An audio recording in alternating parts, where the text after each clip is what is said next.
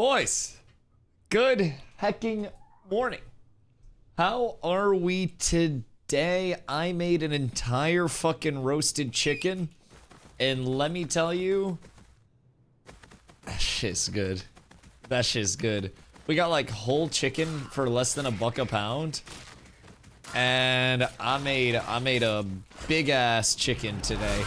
We're talking like small turkey sized chicken. So I'm feeling good about it. Leon, the first in chat for 850 in a row, my dog. I appreciate you. I appreciate you. Meta almost fucking sniped it. Meta, what did you try to type for your first in chat claim? Cause you gotta be fast as shit to beat Leon. I'm not gonna lie, dude. Leon's gameplay loop is built around getting the first in chat. He I swear to God, he gets notifications on a pager anytime the title changes, so that way he can get in as fast as possible, bro. It is, coffee! I'll go to this side. Bro, it is hard as shit to snipe a first from Leon. And we appreciate Leon for that. Also, Meta, thank you for the 9 months at T3 to start the stream. Brother got the early jump on it. Dude, I appreciate you. Thank you, thank you, thank you, thank you. It's a down bad month, I'm not gonna lie. October has been the second half not so nice to the stream, especially with like the lack of Ash's hype right now. So I greatly appreciate it. Keith, hot dog, sleazy anxiety, what are my boys? How far are we from being able to craft the blood runner stuff? Question mark. It's a little up in the air. I don't know exactly what the restricting factor is at this point in time. But I've heard that it could be this week if everything goes well. That'd be cool. Hopefully after 0.17, because then Torrent Scout's gonna be fixed as well. And if Torrent Scout's fixed, then the Blood Runner price won't just skyrocket, you know, extensively through the roof as much, because there will be an alternative. And then Glittering Metal Strands would go up like crazy.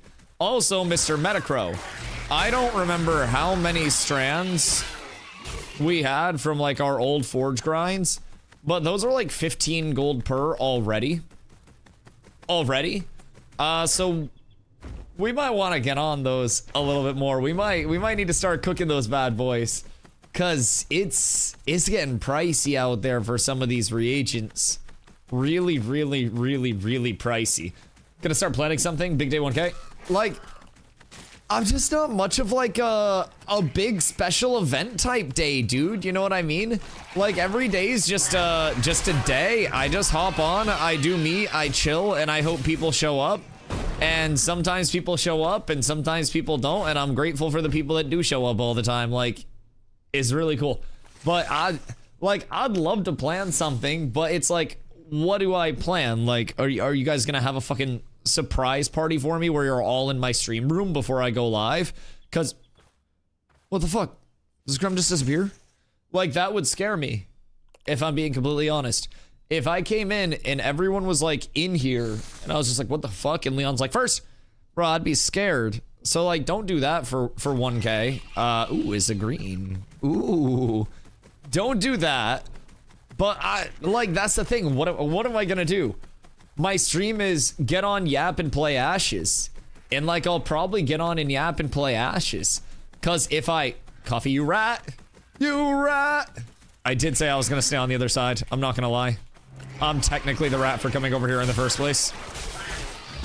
Technically, I'm the rat. I was helping him clear. I'm a good person. I'm a good friend, a good helper. Maybe. Dude, Cats has been like locking this spot down. Rick, you get the fuck out of here.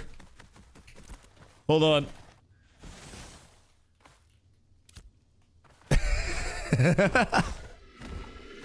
Another step. Coffee too. Coffee on the other side with the get off my lawn is crazy. Crazy. UP Torrent Scout. Medium finesse with bulwark. That's for everything to be in a single piece. Bro, everybody's going crazy with it. Everyone's going crazy with it. Yo, Stu, how are you? Pax, how are you guys? This is the worst and also the best area in the game right now. PTR has fixes 0.17 will save. I love this. A map's bringing me to where you are currently. Oh god. Wait, Sleazy, your GPU's dying? The fuck? What do you have for a GPU? You got like a 960? You got that Zine special? Oh no. Yeah, no, that's actually tragic. I hope it's under some form of like... Can it be like RM8 or whatever it's called? 4060 Ti? Oh, that's not cheap! Oh god. My thoughts are with your wallet, brother. Is it still within the RMA range? Or nah? Damn. Damn, bro. So like, hear me out. If it's not, people open up GoFundMe when their family members die. And like, the family member doesn't need that money anymore. What's the GoFundMe for? If you open up a GoFundMe because your GPU died, like, you still need another GPU because you're alive. If somebody dies, why do they need money donated to them? They're dead. I'd be more likely to donate to your GPU than some dude's dead gram. She was old as shit anyways. Fuck's she gonna do with it? Hail, Thogly! How are you, my boy? I choose Celsius. I'm not sponsored, but also, GamerSubs didn't email me back. And for that, I'm sad. It's okay. We'll work on it, though. I should follow up with them. Bro, why do I have such delicate hands? I need to kill these motherfucking wolves. But I keep not killing them because I'm too gentle. I'm too good at what I do. I'd email you back. Hey, yo. Hit my business email. Open to all sponsorship opportunities, Mr. Paid Actor. Maybe I could also be a paid actor. Moist Critical also got his start in the Hunger Games. So, like, maybe I could get my start also in Hollywood, and that would spill over into massive amounts of stream success. Like, really, where would Charlie be without his role in the Hunger Games as one of the lead actors? Honestly, one of the most pivotal roles, if we're being honest. Dusty has soft hands confirmed? Oh, yeah. Oh, I have incredibly soft hands. Yes, yes, yes. I mean, I played sports my whole life. Instead of going like the, you know, I basically had two routes.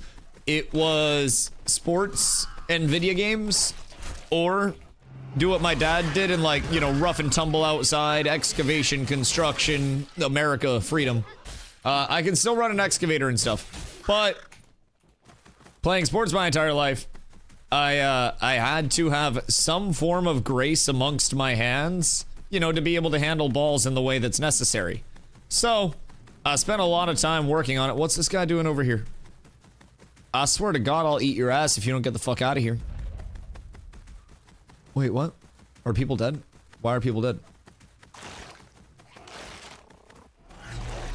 What happened? The fuck? Why are there just... Good question!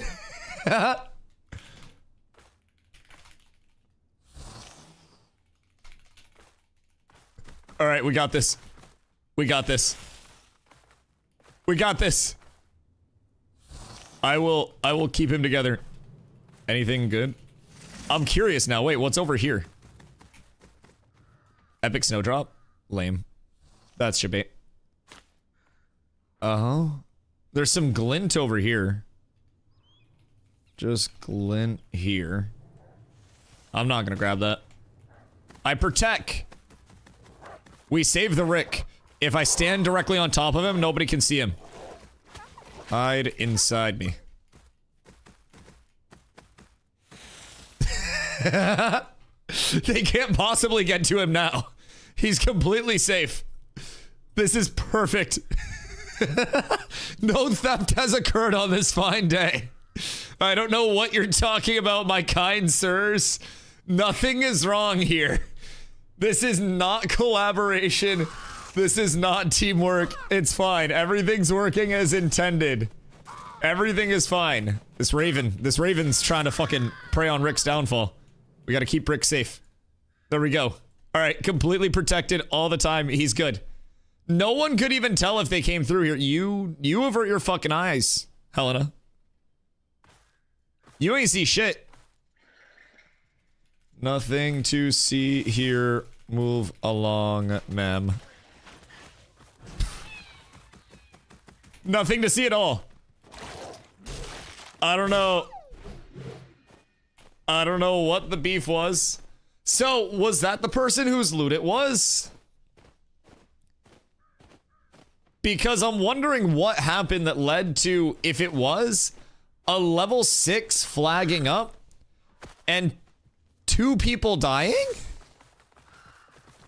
Did Coffee third party a motherfucker? Was it him? Cause like he's just looking unsuspecting as shit over there, bro. He just trying to like chill and be all nonchalant and shit. I see his vibe. He might be out here slaughtering the low levels, doing what I wish I could. Maybe we gotta settings check people. Let's see, good ball handling confirmed. Bro, low key, if I was dribbling, something was wrong. Like, I can get by as much as I need to, but like, I was very much in basketball, like a run around the floor without the ball, set screens, come off screens, catch and shoot, roll to the hoop, catch back to the hoop type shit. If I was dribbling too much, it means something in the offense has broken down fucking terribly, and we're just improving at this point. It's like a comedian's told 7 jokes and nobody's laughing, so he's like, so, fucking cancer, huh? Like, that's essentially the level of, like, urgency that it gets to if I have to dribble or do anything athletic. Jesus Christ. It's bad. So what are we up to today, lads? Because I kind of want to mob grind a little bit. I've done a lot of hunting, and like I need Grems and Ravens now. So all of my wolves are available. Guild price less than market price, of course. But I am trying to make a slight comeuppance off them. I do have lots of wolves though. In my storage, I have a good amount as well. But Grems are going to be used for my Tauren Scout set. Tauren Scout is a medium eye level 29 that comes from Forge. So it does take glittering metal strands. So I'll need a bunch of those bad boys. And then on top of that, it's very Grem heavy in the recipe. So I essentially need Grems, Ravens, Bears, Raptors, I believe, are the 4 huntables that I need. Anything else that I get along the way is a bonus. But we need a recipe hunt. And we need to emblem essence hunt. So like in Carf, we need Carf emblems out the ass. In Forge, we need glittering metal strands out the ass. Like we're kind of cooked. Trying to get some levels on the tank, hit 15 last night. Ayo. Are you trying to group it out? Or are you trying to solo? Because I know there are a shitload of people. Why is everyone in cats here? Hashtag. I know there are a shitload of people that are constantly looking for Oaken groups. So you could Oaken trade. What you got? I have 5. Do we need these for anything? I don't know if anyone's trying to level animal husbandry or anything, but I got wolves going to Streg. We just gotta train those bad boys. Why would you go Tauren over Bloodrunner? Have you tested out Bastion and seen the tick rates fast? What do you mean Bastion? Are you talking Siphon? Because we tested Siphon yesterday and confirmed that the tick rate's not broken. It's 8 ticks, strands are from meta. Oh my god, wait, strands, thank you. Holy shit. We got 2. Thank you, Mr. Meta. You're a legend. But yeah, so Siphon is not broken. It's working as intended. You said Tauren Scout? Right. So I'm going a mix of 2. Yeah. So I'm going Tauren Scout and Bloodrunner. It's all medium, and both of the procs are really solid. Personally, the 8-piece Bloodrunner, I don't think an 8-piece of anything is really worth running, I'll be completely honest, because you're sacrificing so many actual, like, valid slots, right? In terms of the actual, like, rolls that you're getting on your gear, that is still something that adds up over the course of it. So I'm 5'3" or 3'5", depending on, you know, which way you look at it. I don't really know which 5 I want to run at this point. I'm almost thinking it's going to be easier to put together a 5 blood runner, because that's also going to give me the fortitude set bonus that I'm looking for, whereas Tauren Scout is going to be a finesse. Tauren Scout does go absolutely sicko mode with the finesse, though. Personally, I like finesse more than force, because finesse will still give you some of the fizz power, but it also gives fizz crit chance, fizz speed quite heavily, both of which are very, very, very important for tanks to have. So I would not be opposed to a finesse over a fortitude, but I think I'd like to keep the fortitude.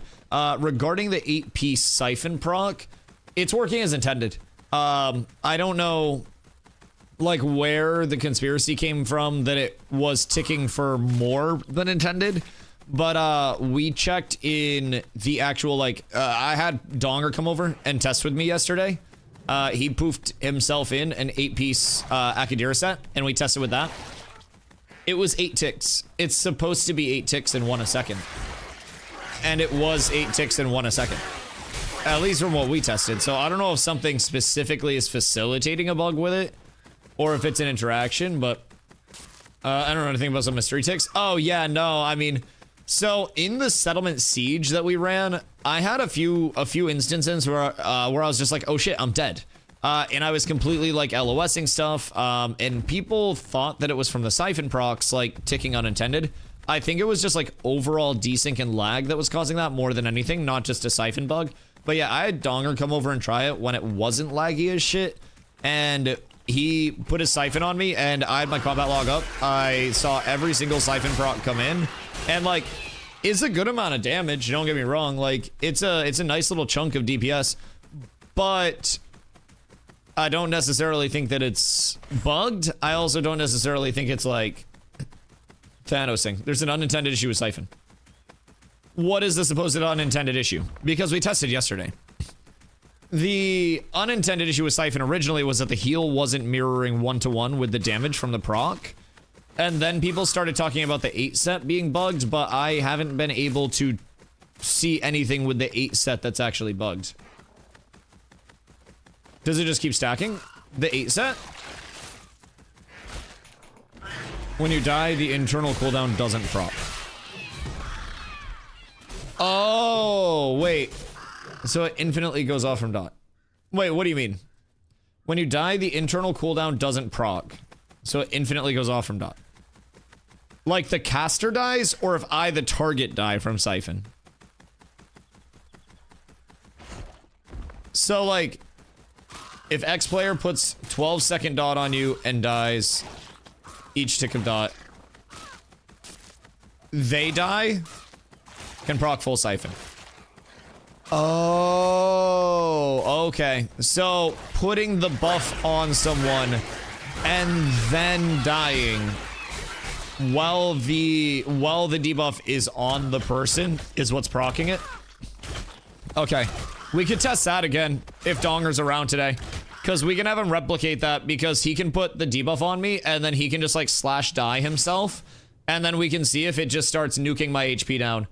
Okay, I was not testing that. I thought it was just the actual like siphon dot itself, but that would make sense. Effectively removes the 60-second internal. Right.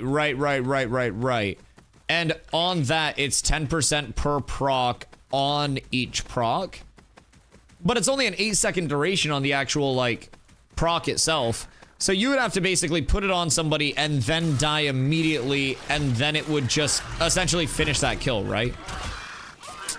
Really intriguing though, really intriguing. But yeah, so it can proc off any dot damage. Right, because it's 10% chance on damage dealt. So anything that you have up on people debuff wise. Okay. So I put debuff up, I put long bleed up on you. My siphon procs while the bleed is on you. I die, any of my damage over time procs that are on while I am dead can then trigger the full siphon without internal cooldown. Huh. Thank you for walking me through that, by the way, Toner. I appreciate you. I appreciate you. Enemy dies with you. That would make sense then. Because usually when I would die, and I was just like, damn, that's a lot of fucking damage, it would be, you know, we'd have a push in the fight, and I would get a few kills on the front line, and I'd be like, damn, I'm ticking like crazy. And then I would walk back around a corner, and then I would just get my shit rocked around the corner, breaking all LOS. That makes sense. And it's very intriguing. Okay. I'll see if we can test that one. That one would be a little harder to test, but I can have Donger go like greatsword with bleeds and then get bleed stacks up on me. Fuck, so that takes a few things to go right, huh? That's like a very situational bug, but when it happens, you just get cooked. Been yapping about the Bastion thing where it just says heals 1% of your health every tick for 15 seconds. And it's like, how long's a tick? Oh, Blotto. Typical tick time is gonna be 1 second. So if we're looking at... I don't have a Tauren Scout piece, funny enough. I wish I did. Hold on. Maybe there's one in trade. Someone was selling bracers in trade yesterday. And I should have bought them. I don't remember what the person's name was. But I'm looking to buy Tauren Scout or Blood Runner pieces. Let me see what it is on Codex real quick. See what the exact wording is so I don't misquote it. Hiya. Tauren Scout. And then we go here. So, are you talking Bulwark, by the way? Instead of Bastion? You saying the wrong B word?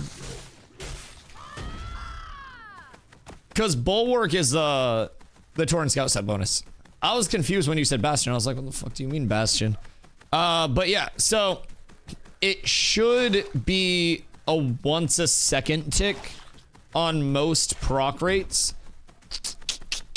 Generate 1% of your maximum health every tick while Bulwark is active. Maybe that's playing off of like your max HP, like your HP gen, and lining up the ticks with that, because under your base, you have like your health regen and your mana regen, and that's the amount of health passively regened and mana regened every second. So it could be off of that tick rate, which is what I would assume it would be synced up with. But again, I think 8 pieces are just kind of butt cheeks, and I think most times in PvP that a tank dies, you're probably going to be in a spot where you're either like completely fine and at 0 risk whatsoever, or you are going to be pulled in 17 times into one clump, and then you're going to be like, man, I really hate everything right now. And then you're just going to get blown up. And I don't necessarily think that a 1% max HP tick in anything like group-based or larger scale is necessarily going to be worth it on the same level as like anything else or just better stats as a whole. I think long-term, there will be a lot more sets that people are rocking, but I'm gonna be real. Part of the reason why I'm planning to go Tauren Scout and Blood Runner both is because A, they're decent. B, I can gather a lot of the mats for them very, very, very efficiently because Tauren Scout is Grems for the heavy input and Blood Runner is Ravens for the heavy input. And I have 2 Blood Runner already. So if I want to craft 3 more pieces of Blood Runner and go a 5-piece and then a 3-piece of Tauren, I can do that. If I'm getting way more Grems than Ravens and I want to go like a 5-piece Tauren and then craft 1 more Blood Runner piece, then I'll be able to do that. So I like the flexibility that it provides, and I personally feel as though either set is going to be really solid. Out of the set bonuses themselves, though, I'll be completely honest, Tauren Scout having medium finesse and Bulwark, which is 10% mitigation, that's up half the time with the 5 set, literally a 50% duration. I really, really, really think that that, for tanks anyways, is going to be way more valuable than just 30 seconds quicker recharge on a single target nuke. That's my personal thought on it. I really like Bulwark a lot, and I also cannot fucking wait to get into medium gear. Medium just makes me so happy at the thought of my mitigation snowballing like crazy and finally being in a good spot against magic. Because right now, anytime a fucking magic damage dealer walks up to me, I fear for my life. Bro, the huntables are juiced right here right now. What the fuck? This might be the best hunting that we've had. I don't know what it is about today, boys, but we're filling the bags right now. This was a lot of what we had previously, but I'm very happy about that. I was soloing 3-star wolves around the outer walls of Lower Oaken for a bit yesterday, trying to test my might. The tank might tests are always fucking crazy. I'm sure you could find Oaken groups really fucking easy, Leon. Also, I don't think there are gonna be a lot of Steel Bloom groups that are actively out and about right now. So you could probably sneak into Steel Bloom really easily. I would say don't do that until like 17. I think if you go in at 16, especially with no gear, it's going to be a little bit cooked. Personal thoughts on it, I wouldn't go till 17. I would do Oaken and just sit in Oaken until 17. Try to cook there. If you do want to... Let's see. At 15... You could probably, if I'm being honest, go north of Ursine, right here, and then kill the non-elite packs there, maybe? I don't know what your gear is looking like, but I might have a couple of extra pieces in my storage as well that I could swing you. But you might be able to get away with running north of Ursine and then killing the Gobbos up there, Leon. Because even if you're doing the non-elites at that large of a level discrepancy with the respawn rates that it has... You're going to be getting a shitload of XP as a solo. And that's going to put you pretty central to everything. Which is always good too. Group pops up. You're a tank. You fill group. You're up tremendous. I kind of want to go into some... Do I want to do Forge or Carf today? Genuine question. Because either one is going to be massively beneficial for us. And it's not even just like a me thing. Everyone is going to need shit from those two places. Whether it is getting ingots from Zammer kills, whether it is glittering metal strands, like everyone's going to need them. And these alone, glittering metal strands, are like 10 to 15 gold per piece right now. So that shit's borked. Rare zinc from map? No. Although, zinc in bulk is used for a couple of things. I mean, like, low-key, high-key, depending on how many you got, Akadira with rare zinc could still come out pretty solid. Forge more money, carf more items. What makes Forge more money? Is it just the glittering metal strands that are coming out, like, on fucking repeat?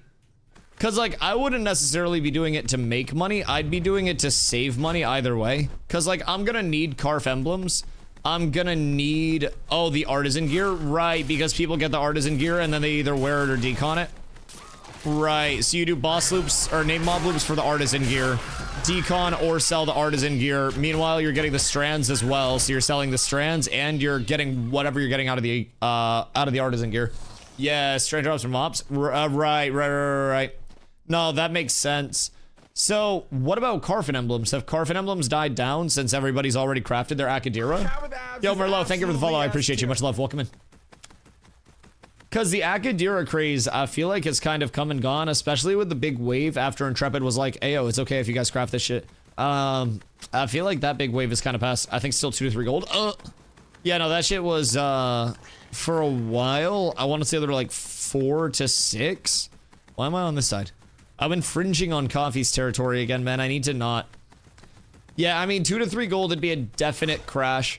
So, strands are also going to go up in value once the eye level 29, once the eye level 29 leatherworking comes in. It's good, Dusty off streaming. Wait, what do you mean you didn't see me live? Bro, I'm live every day. What the Hellington? Are you talking like the YouTube multis? Because sometimes YouTube multi-streams get fucked, and I went out to TwitchCon. So, I was gone for like 5 days out to San Diego.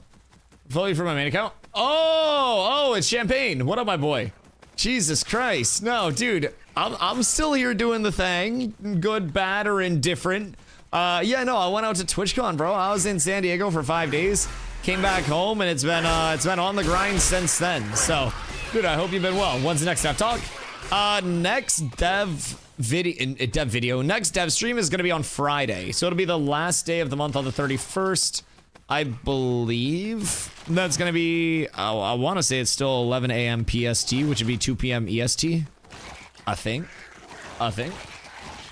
That's my kind I used to stream from. Yo, fucking massive. Back in the OG days of streaming when it was still about making gaming content. Golly gosh and gadzooks, how that's all changed, huh? What a fucking streaming climate to be in right now, man. So what you been up to? You been hitting events and stuff in the fucking, in like the giant battle bots and shit? Carf recipes, Dusk Hunter, and Blood Runner. Bro, Carf recipes are expensive. Even Akadira stuff is still selling. I sold an Akadira recipe yesterday for 100 gold. It was the legs, and I know multiple people are still looking for it. So it's like... I feel like you can make money anywhere, if I'm being real. I feel like it can be done quite literally anywhere at any point in time. The thing about recipes is that, in a sense of like, we're farming this to sell, is always a matter of like, all right, well, are we all rolling on it? Is it going to the guild? Like, it makes it kind of awkward sometimes. I do like the prospect of getting it a forge for some loops, though. We would just need large enough group to autopilot it. But, like, strands are going to be used by every single person. Just NYC this week. Oh, my fucking God. Wait. That sounds fun as shit. Yo, take me with you. I'll stream from inside of one of the bots. They have some high tier zinc to sell. Interesting. Interesting. Zinc's being used for a lot right now, though. Like, a whole lot. I'm not really in the market for it. I mean, I guess if I wanted to roll another steel bloom piece, that could be nice. But I did get the 235 max health from the second earring, so that's fucking huge. You have Lego. My good golly gosh. Wait, that's fucking massive. I know a whole lot of people are going to be looking for Lego. You could probably sell that, like, you know, outside of community for, God, what, chat? Like a gold a pop or something? Like, shit is expensive. And from the standpoint of an ethical player that wants to help other ethical players, I'm gonna let you in on a secret. You should sell all of your materials before the crate dupes are fixed and the bans happen for that, and any, like, you know, account deletions happen. Because when crate dupes are fixed and crate dupers are banned, that is, that's gonna take a lot of gold out of the economy very, very, very quickly, and prices are gonna deflate as a result of that. So I would recommend personally selling all of your stuff that, you know, you're cool with parting with. Because personally, I think once the gold dries up from dupes, I think that prices will go back down to like a normal state, so to say, and not be so overly inflated. Because right now, bro, everyone can just generate an infinite amount of gold. Where's coffee? Get your Grems. I got your respawns for you. Motherfucker's not even clearing his side. He's lazy. All of that movement. For what? Brother's got grapple. Brother's got fucking dodges out the ass. Come to the dark side and purchase ashes. Yes, join us. Join us, Steam. Happy to have you, dog. But now to get back into ashes. Everybody is.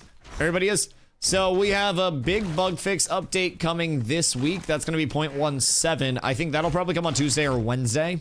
And then after that, we're looking forward to November 18th. November 18th is going to be the Harbinger update. That's going to bring in summoners, the Harbinger system, sport fishing, all of those good things that people have waited long whiles for. Also a pass to like the boat functionality in the game, bringing in some ladders, another type of boat, multiple world bosses, pass to some of the playable areas in the world to make them a little bit less poo-poo. So I'm really, really, really excited for the November update. I think that it's going to be the first step to hopefully people feeling like they have a replayable, you know, gameplay loop to actually pursue with all of the gear that they're working very, very, very hard to obtain.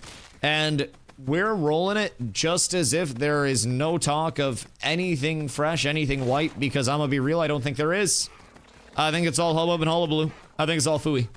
I think we're gonna be right here on this server, even after the Harbinger update comes out, for a long amount of time, boys. So strap in, farm your gear, and embrace it while you don't have a whole lot of content or a whole lot of competition. Need housing, more artisanship loop content? Bro, right now, I don't know. Yo, Bit. Hope you're having a good day, my friend. Right now is artisan heaven. I'll be real. Gathering is the best way to make a shitload of money. selling gathered goods to people that don't want to gather themselves, massive amount of gold. Every single one of these carcasses in my inventory, like, I'm probably holding... I think ravens are probably already going like 50 silverish. Wolves are going 55 to 75, depending on who you're selling to.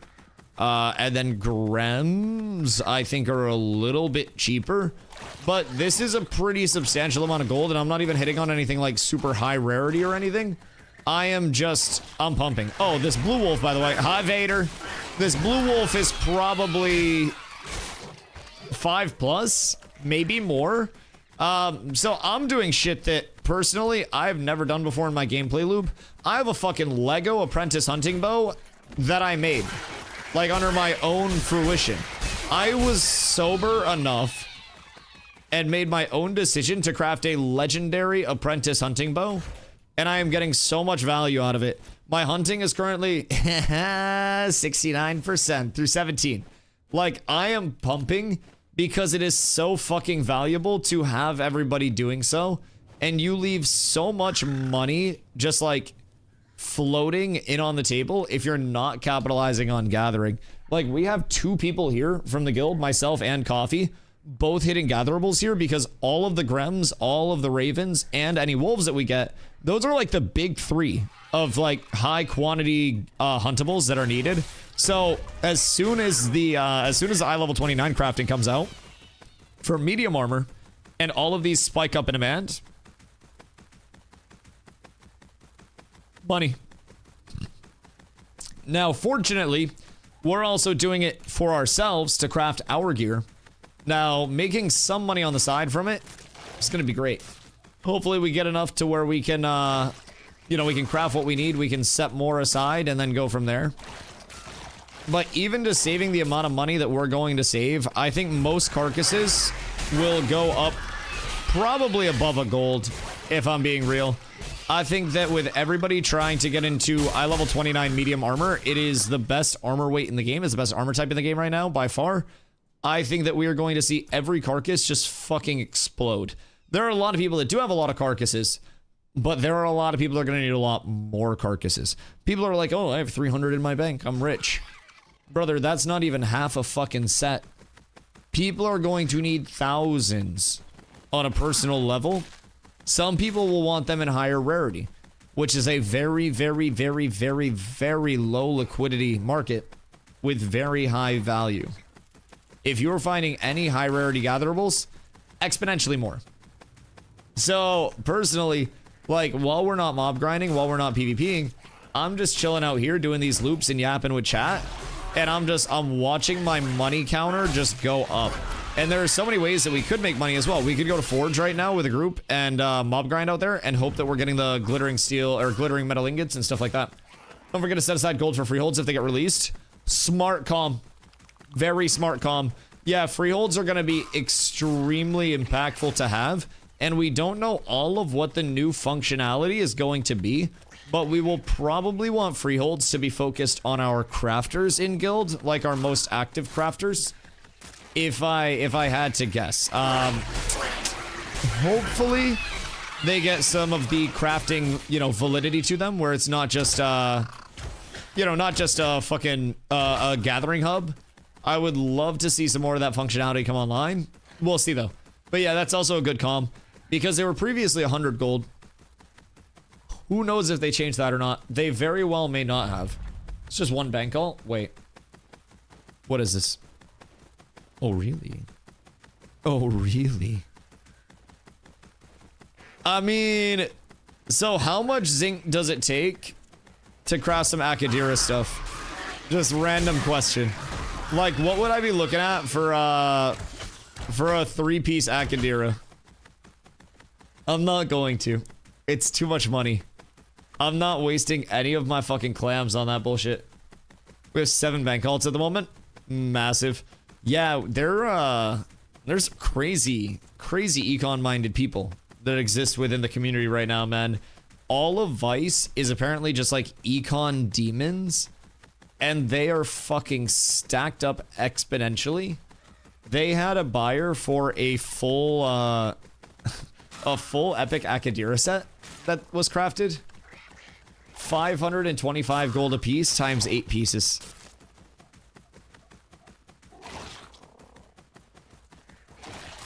Bro, unfucking real levels of money can be generated from just crafting and reselling stuff. People are so lazy and people have so much gold. Now, there's no guarantee that that gold is not generated off of crate dupes or other nefarious deeds. But just sitting on our mats until we get the qual up. Qual might also get cooked soon. So 0.17 has a very good chance to lower the overall quality output of pretty much every trade skill because they're reapproaching food. Food buffs are large. Food buffs are large right now for trade skillers. So personally, I expect to see 0% chance that trade skill food goes up in impact, especially quality food. I think there's about an 80% chance that it goes down substantially, a 10% chance it goes down a little bit, and a 10% chance that it effectively stays the same and they readjusted the entire ratio associated with it. What will actually happen off of that, we're not quite sure. But that's where I'm personally leaning on it. I think there's going to be a relatively large squish that does come out to the overall, like, crafting quality impact right now. I think it's probably allowing people to roll high rarity with lower rarity materials a little bit more than Intrepid wants. Because, like, you can jump up pretty substantially. I would recommend, personally, try to offload, especially crafting food, prior to Tuesday or Wednesday, when I think the patch will be. But that does also come with a risk that I am typically a terrible fucking investor. Most of what I say is usually wrong. And maybe they end up buffing it. Maybe they're just like, you know what? You guys want less food impact? Here's more food impact. You go fuck yourself. Like, I don't think that's gonna happen, but it always could. Non-zero chance, if I'm being real. We'll see though. We'll see. Watching your ads, Bit, I appreciate you. Thank you very, very, very incredibly much for watching my ads. You are an absolute freaking legend for that. What do people want less food impact? I never saw it as an issue. I think it's the food very easily, like 3 to 5xing the highest level of artisan gear in terms of the quality impact that people are kind of like, you know, eyebrow up about type shit. One thing that I've always thought that's weird as well is the power stats that are gained, like the character power attributes that are gained from artisan clothes. I've always thought that was a little bit of a weird thing, and they could also go the route of just taking those power stats away from artisan clothes and then just making them all about quality, so that way they can focus solely on the quality ratings. But yeah, artisan food, maybe I can get that, but is damage food and all that changing also? I don't think that it's going to be a pass to damage food as well. I would expect the very high numbers that are associated with artisan food specifically, though. I didn't get around to checking damage food and shit. I didn't fucking check it. So the artisan food we can confirm is way lower. Also, one thing with the artisan food that had like some peculiarness to it is some of the food in like rare giving upwards of almost 1,000 HP.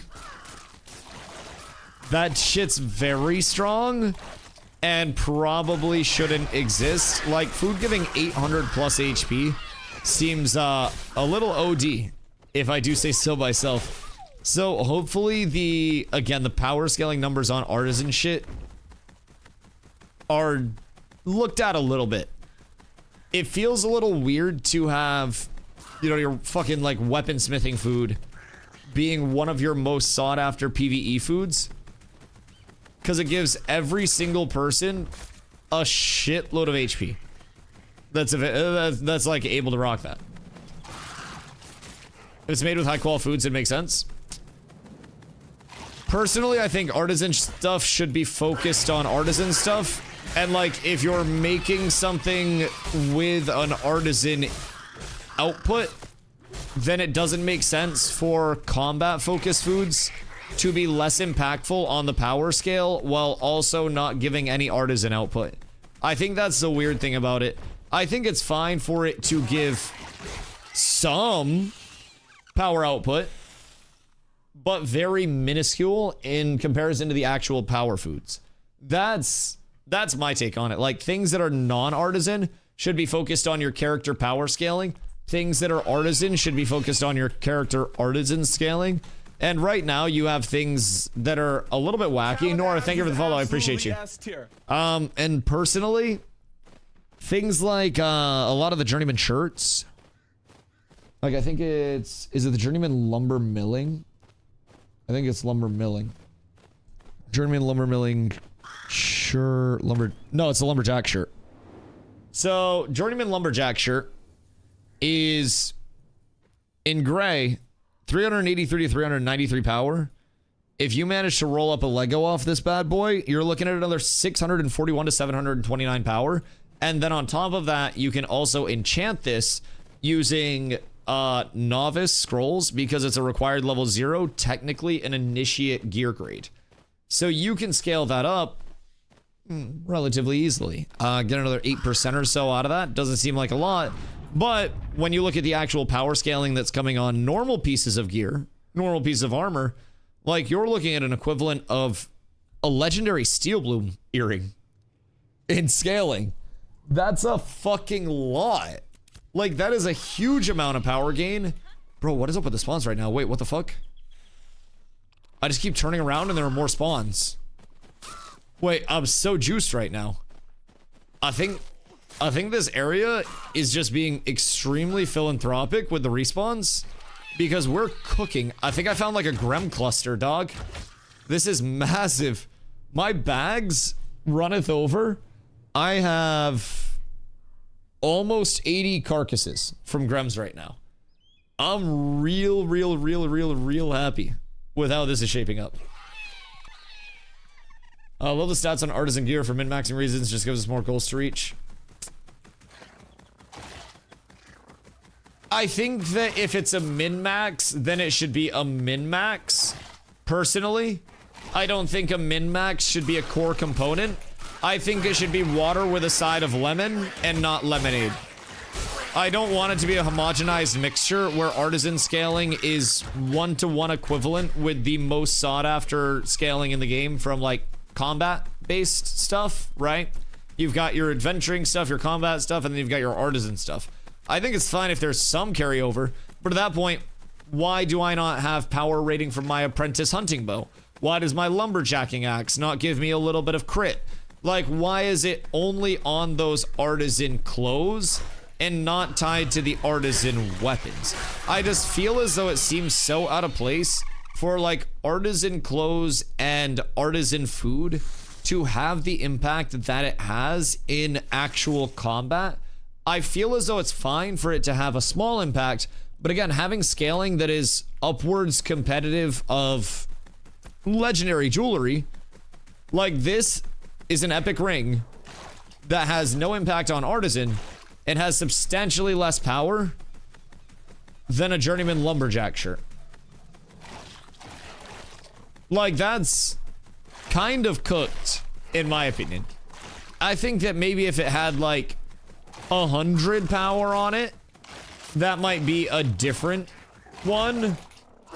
Like, a different story, but I think at the power scaling that it's at, it's a little drastic. Once more forge crafts work, for example, maybe it's to help combat the PvE stuff while crafting. What do you mean combat the PvE stuff while crafting? That's where, like, combating PvE stuff should come from your gear. Like, if you're already crafting, then you should be combating the PvE stuff with the stuff that you're crafting. Is it bench and forge?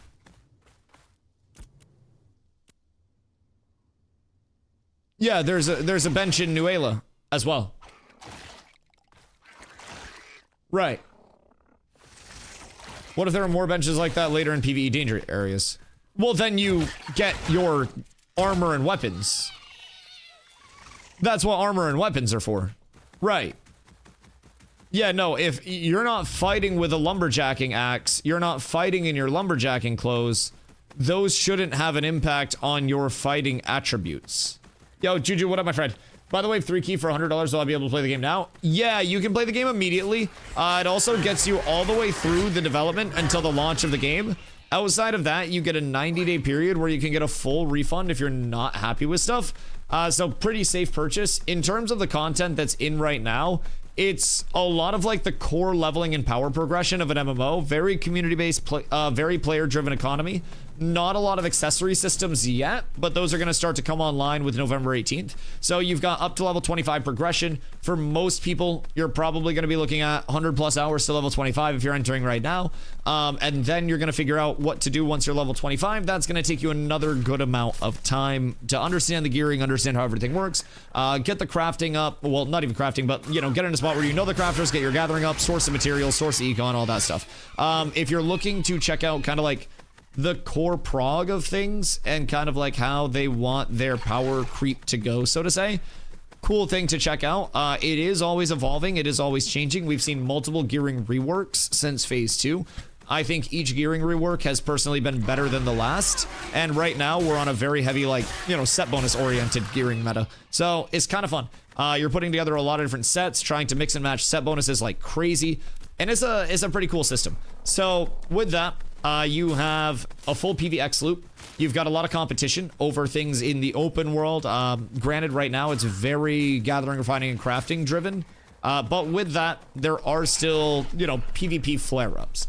There's not instance content right now, so everything is based in the open world. Right now, what I'm doing is running around and I am aggroing a shitload of these low-level beast mobs.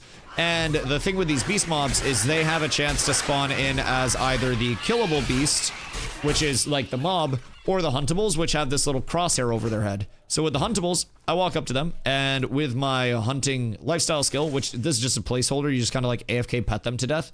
That's going to be changed in the form of a minigame at some point TM. But essentially, you hunt them, and with these, you kill them, get the carcass, goes into my inventory. I've got to get a shitload of carcasses from these huntables because I'm saving up to have a leather worker make my, like, my endgame armor sets. So this is part of, like, the lifestyle skills that benefits me being able to PvP and PvE in a more meaningful way, while I'm just sitting here kind of like AFK auto chilling, so to say. There are a few systems in the game that are similar, but whether it's like lumberjacking, mining, herbalism, hunting, anything like that, all very, very valid. So I personally, like, I have 2,500 plus hours in. I'm a good bit over 2,500 hours at this point. I play daily for 8 plus hours, and it's very community driven. So to start a stream, I usually just chill, wait for people to tick in. Yo, what up, Old Death? How are you, my boy? Everybody taps in, and then we usually get something that's group oriented going for a little bit, some farm, whatever it may be. Today we'll probably go over to one of the end game dungeon areas, and we'll try to get some grind in there because it's a really good chance to find recipes for crafts, make some money, maybe get a drop or two and get lucky, but primarily recipes and moolah. So we'll probably do that here in a little bit, but I've got to make sure that I keep picking away at all of these huntables on a daily. Otherwise, I'm not going to have enough. Ooh, a green carcass as well. Otherwise, I'm not going to have enough in the long term to make the sets that I need to in a timely manner. And I'm going to end up paying inflated prices out the ass because the competition on all the gatherables is going to be high as a motherfucker. So we're trying to kind of like get ahead of that and preemptively, you know, do what we need to here. But overall, pretty fun PvX gameplay loop. Cool thing about getting in right now, again, you have a massive update coming on November 18th, so it's a little bit of a chance to check the game out before the update, see what class you want to play. If it's not Summoner, Summoner is going to be out on the 18th. Kind of get a feel for shit, and there will be a lot of new players that are coming in, leveling, checking it out on the 18th specifically. So, highly recommend popping in. Again, that 90-day refund period is no hours limit or anything like that. As Glow said, don't refund until after November. Take advantage of the full 90 days. Play as much or as little as you want during the 90 days, but give it the full 90 days. Give yourself some time to actually see patches come in. It's an alpha right now, so there are bugs. Like, I'll be completely transparent with you as someone that's coming in. There is an active dupe that is basically generating an infinite amount of gold into the economy. People that are participating in that dupe will probably be banned, and a lot of that gold will work its way out of the economy eventually. But for better or worse, it's playtesting, and we're here to help find those things and then hope that they get corralled and dealt with in a meaningful way so they're not here on launch. So it's really cool to be a part of in the long term. In the short term, it can have some bumps in the road and be a rough ride, but with the right community, I think it can be a lot of fun. It's just, you know, it's an up-down type shit. I agree, though. November's gonna be crazy as shit. A forge bench is to craft certain things you can't. All our crafters aren't also, so trade them combat gear. No, you're misunderstanding. So you don't need the forge bench because you have Befallen Anvil. So, like, Befallen Anvil gives you all of the... like, all of the forge crafts. The only thing that you would need to go down to forge for is to actually, like, make your ingots. But other than that... like... I don't know that relic did that. Yeah. You can literally just, when it's active, and it's active right now, because the essence is drained, you can just pop that, and then you have access to all the forge crafts. That are available on the anvil, at least. Yeah, that's the big thing with that relic that makes it so strong, and it's a relic that has multiple available on the server. I believe this is a limit of 2, if I remember correctly. So, technically, you can have 2 of those bad boys. But, again, if your crafting is on alts, then that's also kind of on you. So what are you going to do when, I don't know, maybe they make all of the crafting and lifestyle skills account bound, so you can't just make another character and then, you know, and then have more lifestyle skills on that? Are you going to have a second account that you pay a monthly sub for? Because if you are, then congratulations, but you can level that account the same way. And like, if your biggest argument for having a shitload of combat stats on artisan gear is, well, for my alts that have crafting up and need to go somewhere dangerous to craft that my main can't, brother, that's a fucking reach. There should not be combat stats on artisan gear to the extent that there are, especially to the point of a legendary journeyman lumberjack shirt having upwards of 700 power on it and being enchantable.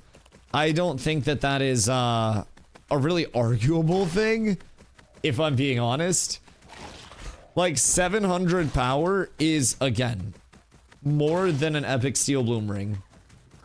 About as much as a legendary steel bloom earring. Like, it's a substantial amount of power. I just do not personally think that artisan gear should have that high of combat stat scaling. I think some is okay. I still don't really understand the point of artisan gear giving combat scaling at all. But if they do want to have it, I say have some. But also, when artisan skills actually matter, and we're going up to level 50, you're not going to want people to have to feel like they have to have a Grandmaster X or Y because they need that artisan skill. Personally, I think that's cooked. Yo, Artie, what up, my dude? How's Ashes? You guys haven't played since Phase 2, I think it was? Oh, God. If you haven't played since Phase 2, would definitely recommend checking it out. A lot of the problems in Phase 2 have 1,000% gone away. Also, Lil Death, what up, my boy? We found 2 Tauren Scout recipes, I think, yesterday. I'm down to get a raid together. If you can find some people, I will store my huntables and I will come over and run Forge. Because Forge is so fucking worth. The glittering metal strands are like 10 to 15 gold a piece. Recipes are ungodly expensive. I'd happily get over there and pump if we can get a group. Yeah, I'll tank that shit, but even with all the issues, I still think this has been the best phase so far. And keep in mind, we have literal crate dupes that may have existed since the very start of the phase, fucking with the economy. We have had a few big exploits and some dramas, so to say, this phase. And personally, I think this economy feels the most involved on a community standpoint. I feel like even though the issues are there, I do think the people that are saying I can't mob grind for anything at all are absolutely fucking capping. And I will very quickly dismiss that with the fact that you can make more money mob grinding now than you could previously. And you can then use that money to buy pieces that you need for your gear and not be dependent on RNG drops. I would actually be willing to argue that though the dopamine hits of like, wow, I'm finding completed item are down, if you know what you're doing, the dopamine of mob grinding is actually higher than it has been in the past because you can make so much consistent money, not relying simply on RNG item drops. You can get the reagents for crafting that is fucking huge. Why mob grind when you can just go up when you craft gear? Because you can't craft gear without mob grinding. Especially endgame gear. Yeah. You will level substantially slower if you're trying to level your character with crafting. Crafting takes a lot of money if you're trying to do that to level and doesn't generate any money. It's very, very, very rough. Very rough. If you want to try to craft a set to 25, then feel free. But brother, we had people in guilds that already did what you're talking about, and they needed guild help or were incredibly far behind the curve trying to do it solo. You're absolutely not going to get the same benefit gathering, refining, and crafting your way up to 25, especially on a server launch, that you would mob grinding. And again, you can craft endgame stuff without anybody on the server mob grinding? Really? Enlighten me. Enlighten me. Because unless you have enough money from your leveling process to buy the emblems, essences, and recipes that you need, then you can't. And if you're new or you're not leveled and ahead of the curve, then you're not going to have the money to buy your emblems, essences, and recipes, your artisan gear, your artisan food, the artisan food recipes, the quality to make everything properly. There are levels to it, man. Like, I don't know how much level 29 stuff you're actively trying to craft right now. But bro, it is multiple times gold cap to craft most singular level 29 pieces. Especially weapons. You're paying out the fucking ass to craft level 29 stuff if you are not going out and mob grinding and gathering the shit yourself. I'll be real. I don't know like where the take comes from that you can exist without mob grinding existing, but you absolutely can't. There's no way around it. Never spoke about level 29. I specifically mentioned endgame crafts. Yes. Yes. So the discussion was around how you cannot exist and craft stuff without people mob grinding. And again, even with starting crafts, do you want to know why you can't? Maybe at level 3, but the second you go into something that is level 10 or higher, guess what? You're still going to run into, oh, hello. Hey, that's a cute hat. You're still going to run into the need for essences, which come from mob grinding, emblems, which come from mob grinding. Unfortunately, you're still going to run into those things. And there is no way where crafting can exist without mob grinding. There's no way that mob grinding on a high end will exist without crafting existing. You can craft without mob grind, as you spoke a few weeks ago, X amount of players will never hit in-game. No, you can't. Brother, if you're trying to be pedantic as fuck, then congratulations. But holy shit. Like, you cannot craft in any meaningful way with any impact on anything except your first crafts without mob grinding. And guess what? If it's the start of the server, you still can't craft without mob grinding because you're not going to be able to sell player-to-player goods without gold being generated into the economy in the first place, which comes from mob grinding. Brother, you can't. And I know you're trying really hard to be right, but you're not right. You're just not. You can't exist as a crafter without people mob grinding unless you're trying to exist crafting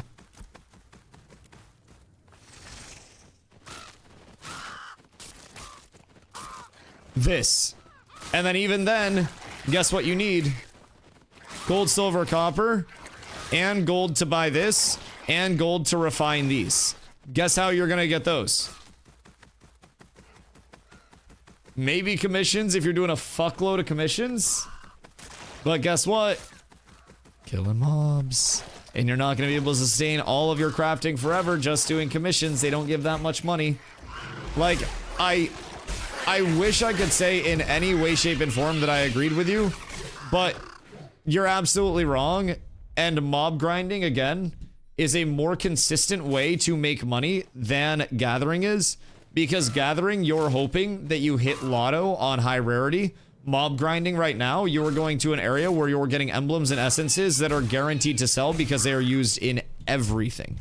Those drop off of trash mobs very commonly. They are a high drop rate. It is a consistent method. You're also getting glint, which you can sell for money. You're getting a whole lot. A whole lot. But AFK Fish is 25 and level cooking think is an actual craft. I don't know if he's 25. And like, I'm not trying to be mean, but like, you're arguing with somebody who has an entire guild set up that engages in every aspect of the loop. And I can damn well confirm that all of our people who gather like crazy always say, hey, who has emblems and essences? Do you want to know what's selling for a lot of fucking money right now? These at 10 to 15 gold a piece, which is the price of a legendary braidwood. And you can go into a forge raid and come out with a stack and a half of these bad boys before you'll find a singular legendary braidwood. Like, that's gonna be a big thing. I got more money while gathering than Glint. You got money while gathering from what? Were you selling gatherable goods player to player? Because again, that doesn't exist day one of a server, brother. Like, guess who sold ravens? It was heroics. Brother, you can sell stuff now because people have gold, but what you're not understanding is that you need the gold to exist in the first place to actually sell stuff to people. Like, you are not selling stuff for a worthwhile amount day one of the server. I promise you. I promise you. You can only sell now because you are leveling so late into the infrastructure that that is the most valid econ play for a new player. And that is only valid because, guess what? There are dupes, there are exploits, there are things that are infinite gold faucets into the economy. And do you want to know how a lot of the stuff that exists that enables crafting exists? Mob grinding. Guess what wouldn't be selling if mob grinding didn't happen? Your gatherables, because nobody would be able to craft anything. Like, brother, that is what you're missing. Day one, people selling stacks for a few silver. Instead of not needed to mob grind until level 10. My fucking god. Brother, there's no way that you're arguing with me about up to level 10. Brother's arguing with me about the fucking tutorial of the game.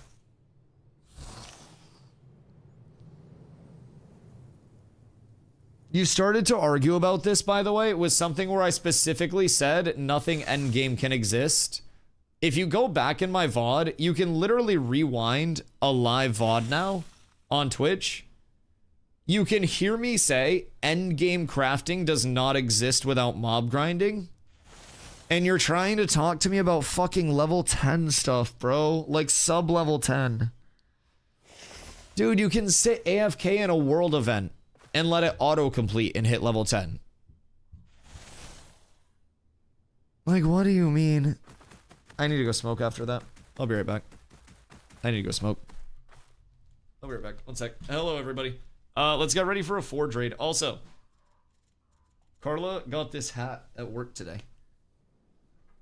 Dope hat or not, chat? We're moving up in the world. Sorry. That was terrible. That's terrible. I should die. Hello? Yeah, that's what I'm saying. Kind of dope hat. Kind of fire. I might fuck with it. Cal hat go crazy. All right, be right back. If I had a shiesty, picture me with a shiesty and this. Wait. Don't laugh at me. You look so cute. Oh, thank you.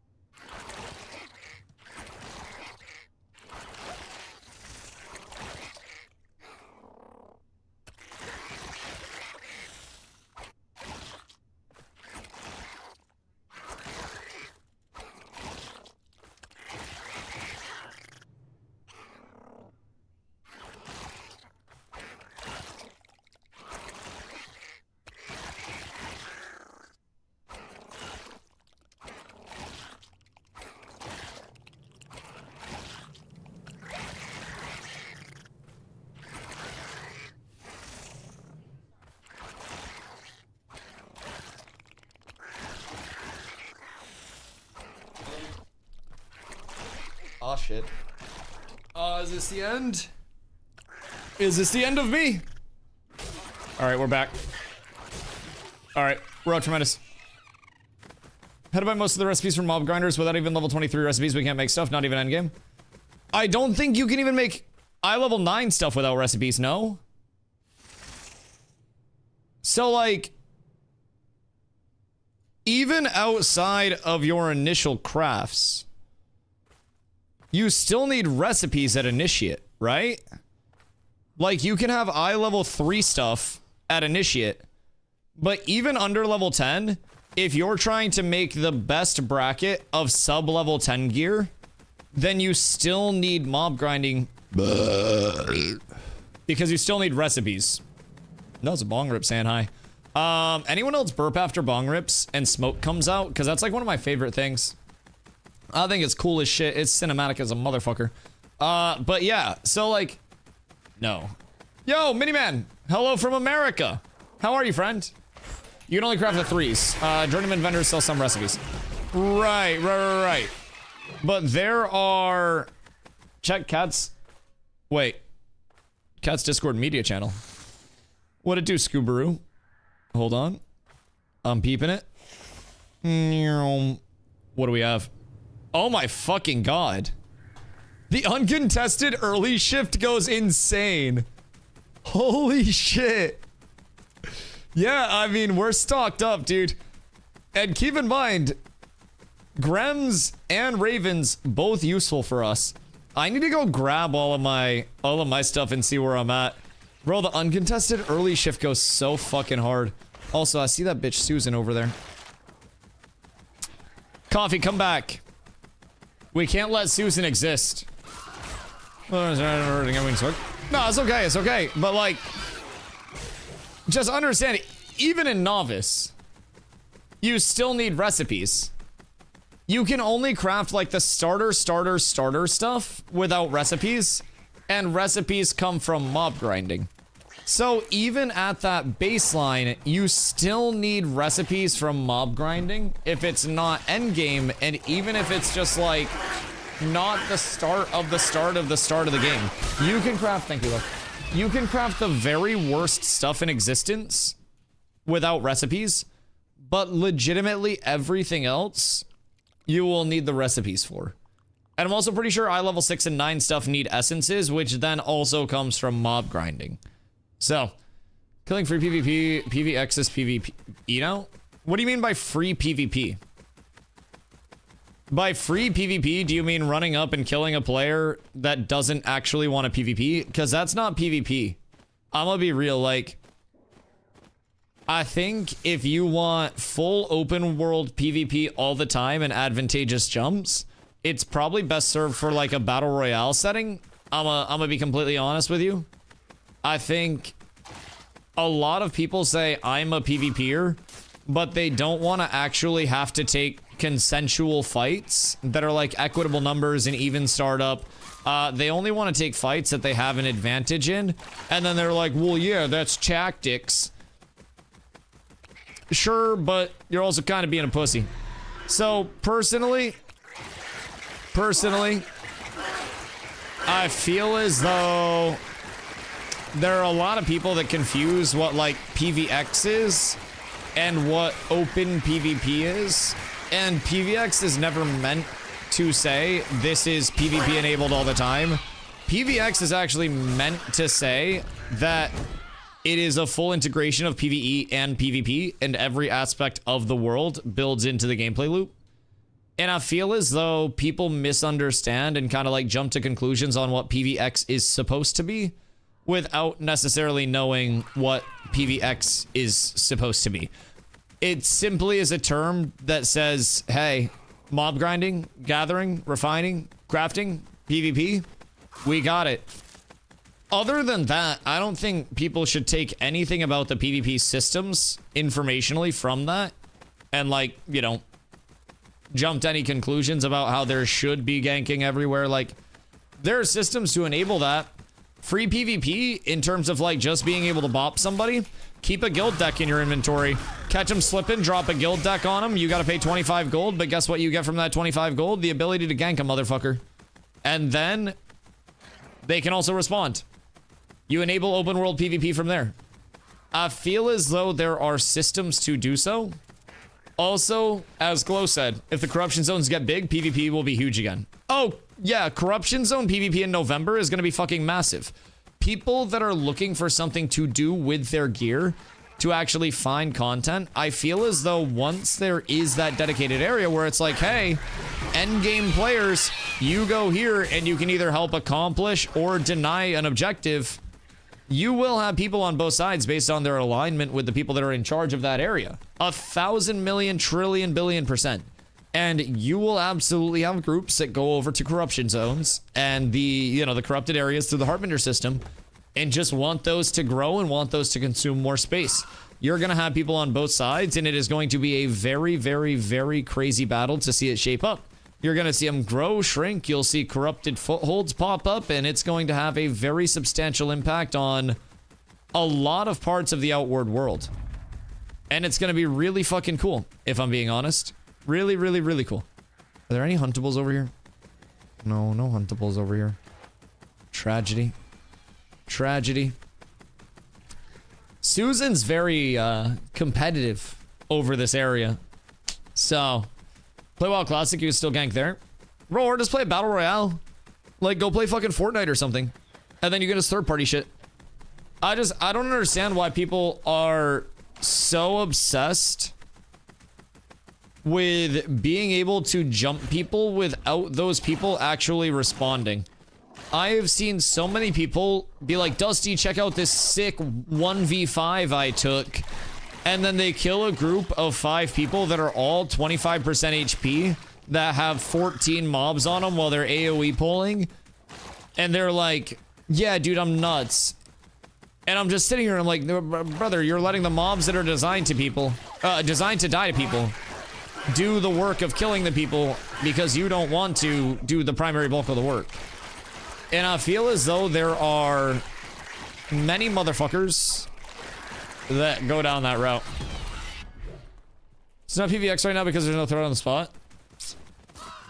PVX doesn't mean that there is fully engaged threat to lose everything that you have all the time. And there's absolutely threat on the spot. If I had a guild deck scroll, I could deck on Susan right now over this area, and then threat is generated on the spot. Susan's in a guild. If Susan's a citizen of a settlement and we control a settlement, I could drop a settlement deck if Susan's like a new A-listed or something.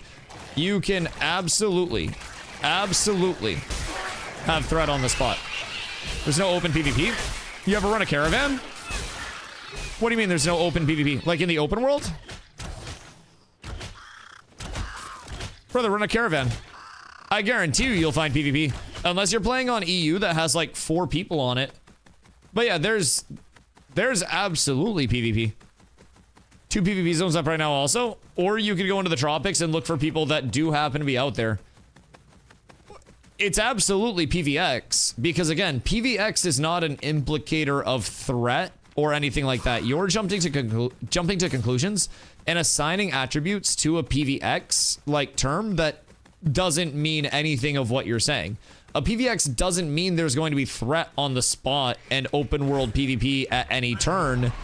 It means that it integrates all elements of PvE and PvP into its core gameplay loop, and there doesn't need to be threat on the spot everywhere for you to die because somebody could come up to you. Keep in mind, somebody could corrupt on me.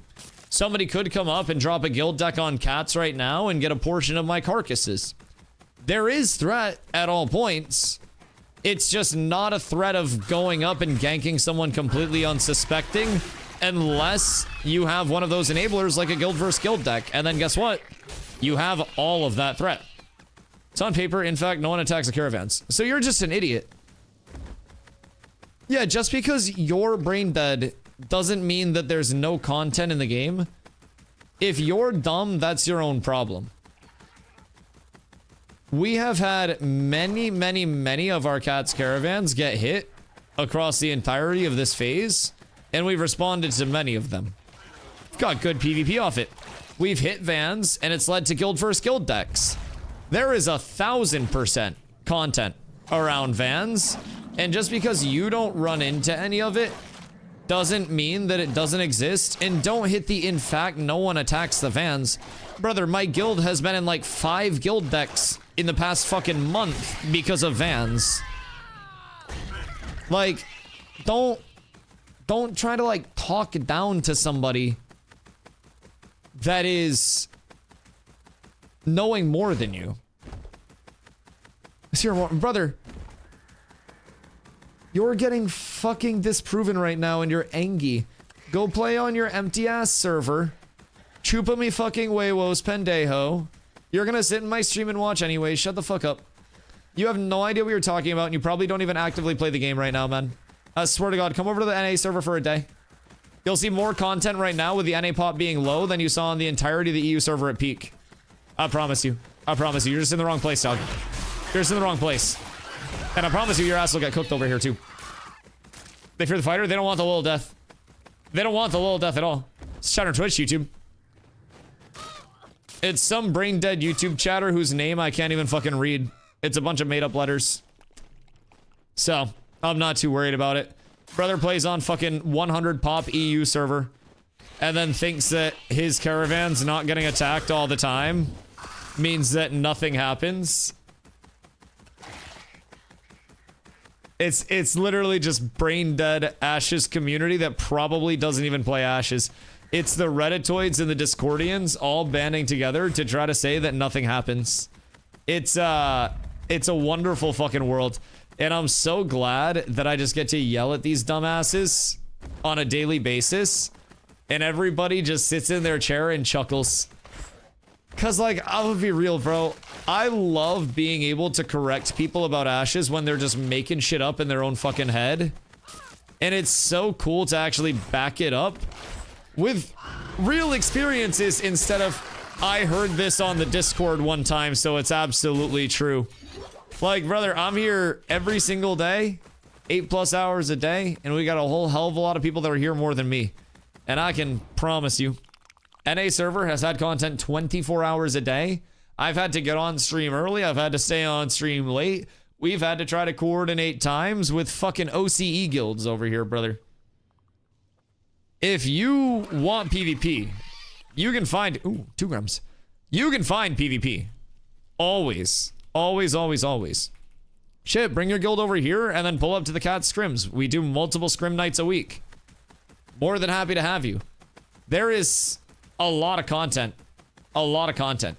This scrim's going on the daily. Oh yeah, you can find scrims over here all the time. First caravan I saw today, we had PvP and it was in EU. Brother literally just doesn't play the game. It's that simple, man. And you can always tell when people haven't played the game since like fucking P2. And they come in and they're like, man, nothing's changed. I still know everything. I'm the authority on this shit. Dog, it's a completely different place than P2. It's a completely different product than P2. Entirely different. Entirely different. I'm gonna be real. If you think this is the exact same thing as P2, then you're just kinda looking at a very superficial standpoint, I think. Nothing changed in the game? No, I think there's been substantial change, if I'm being real. It's just that not a lot has been added on in terms of accessory systems. So from outside looking in, it doesn't seem like a lot has changed because not a lot, like, new, so to say, is in that players that are outside of Ashes would care about. Why would... Is this rage baiting my life? I know you're not rage baiting, so I'm using it as a discussion instead. No, I'm using it for my yaps. Because I actually, low-key, that's not even a rage bait because that's a valid take from a lot of people that it seems like nothing has changed. That's not even a rage bait. That's like a good take.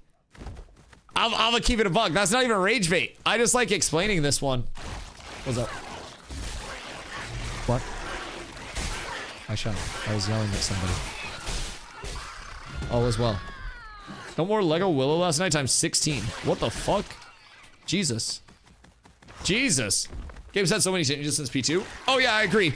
But somebody that's just been casually watching from the outside looking in may not see all of the changes like the way that people who have been playing will. So from that standpoint, I totally understand when people are like, yo, Dusty, I played back in P2. I see that people are still in the Riverlands, still running around, still doing the same basic shit. What's going on? And then we talk about how all of that running around is now contributing to something entirely different at a different pace in a different way. Yo, Ronan! Thank you for the raid, my boy. I appreciate you. I hope your stream was phenomenal today. I appreciate you coming through with love. What do you get up to, my friend? Havoc, I hope you're having a good day as well, dude. What crates are you running? Why are you running crates, brother? Real question. We talked about a little crate issue the other day, and now Havoc wants to run some crates. Doing some brig to get emblems. AO. Crazy how we were just talking about how important mob grinding was. How many emblems you end up with? And anything good? Guild XP crate. Trying to get 2 out of 2 processing perk on my alt guild. Hey yo. That's massive. I think Cat's second guild is also going to be going for processing.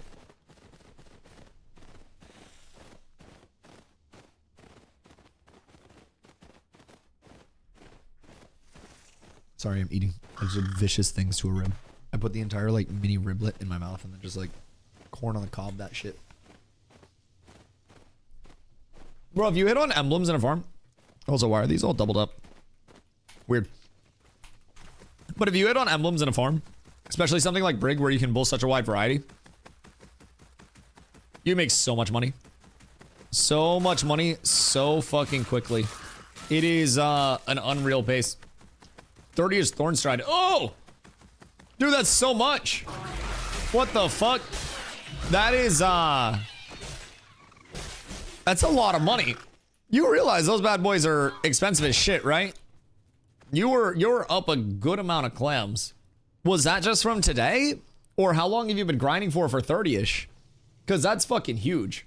300 gold right there. I would be shocked, honestly, if they didn't continue to go up. Because a lot of the people that were making their initial push already had their shit. I think there will be another wave with Thornstrides where like people come back for November, the levelers go through, and then there will be a huge one. So 1 for 10 gold. Oh yeah. I think that's something that'll have a lot of staying power, but that's also something that is subject to potential meta shifts with the Harbinger system coming in and bringing in potentially new gear and stuff like that. Even considering 1-to-1 for metal strands. I mean, it's not the worst. I think strands are what, 10 to 15 gold? Also, if we want to get a gear farm going, or not a gear farm, but like a strand farm or anything going, I am more than down. At any point. More than down. Did Susan do some leveling? What's Susie been up to? Good old Susie. I wonder if she missed me. Holy inflation? I mean, it's in demand as fuck though. And I think it's because you need so many, like it's a combination of needing so many for a craft, so few people mob grinding to get them, and the few that do exist in the econ being used quite quickly. Yeah, get cooked. Hey, kill the mobs, you lazy fuck. What the Hellington? For hot commodity? Yep, absolutely. Carfin emblems will go up as soon as we get GM leatherworking. That's going to be a huge bump up for us in terms of Carfin emblem worth. Metal strands are worth right now because you can craft the Forge Lord's rings and stuff. And you can pop those bad boys in Nuela, I believe. I don't even think you need to run over to craft anymore. I think because Nuela has the anvil, you can craft all of that shit. I feel like Forge Guard set should also be in that. Is Forge Guard set not in that? Aren't Carf emblems going to drop more frequently with the update? Possibly, but I also don't necessarily know that there will be enough people generating the goods into the economy. Like, and we don't know like how much more frequently it will be for the drops. Even if they do drop more frequently, I still think you need to then have, you know, the raw number of farmers in the first place to be generating those things into the econ. And I don't think that there are that many. They convert 20%. Oh shit, 20% is nice. But is that going to be enough to get people actually out there? Is the thing. Oh, was that the PTR patch notes? No, I think I read that now that you mentioned it. So yeah, if that's enough to get people out there, that's great. But will it be enough? I think 20%'s great. Was that Carf specific? Or was that overall emblem in essence? It's been slow mob grinding. Yeah, I mean, just carve. Okay, makes sense. Delpho unless they adjust gear drops.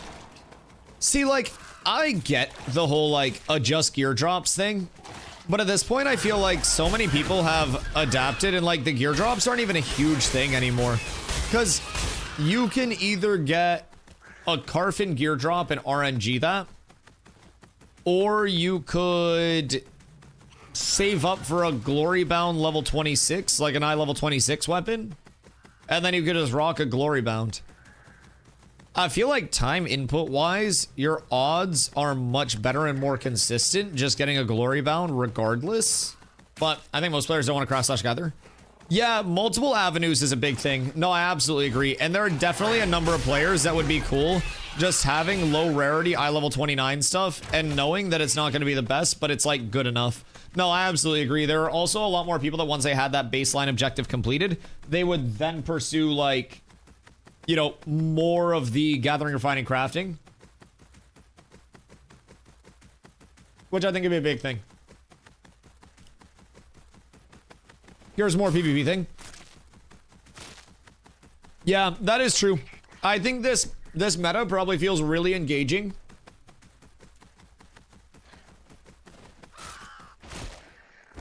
For entire communities that want to like gear up in PvP because there are so many involvements and like you can help in so many ways. But way less engaging for casuals that don't really care about getting the best gear and they want to go somewhere and hit something and then take just, you know, a little bit of a reward from it. Know that they're not going to get the best shit, but, you know, get something. I think that's absolutely fair.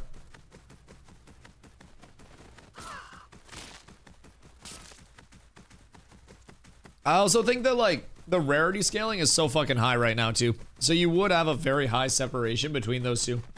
White Eye level 29 would be fine. I mean, Tide Piercer set got farmed heavily for a while. Like, very, very, very heavily. And even that was from the PvP community.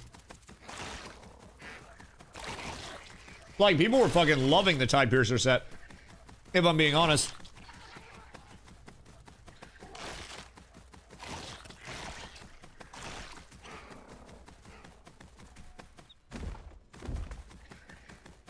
Like, I've been in favor of low rarity drops being more frequent, like very min rarity for the drops.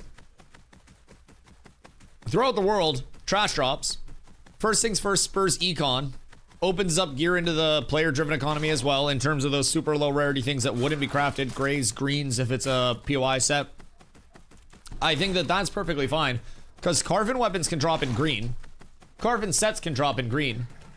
So even if you have like Rosarium Guard dropping from, you know, the level 20 mobs that do exist in Steel Bloom and Rose Thorn and Bloom Warden, and it's rare, but it does happen in min rarity, then that would give people incentivization to go out there if they don't want to gather, refine, craft.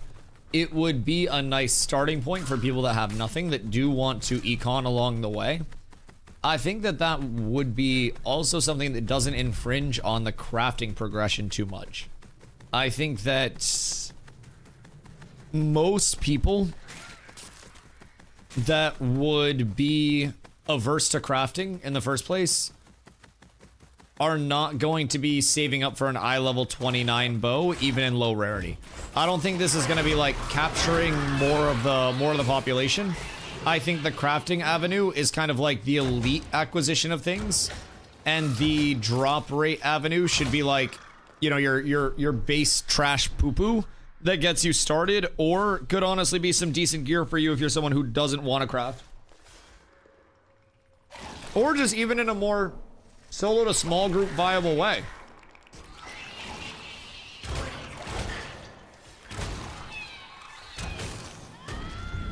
I don't think solo should be an emphasis at any point. But even for someone going out and just hitting a few wolves and having a chance to get like, you know, random drop or some bullshit, or hitting a few like Highwayman Hills humanoids, something like that, I feel like it wouldn't be the worst. Yo, Bozo, what up, my boy? I didn't see you. Listen. This is all my zone. Anybody that is here works for me. I will smack a bitch up. I will absolutely smack a bitch up over this area. I have fought Susan multiple times. Susan and I are mortal enemies. Watch. Ready? Hope you're having... Whoops.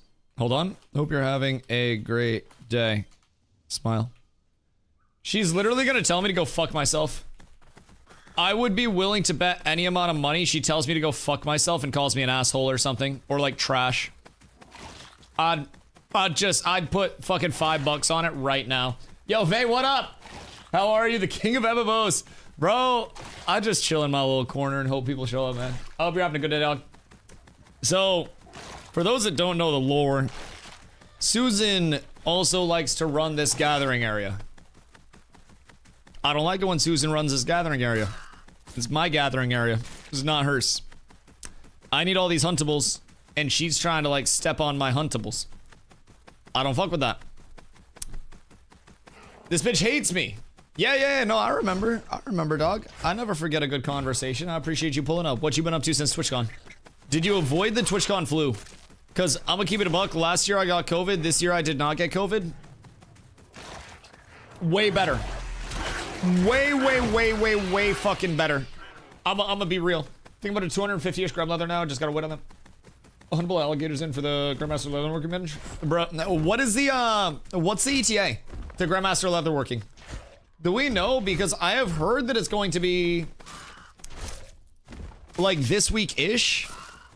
But I'm gonna be real, the more time that I get to build up towards it, the easier it is for me, and the less that I have to bum off chat. Cause like, I'm gonna be real, code chat is the best code that I've ever used in my fucking life, right? I love that shit. It gets me a huge bonus on any materials that I may need for any craft whatsoever, for free. So code chat bails me out many times, but I'd like to not rely on code chat entirely, only somewhat, so that way chat can also have their crafts. Say, what am my boy? See that bamboo? Ain't nothing like that bamboo. Bless up. God did. What's Huffington up to today? Brother was there for my early morning Twitter tirades. I've been getting active in the Twitterverse again. Cause I'm not active enough on social media. And I feel like I'm gonna just get back to making fun of really rich streamers on social media for acting like they have problems despite being multimillionaires who never have to worry about a single fucking thing in their life. I feel like that's kind of a banger niche to get myself back into. Cause like, I'm good at being a hating ass motherfucker. I'm gonna be real. If the player haters ball was still a thing, bro, I'd clean the awards up. I would have fucking ice around my neck like I'm Michael Phelps type shit. It would be disgusting. Top of the morning to ye, Corla. What are you doing? Please don't say you're playing League. Please don't say you're playing League. Trying Wuthering Waves. Have you played before? No, I've not. That is... It's like Asmongold titty anime gacha game, right? Carla, is Wuthering Waves titty anime Asmongold gacha game? I feel like titties? Yes. Yes, it is. Nice. It's a good gameplay loop, honestly. Anime, titties, and gacha? Bro, that's not a bad combo for like a startup. I'm gonna be real, you don't need much immersion at that point. You find something to be immersed in and you're fucking good to go. Man, what up, titties? Yes, always titties. What mic are you using? I have an SM7B and then I run it through a Go XLR Mini. So I have like 2 ground loop isolators going into it because I run dual PC. So yeah, just pretty basic setup. But a lot of tweaking in the Go XLR app, like not like pirate software levels tweaking, but more so just making it clearer and shit. So that's the only new move is farm spot. I need ravens. I will literally put my balls down your throat if you try to take my farm spot. In the worst possible way. Like in the way that you don't want my balls down your throat. We will fight. I'll smack a motherfucker up. I have smacked Susan up. I don't know why, but Susan, after talking all that shit about me being a bad person and bullying lower level players over spots, she tried to hit a lower level player and she flagged up for PvP. You want to know what happened to Susan? She got fucking dunked on. The second I saw that she was flagged up, that bitch got. most satisfying kill of my PvP career so far. And bro, she didn't get to fight back. That shit just felt cathartic. She yapped all that yap. I gave her chances to flag up and fight it out, and she didn't want to. And then she hit a low level. She's running down the street, chasing the low level who's running for their fucking life. And then she got fucking annihilated. It was beautiful, but there's also husbandos. Wait, so anime uwu hubby, is that like the big pecs, chiseled abs type shit? I don't like how often you say fuck and Susan. I fucking hate Susan. I'm gonna be real, Susan a fucking op. I get passionate about that shit. Not many people are dumb enough to yap in that capacity, but can also be ooh baby boys. That sounds creepy. That sounds very creepy. What do you mean the age of baby boys? What? And this is Wuthering Waves? Oh, of age. Wait. That, I don't know if that makes it better. Boobs! Yo, Kimchi, what up? That makes sense. That makes sense. I read it wrong. I read it wrong. But like, does that make it better? I don't know if that makes it better. The laptop ordered should be here tomorrow. Fishing all about to go crazy. Wait.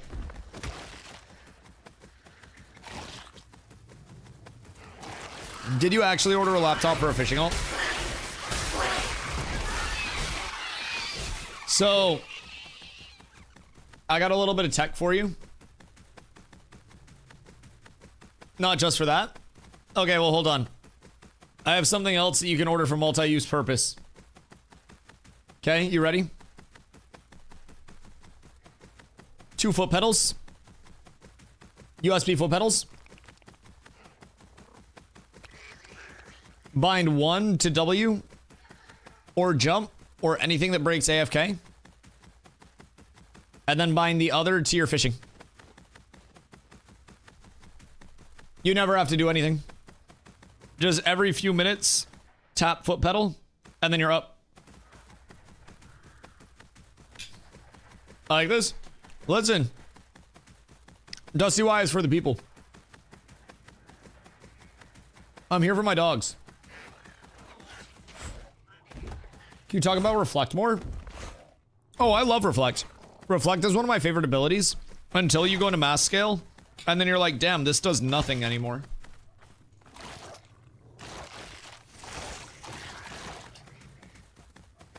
Sorry, Carla harassed me with a plate of food. She's trying to fatten me up so I can't do IRL content. She doesn't want to see me turn into one of those weird content creators.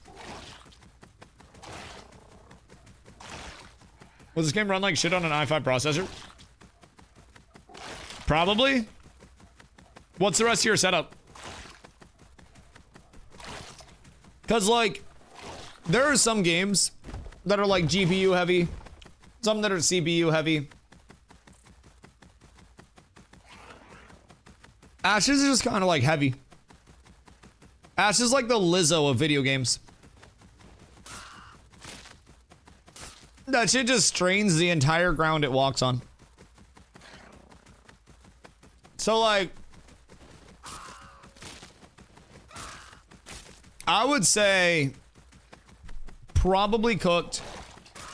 Also, if you are running on, like, not a lot of RAM, then you're down horrendous.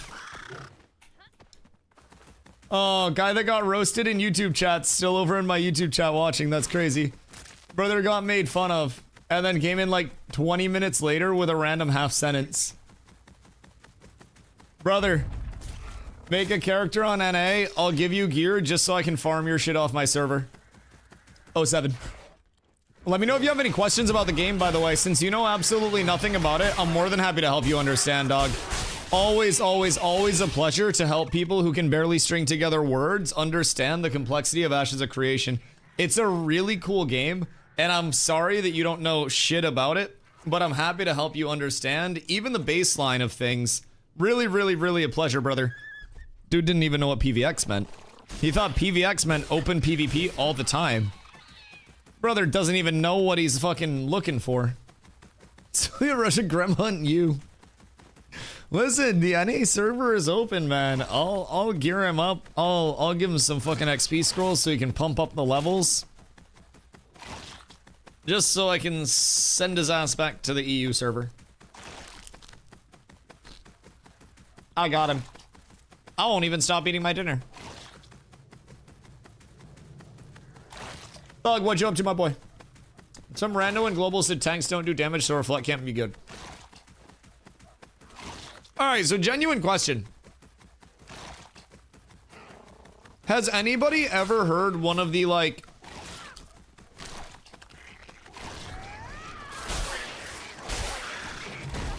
one of the reworked tanks people actually articulate what they don't like about tank? I think this one's bugged. Because I've never actually heard anyone go in depth about what they don't like about tank. And I'm gonna be real, tank is ridiculously good. It's so fucking impactful. They're too busy drooling to articulate tank issues. I feel that. This guy didn't really have a point other than him not having gear. I am behind and feel like I am behind. This is Intrepid Studios' fault.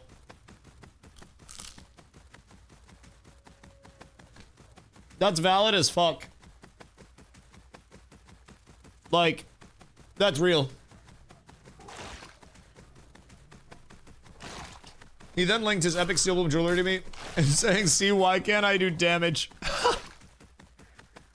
Listen, as someone that's still in 3 pieces of epic steel bloom jewelry,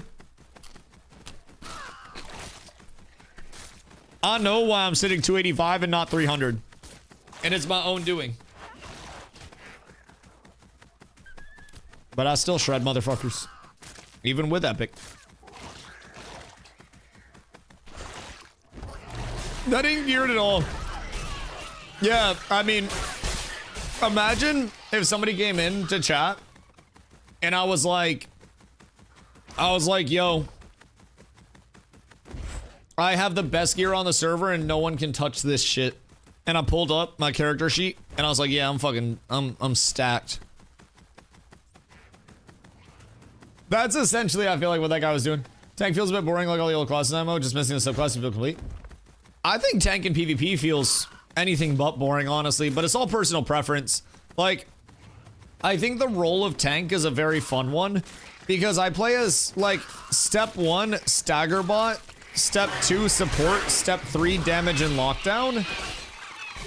So, like, I'll be real, I have a lot of fun with it, especially because I can do something as simple as, like, charge through an entire clump of people with my intim up, get guaranteed stagger out on them, turn on their backline, and then ground pound it and trip their backline for an initiate. Like, we have entries that are pretty fucking fun and pretty good for, like, chase down, initiate, grab, catch, all that stuff. Like, I really, really, really like tank a lot. But it's all personal preference, too. Like, it's in groups, a lot less of you're just like, I isolate one target and dog them down and burst them down like crazy. It's a lot more like sustained stuff. Your numbers aren't as big as major rangers of class is bad. Yeah, 1000%. We need more damage and more tankiness and more movement and more sustain and more econ. It's a bit early to me with the crazy single target CC and then being almost a pure support in large scale, missing around the edges the Bucky classes have. I think rigidity and rolls should be a thing though, if I'm being real. So and this is an unpopular take, but I think a lot of the Bucky classes, as they're called, actually have too many tools available to them at level 25. So level 26 to 50, everybody is going to feel like Bucky classes either ascend to godlike beings, which is imbalanced, or they're going to get stuff that doesn't actually add more to the kit. Because we still have another half of progression and then secondaries coming in. I'm looking at it from a long-term standpoint. And personally, I feel as though the Bucky classes, so to say, actually have too much at their disposal too early. Rogue, Bard, too strong, too silly. They do have their limitations to them as well, but also, Cordell over on YouTube too. Hello.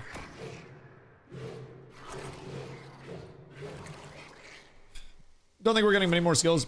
Assume they just give us points to specialize and call it that. They did say we'd be getting more skills and more like augments to the skills. So, with kits that already do pretty much everything, how do you augment and add to those in the 26 to 50 and make it meaningful? Because 1 to 25 should not be your most meaningful defining part of progression on a character. 26 to 50 should be the meaningful defining progression on a character. And everything should feel very rigid and core and like it's missing things at 25, because 26 to 50 should be the round out, because that's when your character should truly start to come online. But some classes are already feeling like they are completely online, so to say, and not missing much, if anything. And I personally think that's bad in the long term. It might be really fun right now, but I think those classes are set up for failure in the 26 to 50. And if you look at a tank, like, I'm gonna be real, I think tank's role in PvP is very fun. Also, if you are trying to go more of a damaging route in group PvP, you can just take off pull for your single target chase and switch it over to Desolate, and you can have a nice AoE nuke. You can go in, you can hit a ground pound, Desolate, slam, shield slam, slam, slam, rush of courage, slam, slam in a clump. And that's going to give you like 1,000% weapon damage to everybody that's over there. And you can AoE out the kit a little bit more. It's just, I don't really play with all of the AoE damage. I just try to kind of like set stuff up and then pick off single targets that are low and ensure kills, and then let the AoE specialist do the AoE, so to say.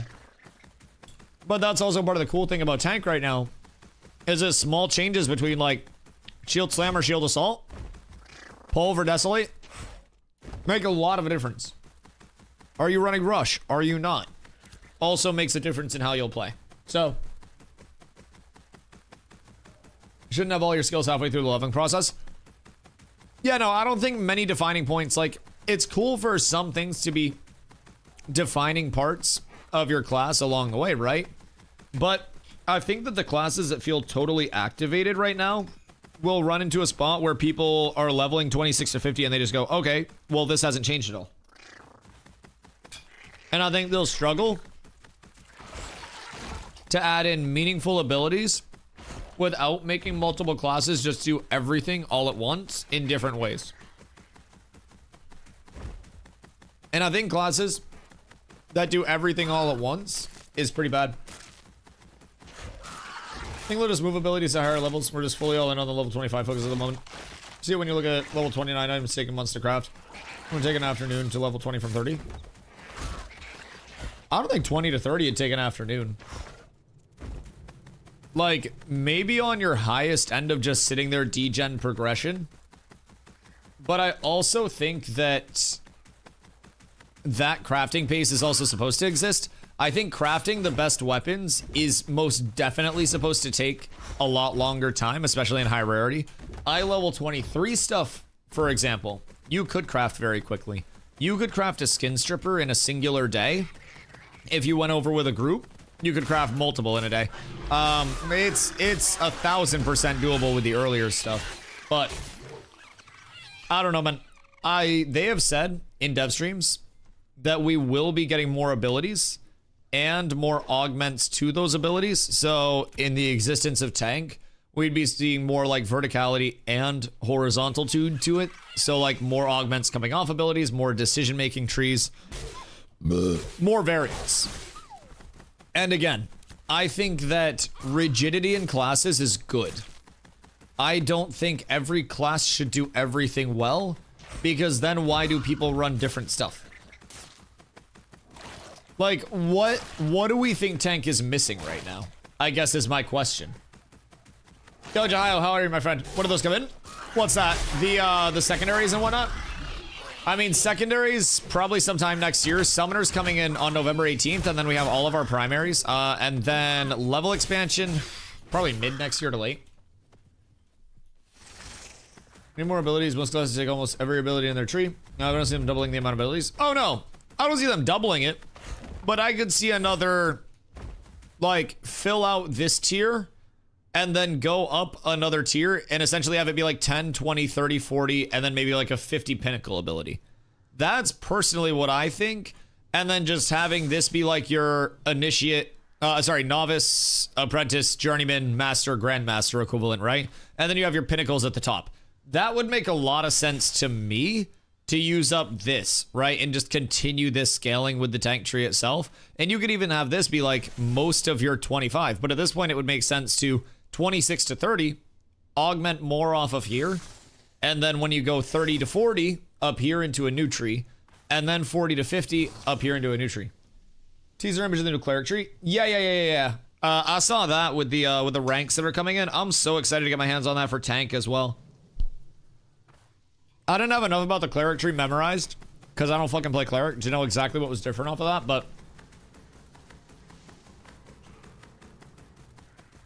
too many abilities make everything so cramped, but being locked into picking one ability over another is nice. I think augment choices are going to be huge. Rank allocations, augment choices, both equally fucking massive. And 1v1, go by Naked Chill one for purple. Oh, this thing's pretty good. I think they're almost 370. Haha. Yeah. Gear is a scaler for sure. They're probably one of the most geared tanks on the server too, because they have double enchanted weapons and shit as well. They got fucking clams, dog. Their gear set, like their third gear set, is better than my first gear set. They might be a dirty fucking potion abuser in duels, but at the end of the day, their gear is nutty. Now you give me that gear set, Ascension of Man happens before your very eyes. But Jesus Christ. Yeah, no, the second I saw a longbow and a shortbow both plus 8'd, I'm like, oh, okay, no, I get that. I don't know what they econed off of, but bro, they econed off of something really well. Really fucking well. They struck oil in some mats or something.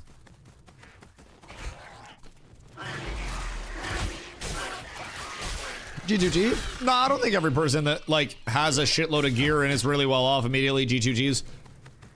There are people that have thousands and thousands and thousands of gold. Like, alts filled with gold and filled with Lego mats and shit like that as storages. Like, there are people that are unfathomably rich.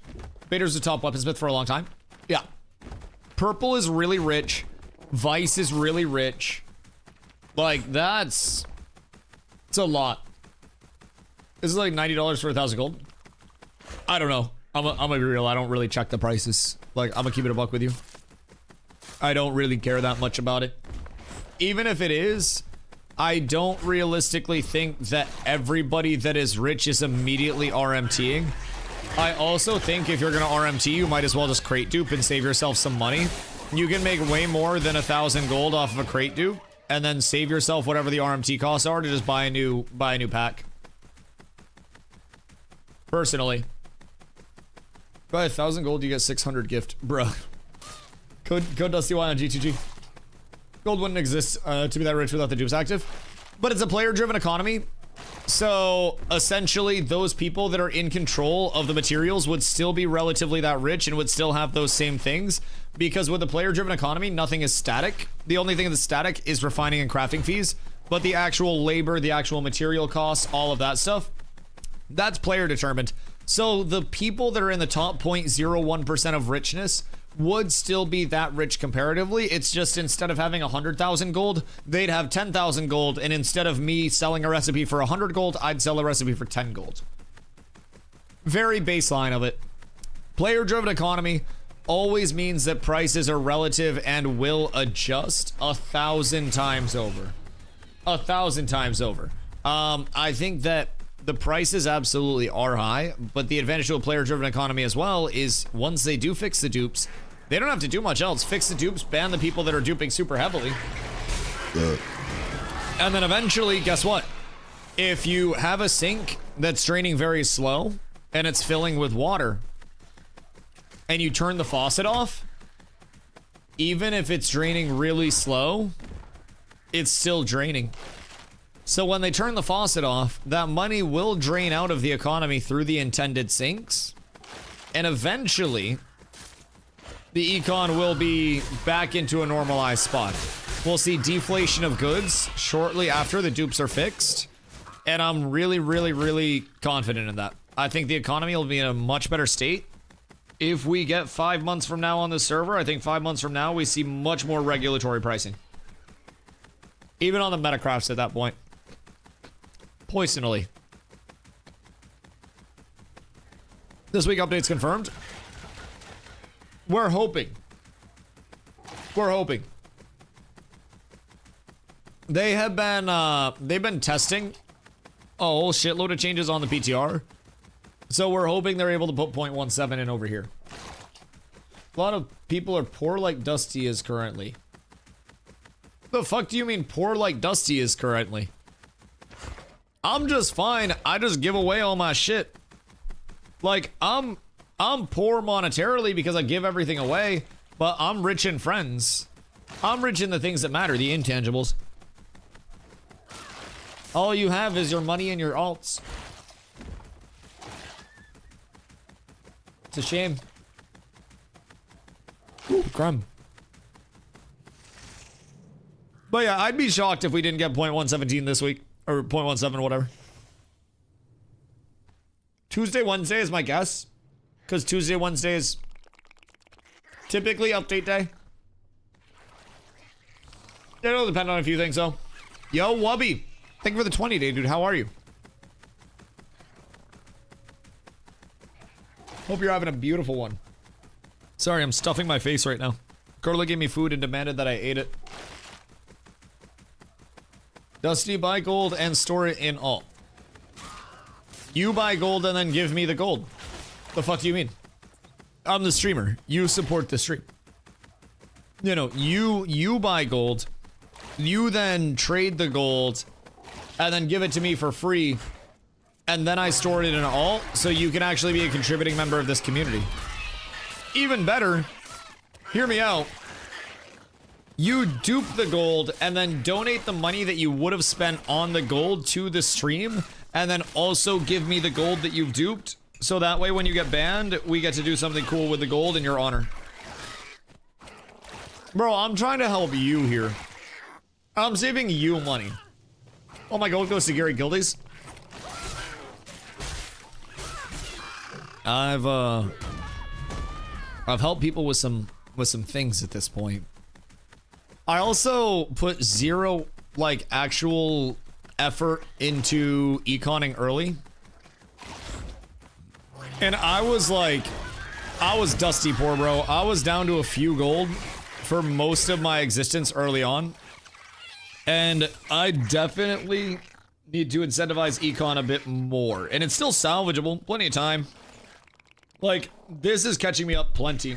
Even just not having to, like, buy all of these carcasses, if I do want to craft eye level 29 armor, which I do, is going to save hundreds of gold in the long term. So, the next step with this is I need to keep all of the carcasses going on a daily, and then I also need to make sure that we are getting into forge and carve as much as possible. So we're farming up all the recipes that we need, we're farming up all of the emblems, all of the strands that we need. Because, bro, it's gonna be a lot. It's gonna be a lot. Surely 0.17 fixes the economy so we can wipe with 18. If the economy's fixed, we'd be less likely to see a wipe with 0.18, by the way. I'm just throwing that out there for you. So, in what world would it make sense for them to get the economy in a stable state and then scrap that economy? Just think about that logically for a second. With Intrepid trying to get long-term data so they can have a long-term economy ready on launch, in what world does it make sense for them to get everything corrected and then decide, oh, hey, time to just scrap these months of data that we've already built up and all of this playing base that we built up and the potential to onboard new players and see catch-up mechanics in place. Like, that's... To get new players interested with a marketing push and see an economy go from the start without it being broken. Guess what? It's going to be broken even after 0.17 fixes the economy, and there is always going to be a new bug, a new dupe, a new exploit, a new issue. The economy is not going to be fixed until the game is ready to launch, and then even then the economy is going to have bugs and be in an imperfect state. But the thing about a player-driven economy versus a static price economy through vendors exclusively is that a player-driven economy is very, very, very sustainable through a lot of friction. A player-driven economy can be bent out of shape and then can bend itself back into shape over enough corrective time because you have a very, like, polluted cup of water. You put new water in the polluted cup of water, and then it flushes out the pollution from that cup of water, flushes out the mud, and over time your water gets more clear. I don't think we'll get enough people interested without a fresh start. I don't think they're, like, what do we have as an indicator that their marketing push is going to be this massive marketing push that's intended to bring in hundreds of thousands of new players? Also, with new players coming in, it would give more valid data, in my opinion, for them to onboard new players in an existing server state to see the spread of new players joining a server in a more developed state in mass to simulate what will happen in a live service MMO environment, which is what we're testing for. We're not in a live service MMO environment yet. We're in a testing environment to build towards a live service. So it would make sense that they want to see a bunch of players come in, take heat maps of where they're going, how they're leveling, which POIs are being used heavily, what the player leveling routes are now, how it's changed, and importantly, you want to know what's really important? Yo, Tuesday, thank you for the 7 months, dude. I appreciate you. Much love, much love. Thank you, thank you, thank you. Yes, I hope you're well. I'm very well. I hope you're well as well, dude. Keep in mind, one thing that could be really good from new players coming in right now is how they will reintegrate to the player-driven economy. How will they catch up to the metric of inflation? How will they adapt to the buying and selling, and how will that impact their progression the second time around? Because every time that there's a big patch in a live service MMO, you're not just going to be able to say, hey, we want fresh start servers, give us fresh start servers, give us fresh start servers, because guess what? Then you're New World. Then your game's cooked. You just atrophy players all the time. I'll be real. And delay the feedback on an endgame PvP mechanic for 3 months on a fresh start, waiting while people gear up and finally start PvPing. Harbingers would be fucked in terms of feedback. Sport fishing and the economic changes of sport fishing would be fucked based on the feedback. Yes, yes. We have new world bosses that would be coming in that did not get any level of actual testing right off rip. They have so many things that are endgame that they are bringing in, it doesn't make sense for them to want to scrap all of the data that's available. Not even deleting duped items and stuff kind of tells me they stopped caring to the point where they just wipe in comparison to deleting items from an event that exists since months at the start. In terms of duped gold, we haven't seen anybody banned for it yet, and we could very well see a shitload of gold Thanos snapped out of the economy very quickly. And even if accounts that were very much tied to the Thanos snap that is pending for dupes, because keep in mind, they haven't turned the dupe off yet. You can still dupe. You're reaching endgame in a few days? No, absolutely not. That is absolutely false, because we are still not in endgame.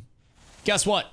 We might be level 25, the people that play 24 hours a day when a server launches, but no, the server is not reaching endgame. This server is not in endgame. This server, months in, does not have endgame. We can't craft eye level 29. We don't have capped out gear. The Jundark has 0 settlements leveled. The Desert has 0 settlements leveled. The Tropics has 0 settlements leveled. The Anvils has 1 settlement leveled.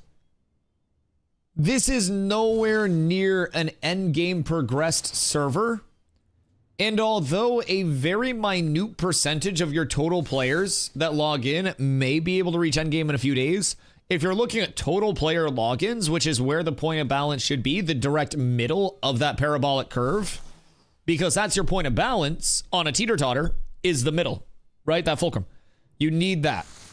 And that's what balance is off of. It's not over the outliers that are super far ahead or super far behind. It is about the people that are right in the middle. And those people are not reaching endgame in a few days. I can promise you. The server state is sure as fuck not reaching endgame in a few days. This server is meant to last a very long time. Ashes is meant to last a very long time.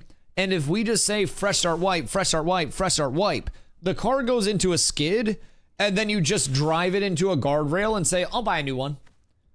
Cool if that's what you want to do. But when the car starts skidding, you correct it. And then you see if you can save the car instead of just crashing into a fucking guardrail. So, right now, it's skidding. 6 months from now, if they fix the crate dupe for 0.17, guess what will not matter in the economy very long? The money from the crate dupe. It's not going to last 6 months. It's not. It's absolutely not. Should be taking them as long as it's taking to make progress. Other companies would have done it all within a few months. What other companies? And what progress do you feel is not being made? What the fuck? Where in the fuck out of left field is that coming in? That's a fucking blasphemous take if I'm being real.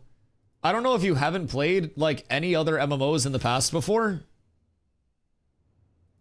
But like Intrepid's content cadence is really pretty fast. Like they have their own issues, some poor decisions, some things not dealt with in proper ways. But to say other companies would have done it all within a few months, like I don't know what companies you're looking at, brother, but one of the most poppin' MMOs right now is New World, and they're 4 years post-launch, and they still aren't getting it right, and they're already like losing players and streamers because their endgame loops are still cooked. It's not a quick process. You want to know what's also crazy? You can't test a multi-year economy in a few months. I know that's wild. But if we keep telling people, fresh start is away, fresh start is away, fresh start is away. Anytime that there's a fresh start, that's now at day 0 of the econ. That's not, oh, it's month 4 and on month 4, the econ is coming out of these issues. It's not like, oh, the static materials are drying up. Oh, the gold from the dupes is drying up. If we start fresh, they immediately sacrifice all of this potential data to grow off of, to integrate new players into, and to see how they will correct the economy in the long term. Because again, what's going to happen? Live service. When we launch, if all they've done is 3 month simulated economies because it's, oh shit, something went wrong, fresh start, something went wrong, fresh start. Every time. Guess what? We're only going to have 3 months of economy live service, and then we're going to fresh start after 3 months in a live service scenario as well. That's going to be bad for the game. They need to give their economic changes and fixes time to fix the economy and filter the bad out of the economy. And you don't always get all of the shit filtered out on the first pass. I'm sure we've all taken shits before and had to wipe more than once. I think it's pretty common to have to do so, honestly. If you're a one wipe wonder, good for you. And also check your ass, because that shit's probably itchy. But most things don't get filtered out on the first pass for something. Keep wiping. No, not wiping the servers. Bad analogy. I'm talking about filtering the poop out of your butt, not wiping the servers out of your butt. God damn it, I used the bad term. I shouldn't have said the W word. You know what? You win. Wipe the servers. Burn it all down. Fuck it. I'm on board. Checkmate. I got no legs to stand on. Wow, boner.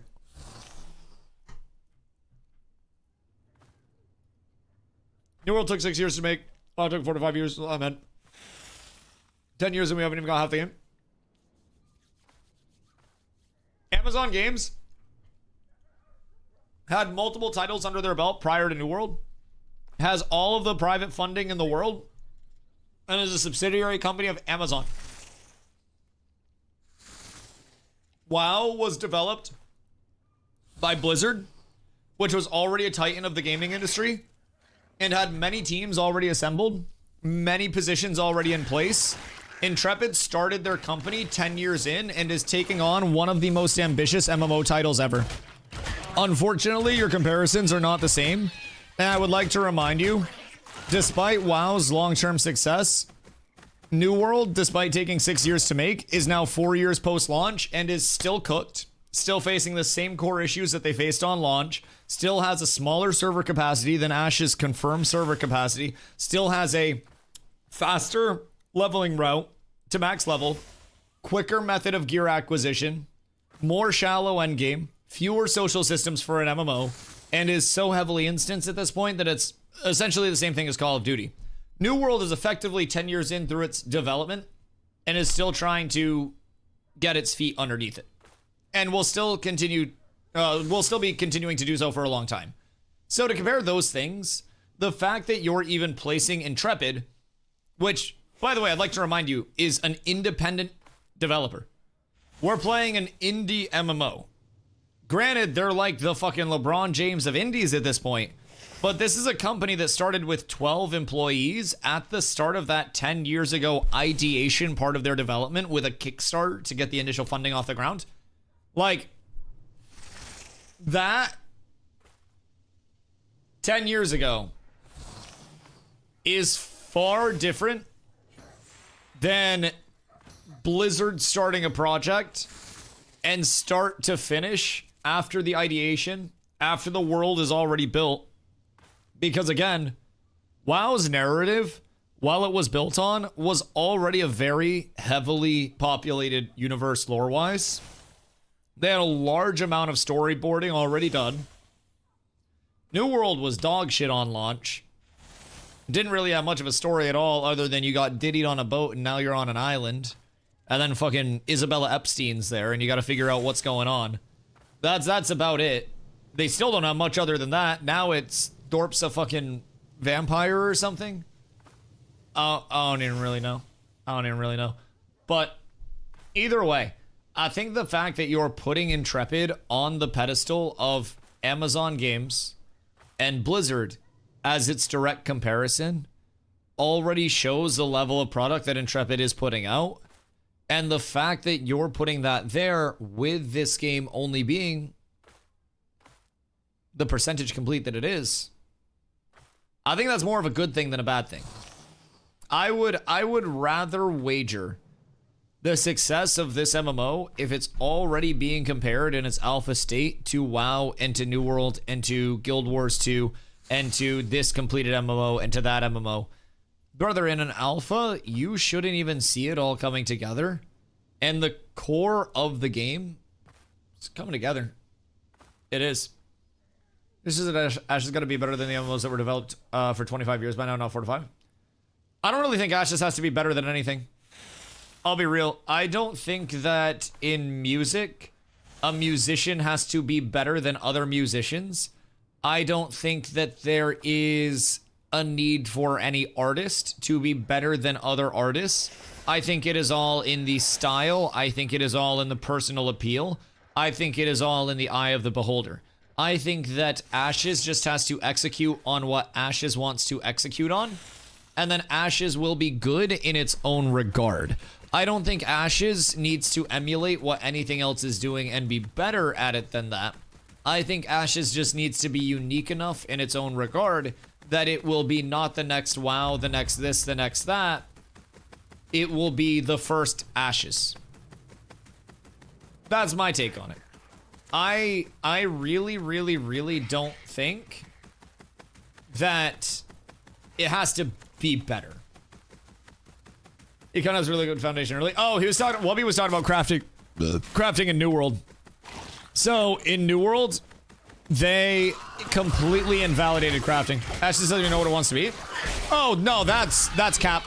Ashes is more set in its identity than any other MMO on the market.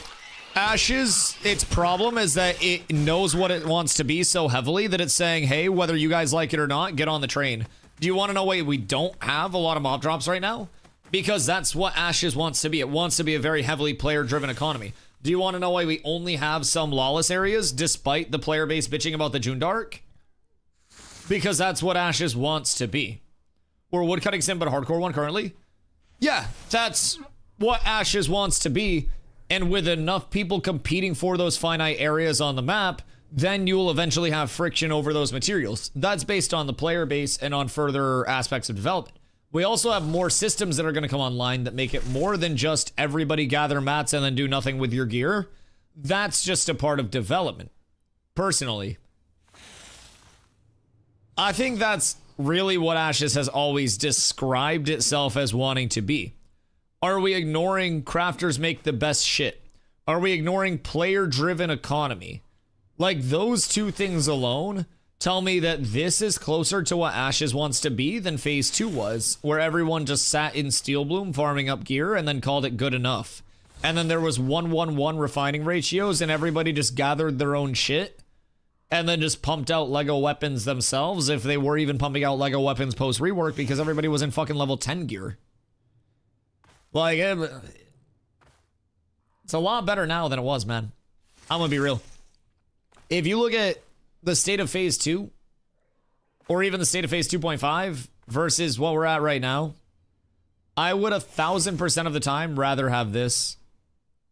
I'll be real. I think that's a big thing. Listening to those promos when I bought the game are off the table by now.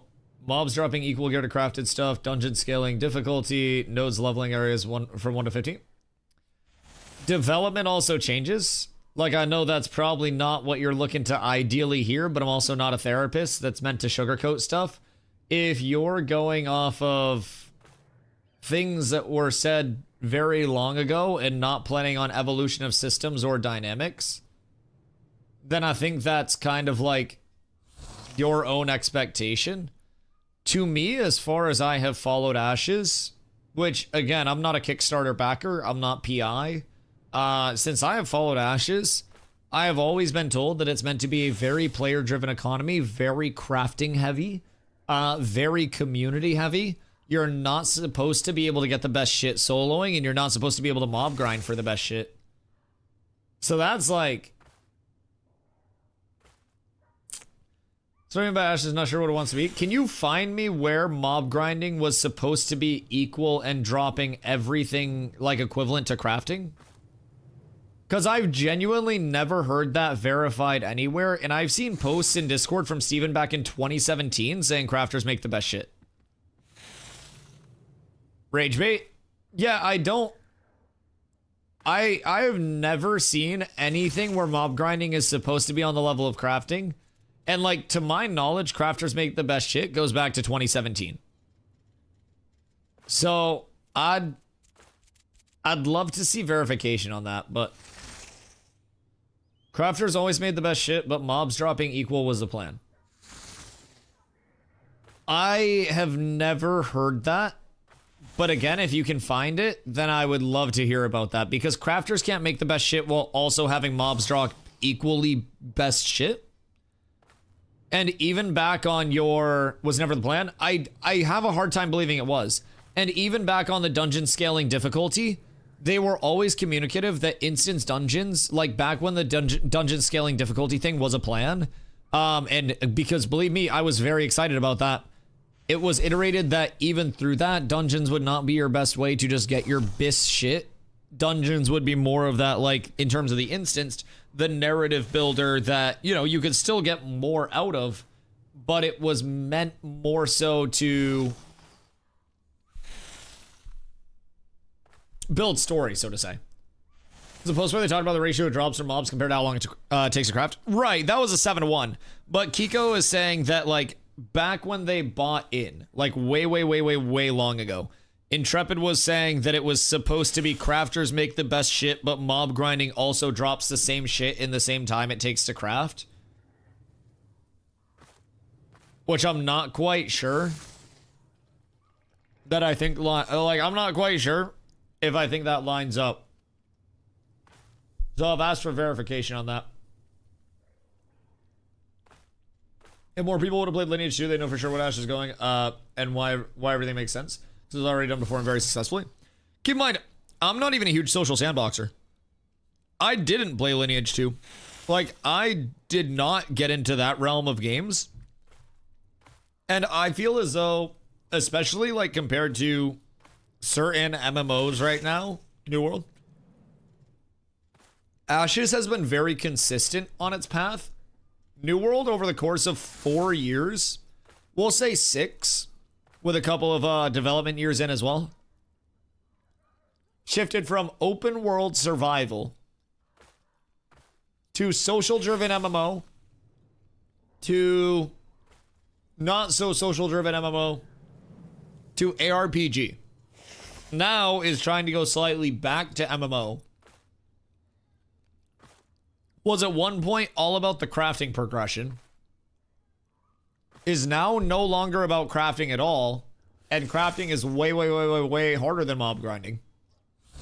And most of that has been in the 4 years since the game actually went live. If you think Ashes is having directional issues, peep New World for like a year, and you'll see so many things that make you go, what the fuck? Why are you even doing that? That's not what your game is. Like, I understand people have their gripes about progression and stuff and how things ebb and flow and change. But I feel like Ashes has always had such a clear and defined progression to it. And I always feel like I have expected the next set of changes. When drops were coming from Steel Bloom like crazy, guess what I was saying? Steel Bloom should be nerfed substantially. I said that for a while. You know what I wasn't shocked by? Drop rates being nerfed substantially. Because we also have to remember that even though the top percentage of the player base can hit level 25 in X days, it's not meant to have the server developed and have the best gear available in X days. That's not it. Our server's still not developed. You're not supposed to circumnavigate the development of the world and the need for crafting by getting the best shit from mob drops. I just don't believe that. I'll be right back though. I got barbecue sauce on my fingies. I got hiccups and I gotta wash my hands. Un momento, por favor.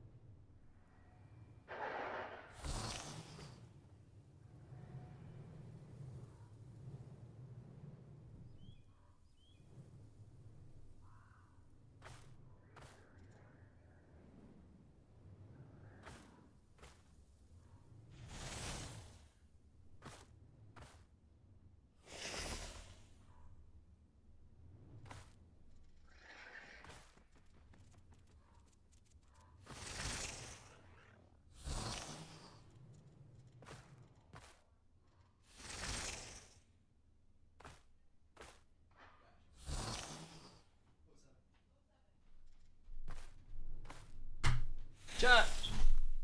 Any of my fellow stony balonies feel as though Bic lighters have been dying way quicker lately? I don't want to start a conspiracy or anything like that, but I feel like my lighters have been dying fast as a motherfucker lately. Me, not you, by the way. I don't know why. I don't want to scare people, but I think we're getting scammed. Or maybe I'm just smoking more. Das, what up, my boy? Buongiorno. Do you think someone has full Lego gear yet? I think people have, like, the best that is currently craftable. I think some recipes are bugged. But I don't know that full Lego everything has been acquired by somebody. I mean, what couldn't be full Lego baseline at this point? You'd have double Lego weapon, you could have full Lego jewelry, you could have... What's restricting you from like a Lego Rose Thorn or a Bloom Warden? If you had unlimited money. Leather's fucked and no qual food. So without leather being fixed, what can you push Akadira up to? Does Akadira need leather? Or can you make Lego Akadira? Because, I mean, it would be ungodly expensive, but Raptor? Oh, that makes sense. Epic's best I've seen? That makes sense. So there are definitely people in, like, full Epic Akadira gear, double Lego weapons, all Lego jewelry. Like, that's definitely a thing. But yeah, you pretty much need Lego Raptor to get Lego. That makes sense. And that's just not gonna happen. It's just not gonna happen. Purple and Vice, do you think they're the two, like, richest guilds on the server? Bro, we need to get better at econ. The fact that we're, like, fighting the way that we're fighting while being so bad at econing, like, we're poor as fuck. Like, we're like the peasant scrappers, bro. We show up with, like, ripped pants and, like, fucking brass knuckles and just start kicking the shit out of people. I'm trying. I'm tired, man. Listen here. I don't see you putting on for the goddamn city. Who you calling for? You get out here and craft for me then. What the fuck? I'm working my fingers to the fucking bone. Our guild hates caravans. Our guild hates stooping. Hear me out. What if every phase we just sacrifice one person to dupes and just tank it? I feel like that would help our econing issues substantially. Cause like, as long as it's not anyone that's important, it could be one of our new players, and we're just like, oh hey, so when you're starting out, you're gonna want to run to Lionhold, pick up these quests, oh also call in a caravan and make sure you directly equip a crate from the caravan. Like, if you see an amnesty, run 10 to 15 full vans a day. Interesting. How much money are vans making right now? That's kind of cool though. So Vice goes the route of like econing player-to-player crafted goods. EBC and Amnesty just send a shitload of vans. I would assume vans would be way safer for them because they play in like dead hour. Chuck Alpha 2 General on Discord. Can you DM it to me? I have all notifications for that Discord cooked. DM me a link to it real quick. Or is it like right there? Yeah, I don't even get noties on that. Highest tier items in the game will be a combo of both crafted and boss dropped. Right. Boss drops. Right. That definitely checks out. We also don't have a ton of boss drops other than world bosses right now. Like, we have name mobs. I mean, I would think it'd be pretty cool if, like, Zammer shit also went up. But name mobs aren't bosses. World bosses do drop one of the highest tier of items in the game. Also, the question on that, just keep in mind, this isn't confirmation on rarity. This is tier. And tier, just in terms of, because I'm a big verbiage person, right? So your grade is your Initiate, Adept, Radiant, Divine, Exalted. Technically, not to well actually you. The highest tier of items does drop from bosses. because that is eye level 29. So you're extrapolating tier equals rarity when those are actually two different statements. The highest tier of gear, which is eye level 29, does drop from bosses in both crafted instances. Like Forge Lord Zamric gear is eye level 29. That is a boss dropping the highest tier of gear in the game. Firebrand shit. All of that. That's the highest tier gear. The highest rarity is a different thing. They didn't have that tier system in 2017. There have been different item levels associated with pieces of gear in a long time, for a long time. Like a very, very, very long time. When was this message from? Because it just says forwarded. But again, tier is a term that describes the actual, like, quality of the gear. To my knowledge, tier has never been associated with rarity. Tier has always been used to depict the item level of a piece. What Blood Runner pieces are you going for? Good question. If I do 5 pieces... Dude, I actually have to reevaluate because I wasn't planning on going Blood Runner and Tauren Scout. But then I realized Tauren Scout was Grem. So now I'm doing a mix of Blood Runner and Tauren. I may go 1 more piece of Blood Runner and 5 of Tauren if I can, because Tauren's finesse instead of 4. Give me more attack speed. But also I like 5 Blood Runner because of the fortitude. It's essentially another, you know, another high item level piece of con. So that's kind of cool in its own regard. But what are they killing low random mobs? Hunting. So funny enough, Havoc just asked what Blood Runner pieces I'm going for. So Blood Runner is an item level 29 set that is a really good set bonus, or just a really good set in general. So this isn't craftable yet. These 2 pieces were both from drops. So I am working my way up from hunting a shitload of these mobs to having all of the carcasses to hopefully craft a majority of the pieces that I need. Just this is one of the components.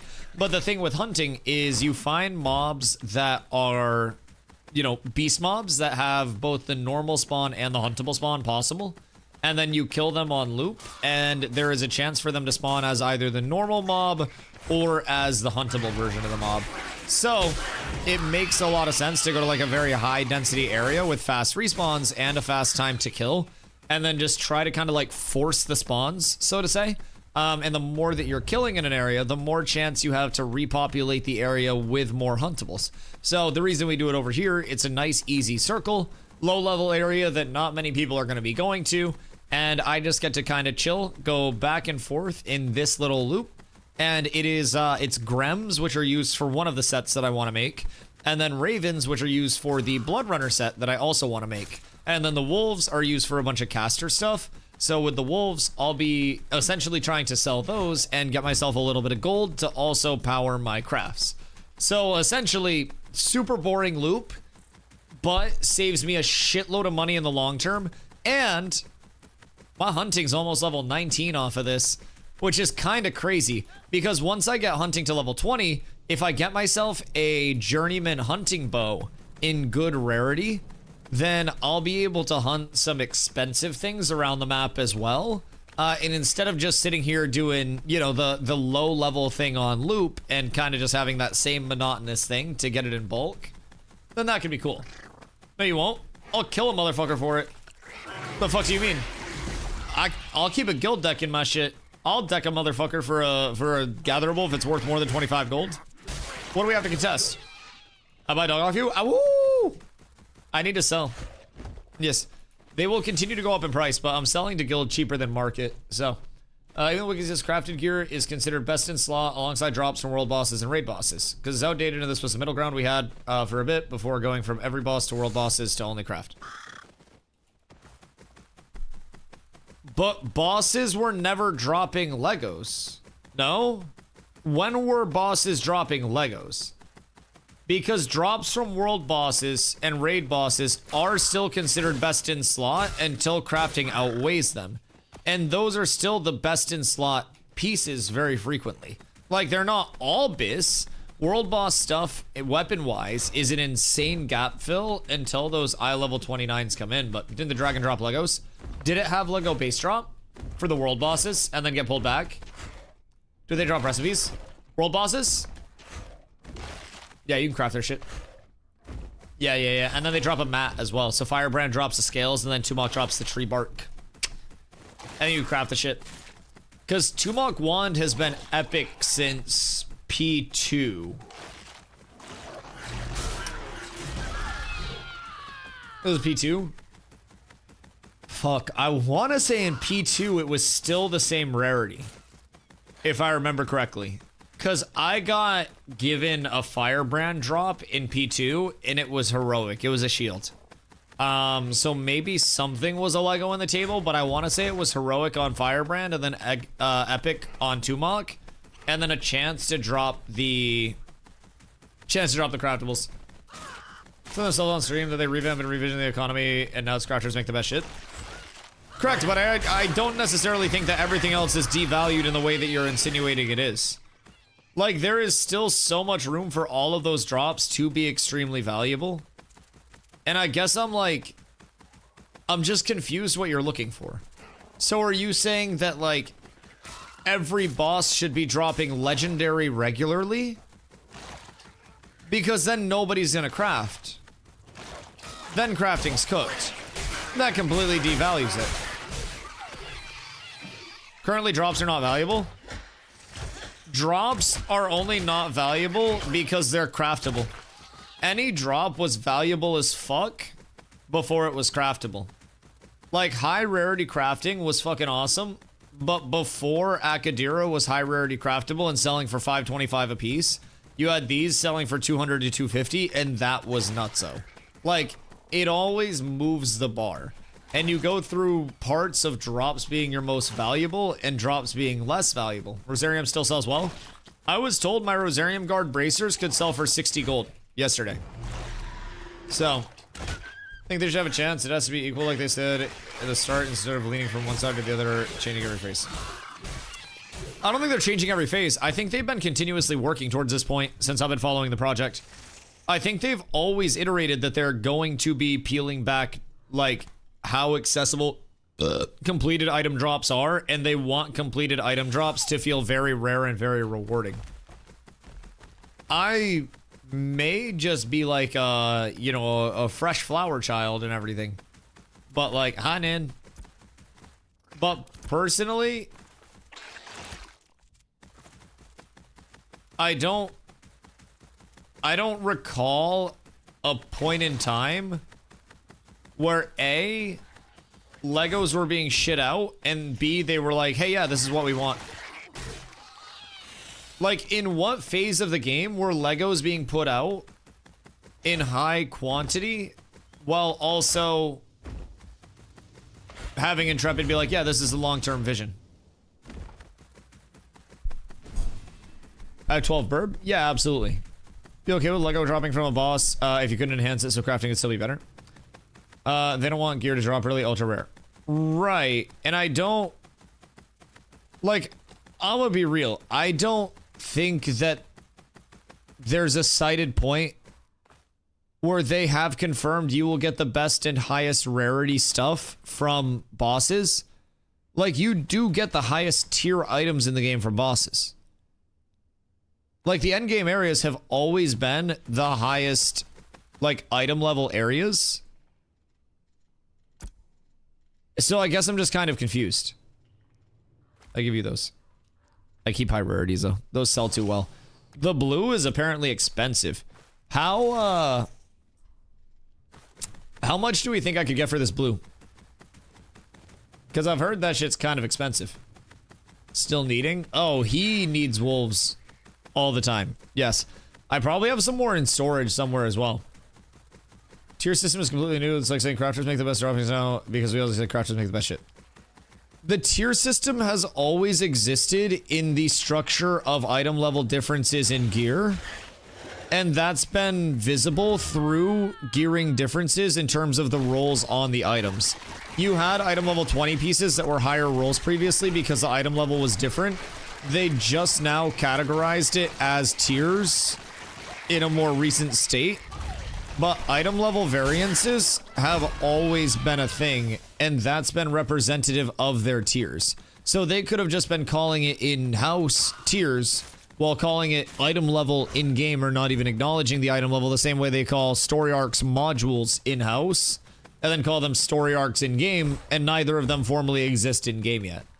I think that's just a verbiage difference. If I'm being real, I think item level discrepancies have always existed, and bosses have always had the highest item level. Alright, what do we have here? We have a dev stream from 3 years ago, a Q&A. This is pulling up some cited sources. Play with this. Okay, hold on. All of the artisanship from gathering to processing to crafting in limited fashion in Alpha 2. Hold And we want to have that gear present to kind of play with this approach. And then the flip side of this question, in case they meant it this Let me get out of combat.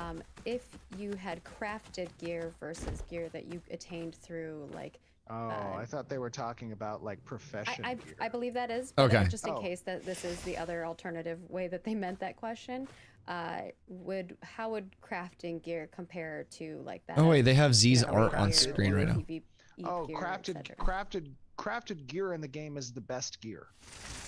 So I'm going to tell you one thing that I cannot. Yeah, so just straight up crafted gear in the game is the best gear. Inflammatory in my speech. One thing that I'm not a fan of is that you develop a crafting system in a game, right? And you've spent a lot of time making this from a material and resource perspective, all the tables that you can receive, all the connectivity in the economy, and how crafting is. So, again, do we have any confirmation of Intrepid directly using the word rarity? Do we have any confirmation? Wanna buy Blood Runner full set epic? This guy needs to be investigated immediately. Do I have a dev in the chat right now, please? This guy needs to be fucking investigated. I need y'all to kick his fucking door down. What do you mean? Hold on.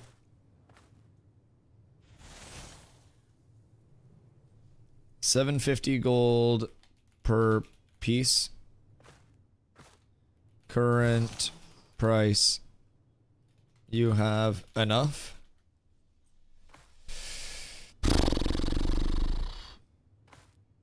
Let me solve this step first. Nobody has Blood Runner Epic, do they? Yes. What?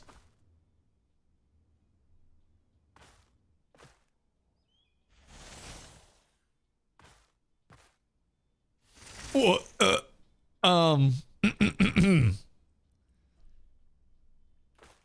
Need half up front, then gear, then other half of gold.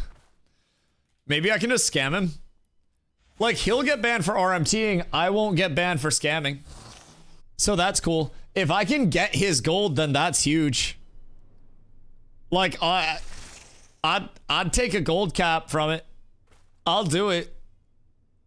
I'm not necessarily, I'm not saying no to scamming the scammers. Scammer gets scammed. Do you have the full set?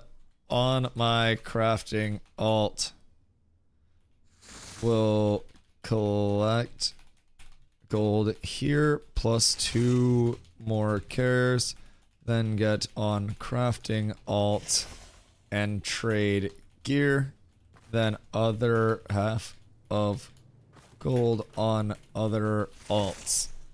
Surely you report him also after I get his gold. After I get his gold. But like, wait, is Susan yapping? Susan, you bitch! Susan! Susan, where are you? What's the quality? Oh shit, Cry. Cry, what's the quality on it?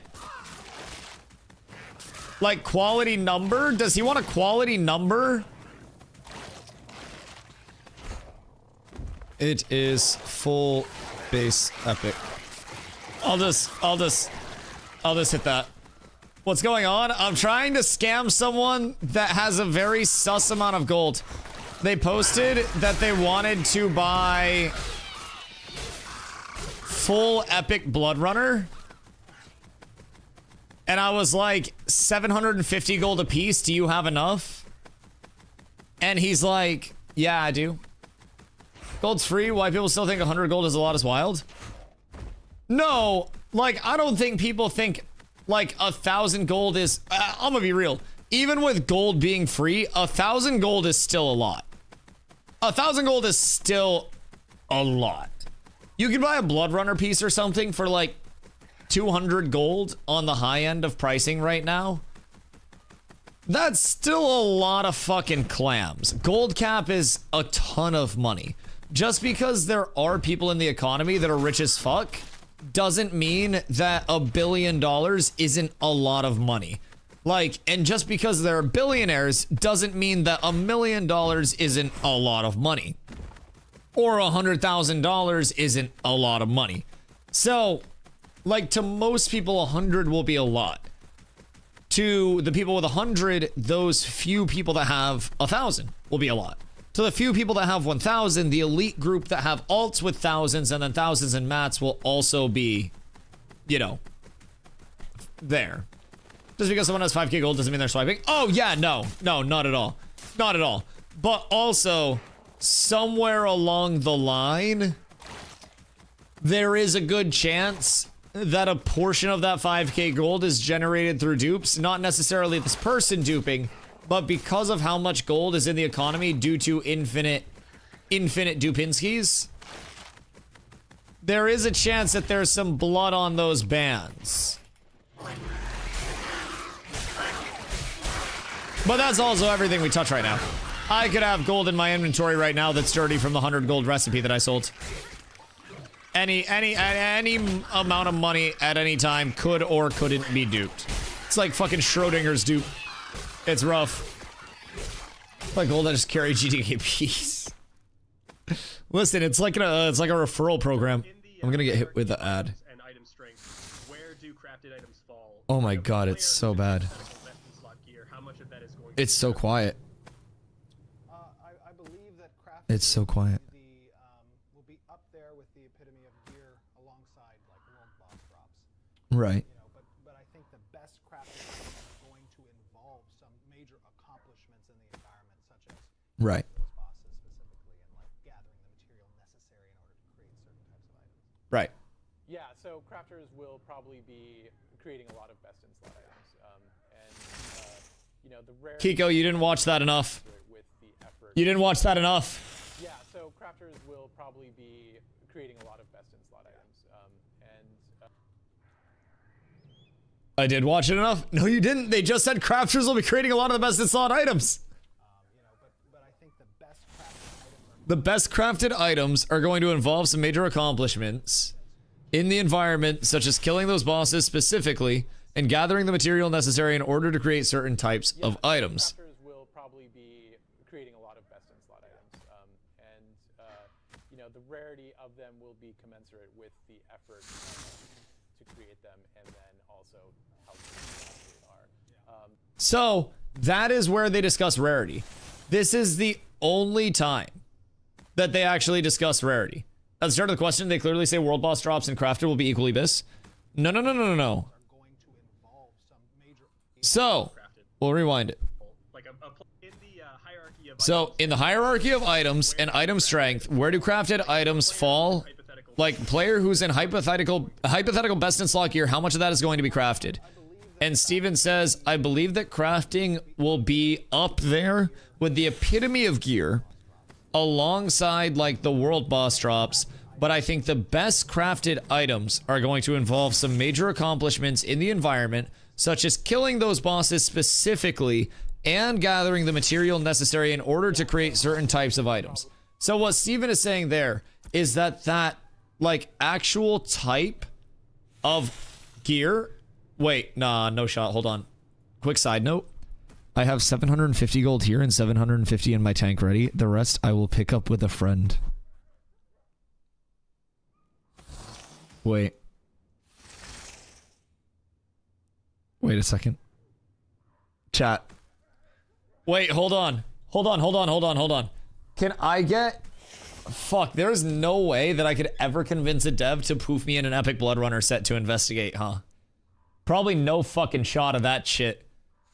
I'd say that's a zero... Ooh, Raven. I'd say that's a 0% chance. Okay, hold on. Back to the investigation. Oh, yeah. Alright, hold on. So... They say... While the drops, like the actual items themselves, the epitome of gearing will be between crafting and world bosses, right? Already is. But then they elaborate further with, keep in mind, this is Steven then passing the question to another person to elaborate on it, right? After saying that killing bosses would give you the material necessary in order to craft the item, then they elaborate more. So crafters will probably be creating a lot of best in slot items. And they absolutely are. Do you want to know what best in slot items aren't being crafted? The best in slot items that are uncraftable right now. People are still using dropped items in certain slots or non-crafted items in certain slots because they are not craftable yet. And then once crafting comes in, crafters make the best shit. Of them will be commensurate with the And the rarity of the crafted items will like line up with the effort required to create them and how good they are. And we want crafters to be the rock stars of items. what they're there for. That's what their intention is supposed to be. And they should be, because our crafting system is in depth. And they should be, because our crafting system is in depth from Steven. And it's I don't know. I always get frustrated when I Is that play the Fupo? game and you know there's almost no point to crafting. Like it's a fun little side project to do. And So- you spend some money to do it, and it's I make some weapons, but then I Like, never use this it. Like, is- it's This is the system that we have. Item that are from the dungeon, and like, why should I ever need This is what we have. part of the game? The time of crafting is very rewarding. If you don't want to craft with that time, then you can go down to Zammer's room and try to get a ring drop. You absolutely can. If you don't want to craft an eye level 29 weapon, you can go to Firebrand. You can go to Tumok. Sorry, I'm gonna burp. Like, curious where it was said there won't be bis items dropped from mobs. Like, I don't necessarily think that they said anywhere that it would be exclusive to crafting. But they did elaborate specifically on the rarity, saying that the crafted stuff would be of the higher rarity to line up with the time put into those crafted goods.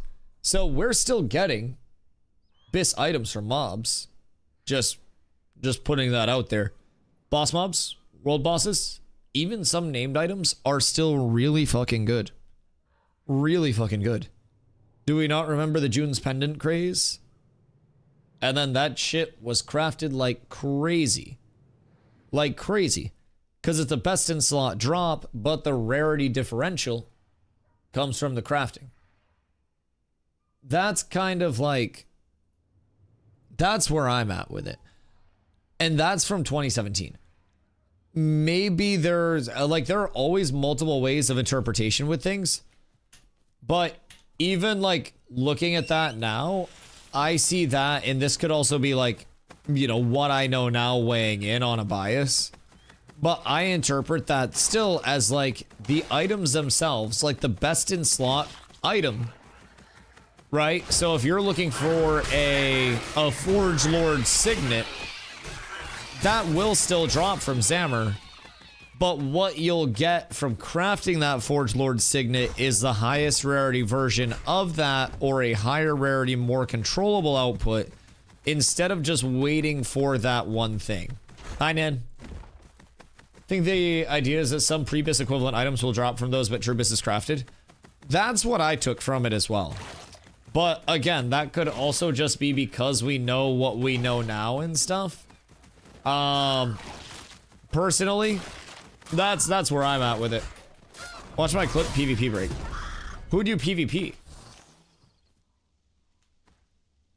Like right now? Or when?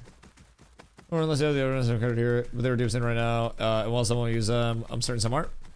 Oh yeah, no, absolutely. Like the dupes that exist right now are also incredibly accessible.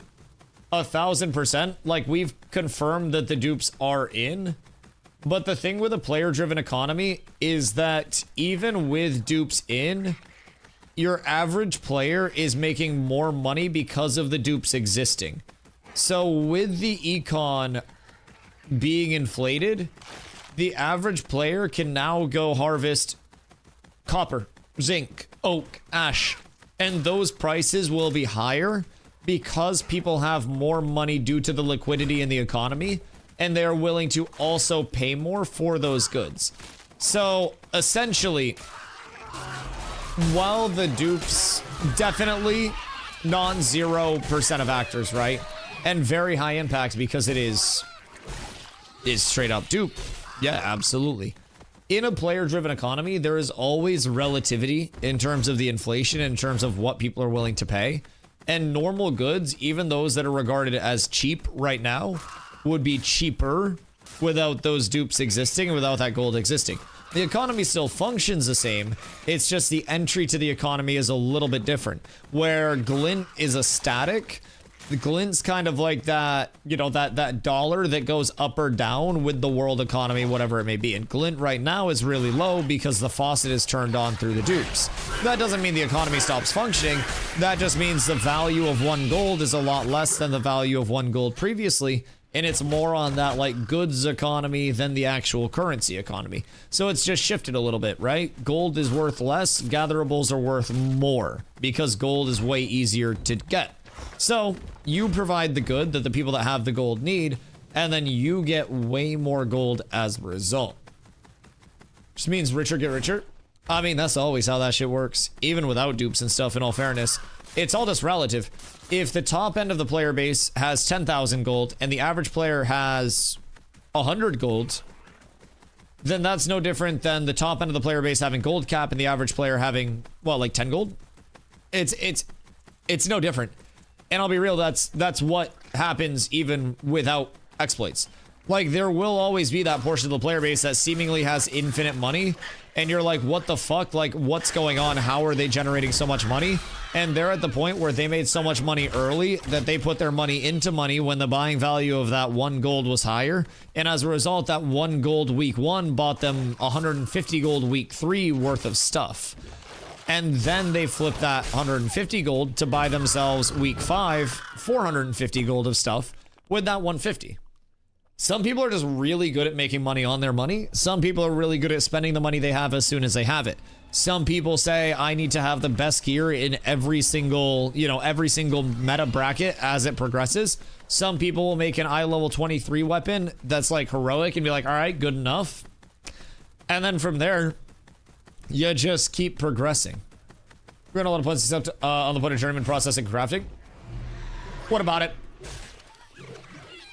In terms of what? Making gold off of it? Because even if you're journeyman, like, you're not necessarily looking to process to make the money, in my opinion, unless you're selling a service to somebody that needs to process that doesn't have it. That's the money that comes in processing, but self-processing something and then selling it probably isn't ever going to be worth the labor cost in terms of just selling it as like a mass commodity, because you're actually like lowering your potential sale, your demographic. The average player will never be able to afford journeyman processing fees. The average player will also never make it into level 50 gear, probably. If we're going over like just averages, I think that they will very likely be in 2 lower tiers of gear.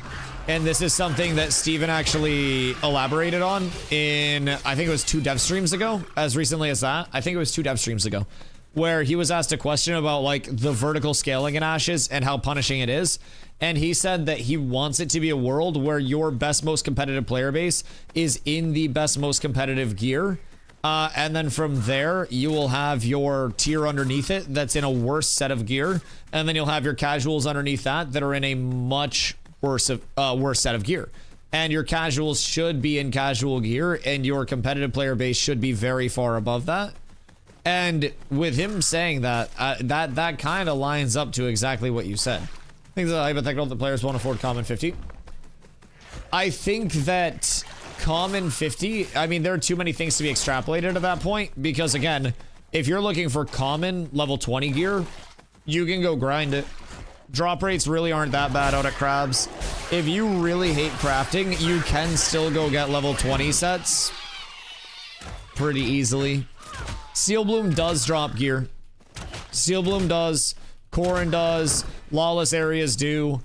You can still get 20 weapons and stuff without crafting at all. So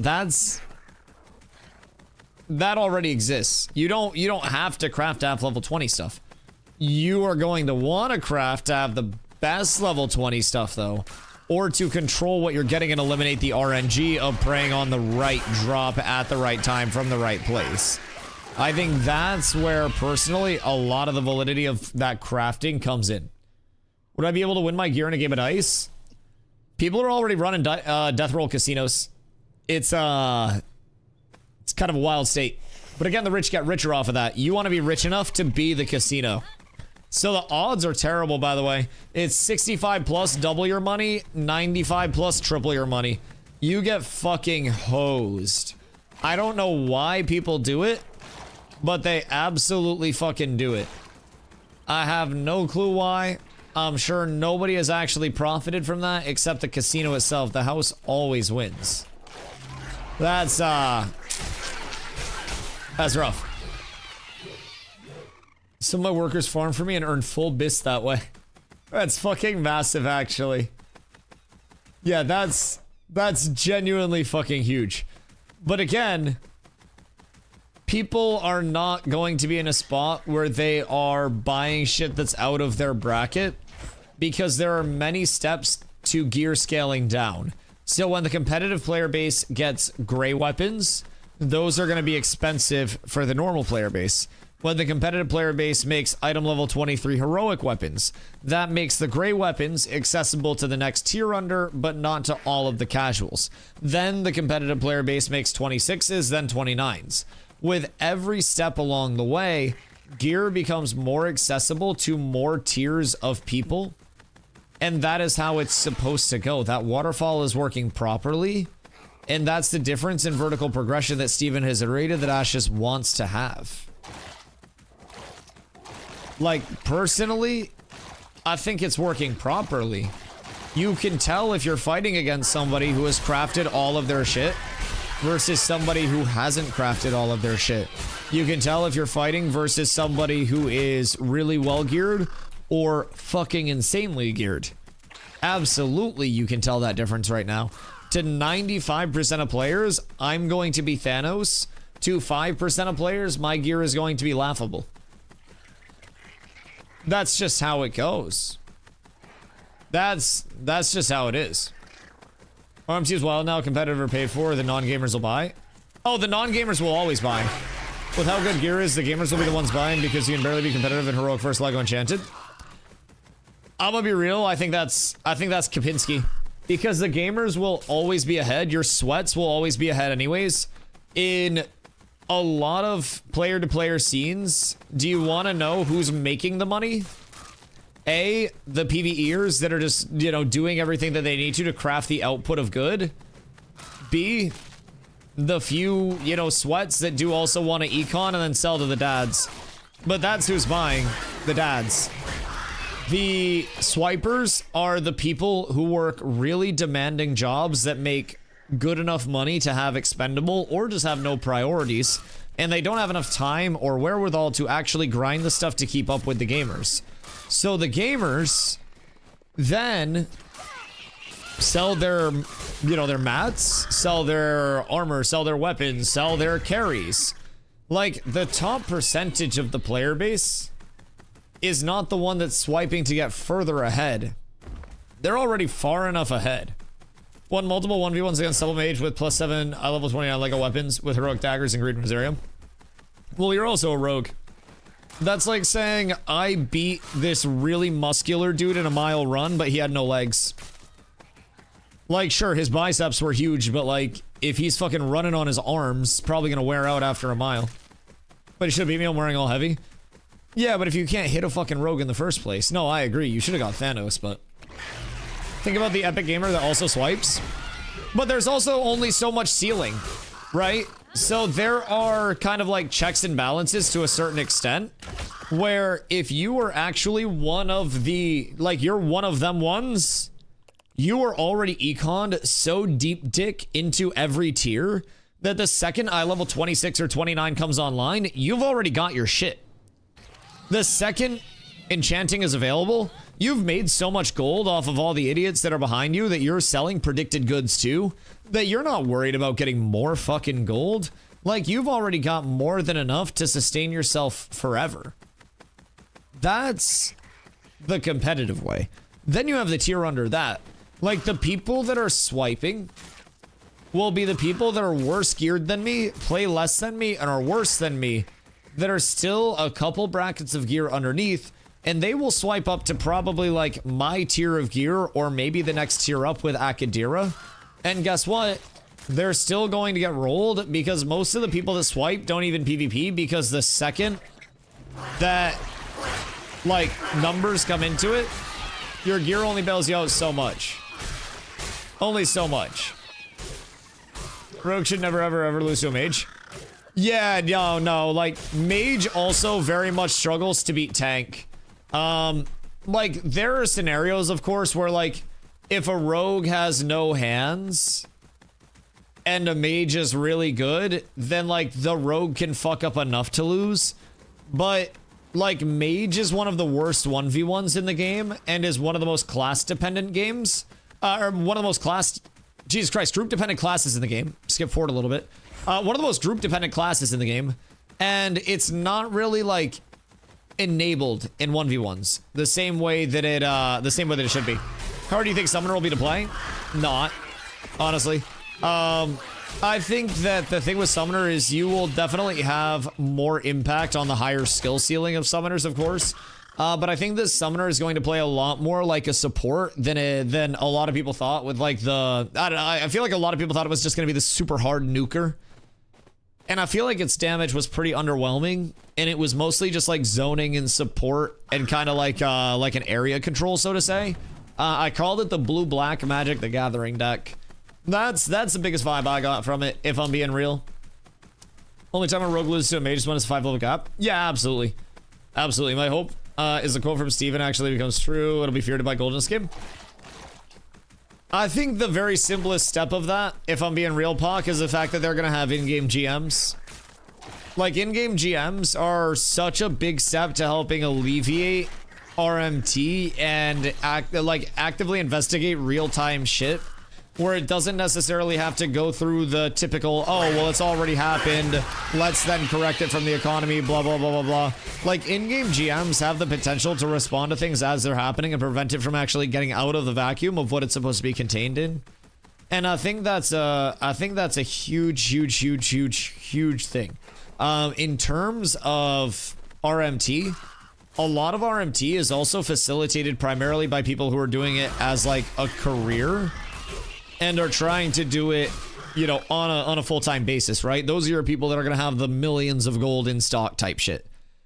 And the second it's difficult for them and they risk losing their inventory, that is when they will simply go to a different title where the risk reward is more in their favor. So that way they're at less risk of losing their income, losing their job, right? It's like the difference in, I don't know, a normal gamer switching games and a streamer switching games. One of them's gonna have a whole hell of a lot more on the line, right? So if you're a career RMTer and there is any chance that you get caught up, then you're not gonna RMT. Like, if there's any chance that you lose everything that you have been working towards, and that's your actual income, nah, that's gonna scare a lot of people off.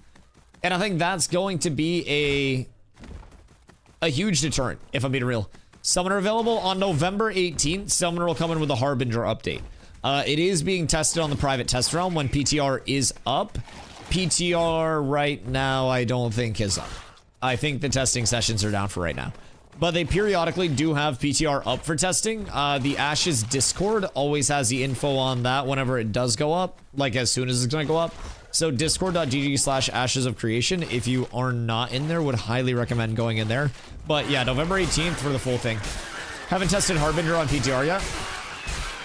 I don't think so, if I'm being honest. Costs can outweigh both in 1v1s. Yeah, no, Steve, I agree. I think in 1v1 specifically, like, I always say 1v1s are the corniest mode in Ashes. Not even in terms of, like, you know, people who play them are corny or whatever. But there are so many different influences and factors on 1v1s. It can come down to differences in classes. It can come down to differences in gearing. It can come down to small tweaks in builds. It could come down to something as simple in the long term as fucking like citizen buffs or something like that being different, right?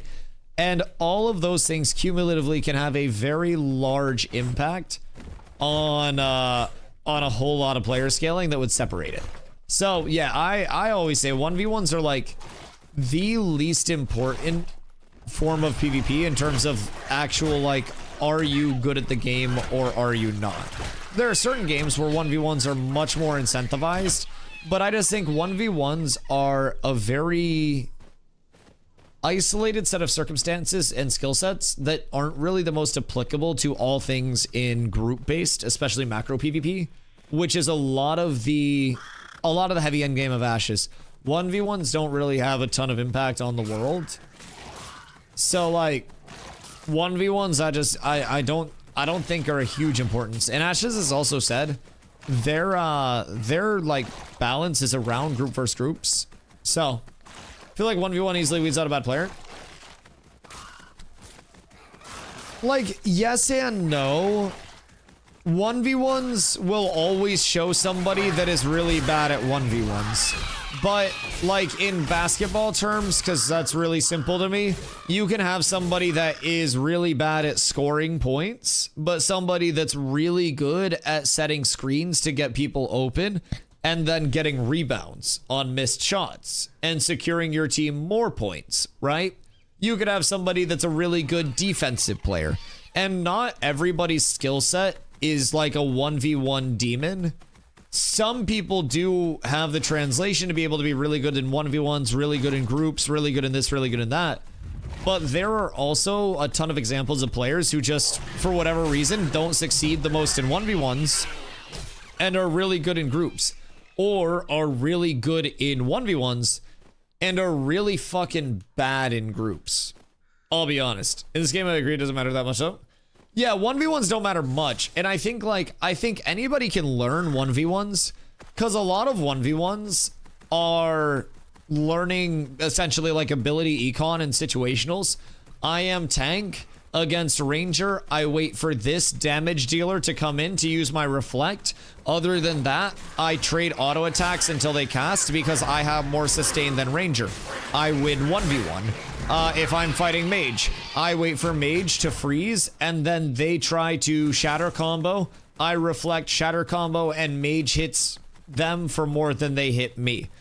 And that's what a lot of like 1v1s will teach you.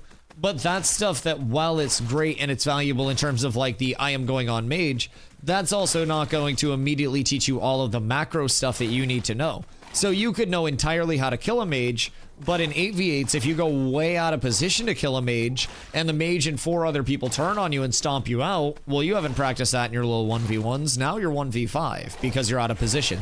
And that's where the group play also comes in. I think 1vs are great for learning like very isolated, okay, I want to fight more fighters. So I know, you know, what makes fighters good, what makes fighters bad, what cooldowns facilitate a fighter. What is their CC immunity period? What facilitates their life gain so I know what to look for to disable them during that. And there's a lot that can be learned from 1vs, but I feel like people put too much stock into good or bad player off of 1vs, if I'm being real. This game has a lot of bad players if we just go by them having hands or not. Absolutely. No, I agree. Same thing. Like, that's also why there are different types of players. You see mages with no hands blow up groups. As long as people can use their heads, you can generally perform pretty well. Do not underestimate a caller differential in PvP. You can have all the gear in the world. Everybody can listen to your caller. But you could have two equally skilled, equally geared armies, and the second one caller sees something that the other caller doesn't and gets an advantage. Caller diff. Caller outplay. It's massive. And there are so many differences that will come into effect with group-based stuff. And I always say that, like, group-based performance in any game, especially the larger numbers that you go up, it becomes a lot less about, like, I need to be the one making the highlight play. I need to make it all happen myself. And it becomes a lot more of, I need to listen to what the play is, and then I need to buy into that. Much better in team fights than solo fights, for things more important overall. Yeah, absolutely. Absolutely. I think that there are people that can operate in 1v1s that do not know how to listen to calls because all their brain knows is 1v1 combo. And I think there are a lot of people that are great in groups when somebody is saying, go here, do this, and they have that group to play around and bail them out, that the second the heat is on them, they kind of get, you know, a little queasy. And I think that, you know, obviously your best players, you'll absolutely be able to tell this person's really good in groups, this person's really good in 1v1s, this person is good in everything. This person's a great player. And that's going to be like your best players. But you will have your group specialists. You'll have your people that aren't exactly your front men, but they'll be like the fucking bass players and shit, right? They're just the ones that keep it running in the groups. They're the bards that aren't necessarily out there hitting full, you know, discordant res dump bloody blooties on a single target, but they're always nimbling your clump, and they're always hitting mez dances on the enemy backline when it's necessary. And they're always in a good place. You never have to bail them out, and they always come in with really good, solid swaps. None of those things are like singular player, just, you know, standout things that require you to be a god amongst men. It's all just, I'm in the right place at the right time, casting the right thing, and then it all clicks in. Especially with large scale. All you have to do is buy in large scale, and you go up exponentially in power. I've always said, especially like when I was playing New World, I was a group lead. So we would have our army caller, and then we would have our group leads. So army caller would say, you know, we're looking at this part of point, and then I would move my group accordingly. So if I'm playing bottom left of point as my assignment, which we divided it into like quadrants, right? So it's a circle, bottom left is essentially the bottom left of point, southwest edge. So if we're playing like down on this side on the minimap, and there's a top right collapse that's called out up here, then I'm gonna pull my group up to here, and I'm gonna get ready to wall off this collapse and like block it so everybody's trapped into here and dies. Yo, Troll, what up, my boy? Hope you're having a fucking beautiful one, dude. So I would then like take the main caller information and relay it to my group, and I always said to my group, even if I make the wrong call in the moment, if everybody buys into that call and we all just like do that thing, we can make the wrong call the right play very quickly. But if I make a call that people are 50-50 about and people bitch out, then that's immediately going to be a bad call and a bad play. And there's going to be legitimately zero, I guess, reconciliation for it. Yo, Ben, thank you for the hydrate, my friend. I appreciate you. Did a few week break? What have I missed? How long is a few weeks?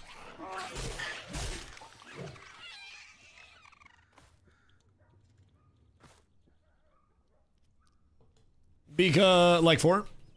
You played the start of phase 3? Lot of server development. Some bug fixes. 0.17 this upcoming week is going to be a huge bug fix patch. So Summoner's been tested on the PTR. I don't know if you've hopped over there to check that out yet. That's had multiple tests, multiple improvements. But essentially, they're front loading a very big patch, or a couple, I should say, on the PTR right now.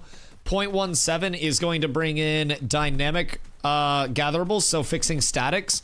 Hopefully brings in dupe fixes as well, because there are some issues with some crate dupes. But essentially has the potential to be a very, very large bug fix on top of recipes, settlement progression stuff, a myriad of other things. So looking forward to 0.17 next week, hopefully. Well, this upcoming week. And then in terms of like Summoner and Harbinger system, that's November 18th. So that's what's being tested on the PTR right now. 0.17 is probably this upcoming week. Dev stream showing the full Summoner preview is the 31st, so that's on Friday, this upcoming Friday. And then on the 18th of November, that is when Harbinger and Summoner and Sport Fishing and more world bosses are slated to come in. So progression is progressioning. A lot of people have popped over to the PTR and tested Summoner multiple times. A lot of people like it. Some people aren't really vibing with the fact that I think it's very supporty and insist that they want to play it as like this Nuki carry. And I think that playing Summoner as Nuki is kind of dookie. I think it's all about zoning and CCs, man. I think it's a CC bot. So, Summoner, though, I think has some potential in PvP. I think it is going to pair very well with Ranger Vines, both offensively and defensively. So if your raid gets Vines, you can drop your Void, which is a big AoE silence on the Vines when the enemy's getting ready to jump in. Anybody that hits that, the first tick of the damage is going to silence them. So really good at countering initiates. If you are initiating and you catch a big Vines, then you drop a Void on top of that, and you've got the VV of the VVS combo. Then you send in your tank minion, which I think is going to be the best, and then you stomp on that Vines, and it trips everybody that's already rooted. Really strong combo. A silence and a root at the same time into a trip is a lot of time to do damage to people. So I think Summoner is going to help set up a lot. I think that it's going to be really good in like choke point scenarios where people are forced to go into congested areas. Like Toke said, for sieges, there's a huge channel on the flag. Summoners go in and they just like fucking canvas all of market with voids. All of market gets silenced. No healers can heal until the silence gets, you know, purged off. You catch all the bards and shit. You spread everything out. Could be really good for full dumps. I absolutely 1000% agree. I think that Summoner is going to be one of those things where it's like the larger you go in scale, the more impact you're actually going to have as a Summoner. Also, someone asked how many carcasses I have total right now. I have no fucking idea, if I'm being honest. I'm not keeping track. I am just trying to gather until I physically cannot gather anymore. Or my channel really starts to look like it's dying. And then I'll go do fun stuff. Either way, this is what the grind is all about. Dude, I have so many fucking carcasses. It is a little insane. And I need to go over to Jova and I need to like grab everything and see what I'm actually at. And then I should also probably take some time to do the math on what I need. So that way I have some form of like tangible goal. But I also don't want to cut myself short on just like, oh, I only need this many. If I need like 1,200, I want to get 1,500. If I need 1,500, I want to get 2,000. Did I see strands in your inventory? You shut your whore mouth. You didn't see a goddamn thing in my inventory. Maybe you should stop fucking stream sniping me. You know, people used to come into streams just to interact. Now it's always fucking stream sniping and hatred and lol cows. Nobody gives subs anymore. It's fucking crazy, man. Things have changed. Give me that. I need them too. I'm making Torrent Scout shit. Bro, it takes like fucking 15 for one piece of Torrent Scout. I'm gonna be spending fucking 300 gold on one piece of Torrent Scout just in terms of strands when it's all said and done. Hoopsie, at least somebody's doing it. Somebody's gotta do it. And Hoopsie said he'll do it. Hoopsie, I appreciate you. Thank you, thank you, thank you, thank you, thank you. One of them ones still hold it down for everybody and keeping me unemployed happily. Thank you, sir. October's been a rough month for Ashes as a whole, and every gifted sub this month means like 5 gifted subs worth last month. Because inflation's down. I checked my like subs for the month of October. We about to see some fall off here in the next little bit of time. I'll be honest. We're not gonna be above 1,000 for long, boys. So I'm enjoying it while it lasts. Let's go Forge. Listen, if you get people in guild to go Forge, I will 1,000,000% go Forge. I have been gathering for so fucking long. Okay, my hunting is almost 20. Maybe I just pump out my hunting to 20, and then we get a forge group together. Forge at 7? Question mark? Oil forge need gear to decon. Is that for griffin leather? Like the trade skill gear? Is that what you're trying to cook up? Oop. Alright, this is a tech. We pop that. And then peep these gains. We're gonna go from 54% through 19 on one little bitty gremmy wemmy to 57. We're up tremendous. I'll be there in no time, boys. I'll be there in literally no time. Need journeyman leatherworking gear. Interesting. Wait. You need journeyman leatherworking gear, and that needs griffin leather? Now, we can get griffin leather from farming still, right? Like from hunting? But it's just, there are like 13 huntables, and they're always on Cooley, right? Like just always permafarmed? We can't tan it. Oh. 0.17, please. That's an issue? Okay, cool. Cool. So, long term, do we think that a lot of these problems with like this, you know, this huntable is really hard to come by? Do we think that's just alleviated with other biomes bringing in other spawn tables? Because I feel like that's also a thing that we have to consider. There are only so many classes of thing that can exist in the game. So I feel like it'll be interesting to see, like, I don't know, are there a shitload of subcategories of griffin? Or is it just like griffin leather? Is there a carryover in different areas? So, limited amount of spawns is annoying. I could definitely see some carryover in terms of families, and then some unique ones along the way, if I'm being honest. So, like, maybe there's just like some that are generic types of griffins that are just like the familial griffin, so to say. And then in certain biomes, you have a very specific, like, Frostgrave pious cat or something, like a Frostgrave cat, and that one is exclusive to that area. Could be cool. Who ducked on Polar? What? The fuck? It's like me saying I'm gonna fist fight Stan Lee. Who's fighting the guild that's not playing the game right now? I feel like this only spawns the next spot is better than this what journeyman hunting is. Right, because the actual huntables are so few and far between. Yeah, that definitely can lead to a whole hell of a lot of things not being available. So, what solves that? Just more populated areas? So, like, more pockets of griffins that can spawn as huntables? Is it that are there only like 13 griffins on the map as a whole? Or is it that there are only so many of the griffins that spawn on the map that can spawn as huntables? Like, what is the core basis of the issue stem from there? New Ayla has no room for a Master Tanner. Don't know where Master Tanning's gonna go. Maybe Sunhaven? Wait. So we don't even have Master Tanning yet? So how far out are we about to be, realistically, from having Blood Runner shit craftable? Are we actually thinking this week? Because that seems like we're way further out than this week.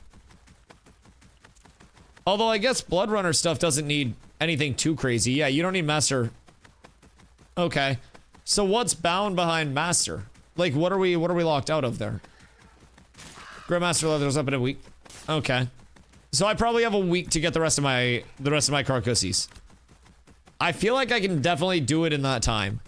Because if I can get the bulk of these done, that's going to be such a big money save. We also need to grind. We need to grind many strands, many emblems, many essences. That is the ultimate goal. Always, always, always. Somebody's probably selling something cool today. Like, there's always something cool that gets sold. Maybe not. That's tragic. Recipes. That is true. We need recipes as well. Yes, yes, yes, yes, yes. So Forge has strands and recipes. Because Torrent Scout, I like. Torrent Admin, I think, whatever the admin one is. The caster one, that's also a huge recipe to get. We did pretty well with those in Forge yesterday. Carfin, we can sell Akadira recipes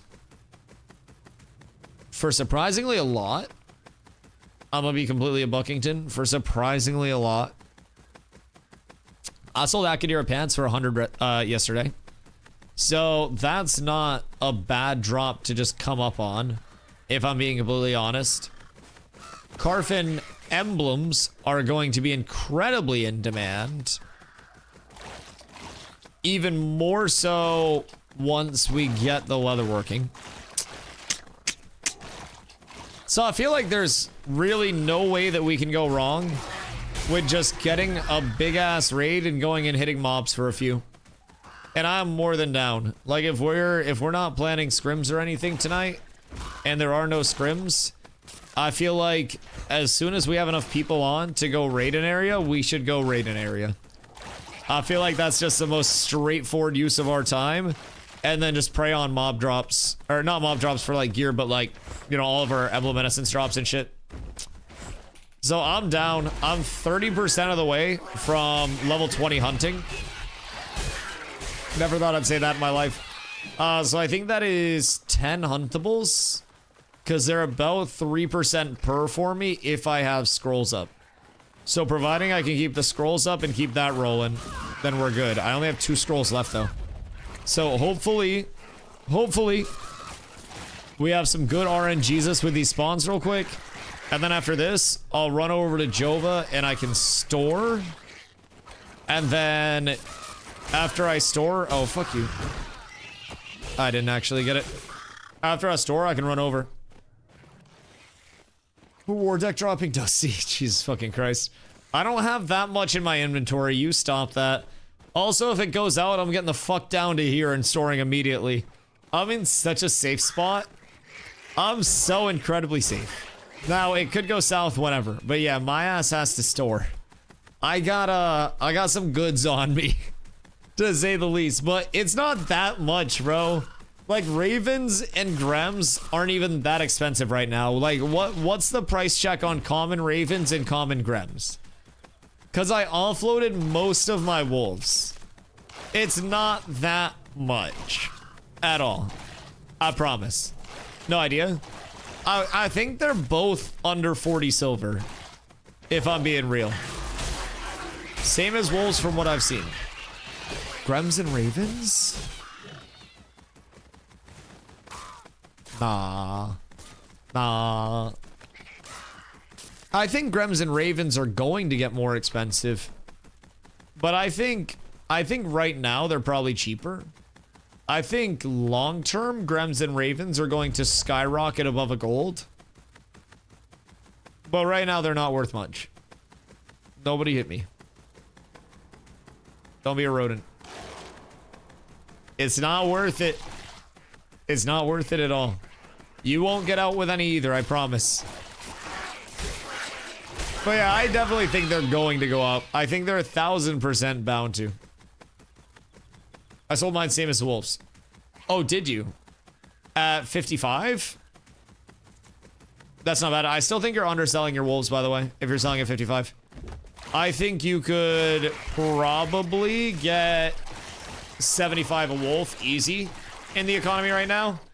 And I think it's working its way up towards a gold by the day. And I don't really see it going down.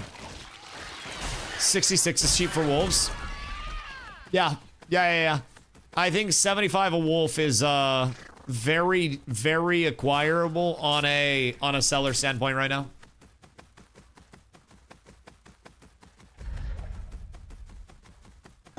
It's also seller's econ, man.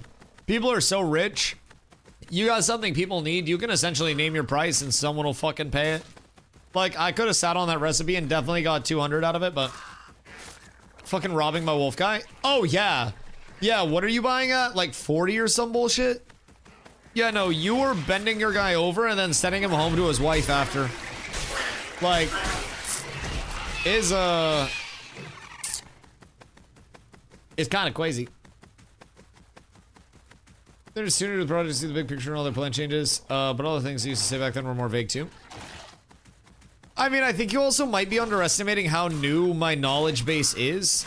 So I got in, again, I've only been involved in the project for a couple years now, but I was also brought into the project by somebody who was a very, very, very OG backer and believer in the project, which is Carla. So I have had all of the feedback. I used to watch all of the dev videos going all the way back to the pre-Dusty in Ashes days, and I don't necessarily think it's a matter of me being too new. I'm gonna be real.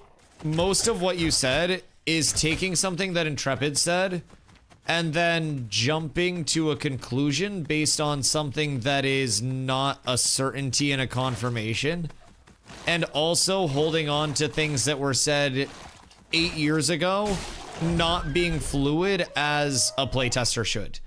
Everything can always change along the way, but if I'm being completely honest, I feel as though nothing that you linked me, and again, we went through and watched the video that you linked, where Intrepid legitimately said, like word for word, bar for bar, crafters are going to make a majority of your best in slot stuff, and the rarity of crafting is going to outdo that of drops.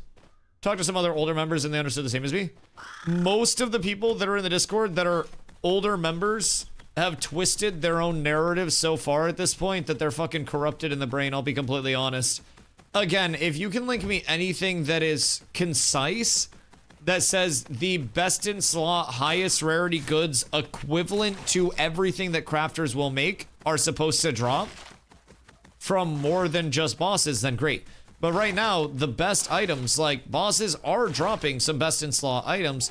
It's just, as they said in the video you linked from 2017, crafting will have the rarity and the power line up with the effort of crafting, which is going to be your more time consuming spot.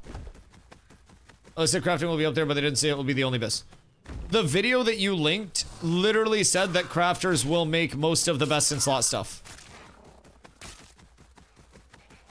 The video that you linked as evidence gave more of an indicator that crafting would be for BIS and not mob drops.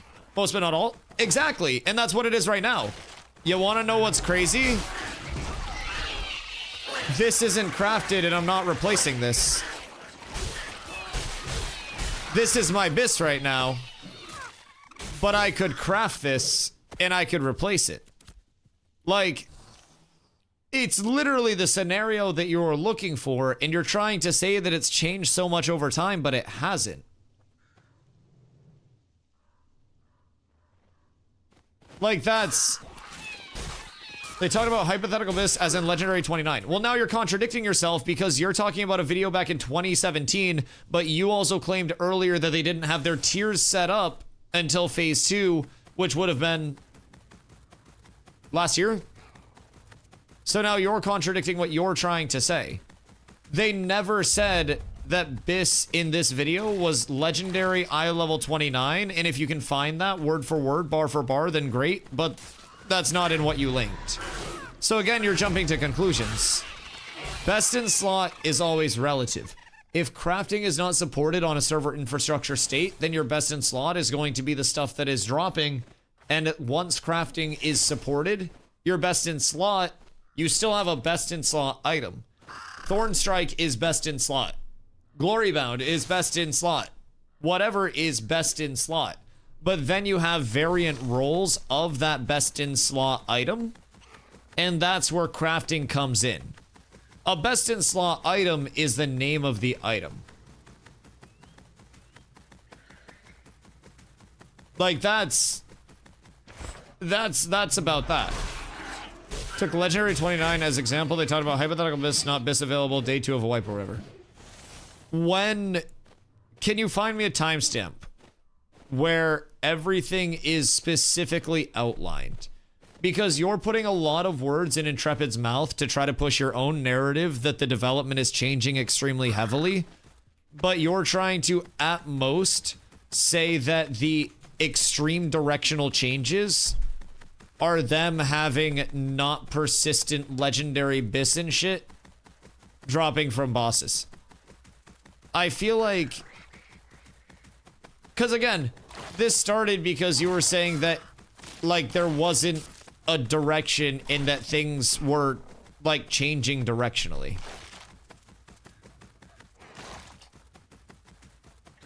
And that's simply not true. This is still the intended direction. This is in line with the video that you linked from 2017 to try to support that the direction was shifting heavily. But it's not. Like, this is far from a heavy directional shift, if a directional shift at all. Bis items not being droppable is a fundamental change to gearing for me. You assumed that in the conversations that were had where they said crafters will make the highest rarity stuff, that bis items meant and extended into high rarity when the only mention of rarity was tied in with crafters making high rarity stuff. They said best in slot items. Again, a best in slot item could be representing the name of the item. A best in slot item could be, if you really like Steel Bloom necklace, that could be your Steel Bloom necklace. A green could still be a best in slot item if it's your best in slot item choice, and then crafting comes in to elevate the rarity of that best in slot item. That's... I'm gonna be real, I think that's still pretty consistent. My opinion, getting upset about a dev studio changing their mind about something over the course of a decade is wild. I also would be willing to agree, yes. Especially to this small degree of, man, I really want to, like, grind up legendaries from bosses. I don't think that's ever been the core emphasis of Ashes. And even in this video, they are talking more and more about how they hate worlds where crafting isn't incentivized for the time that you're putting in. And they use that to reiterate how important their crafting-driven economy is. What is it said about it? I'm just saying that's how it is. I feel as though there was an error of, like, you almost going at the development state and Intrepid, I'm not gonna lie. Because, like, you kind of said that it was this huge lack of direction and, like, fundamental shifts because of things that were promised extensively in the early days of development when you bought in that are no longer present. That was the wording that you used. And, like, it's not like everything has just fundamentally shifted as a whole. That's kind of what I'm trying to get at. If anything, it's a slight shift. But again, I think that you were also extrapolating available information and jumping to some conclusions based on some vague things that were said. Saying that most core systems changed and will probably change even more. That's also something that I tell people on a daily basis. So... I guess I'm confused how you feel this is like a super heavy change. And what the actual core system is. Like, was there ever a point where Ashes was a playable product where bosses were in and dropping legendary eye level 29 gear? Like, that's my actual question? Or are you just taking words out of their mouth that were never actually implemented into the game environment and saying this is exactly how it was supposed to be, even though it was never implemented? Because a core system that doesn't make it to the game isn't a core system. That's an idea. A core system is something that's actually implemented in the game. And if the core system of the game has never...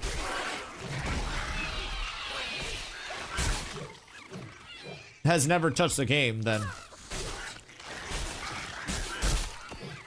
Kind of wild to assume that Steven meant bosses drop common steel bloom necklaces when crafters make legendary.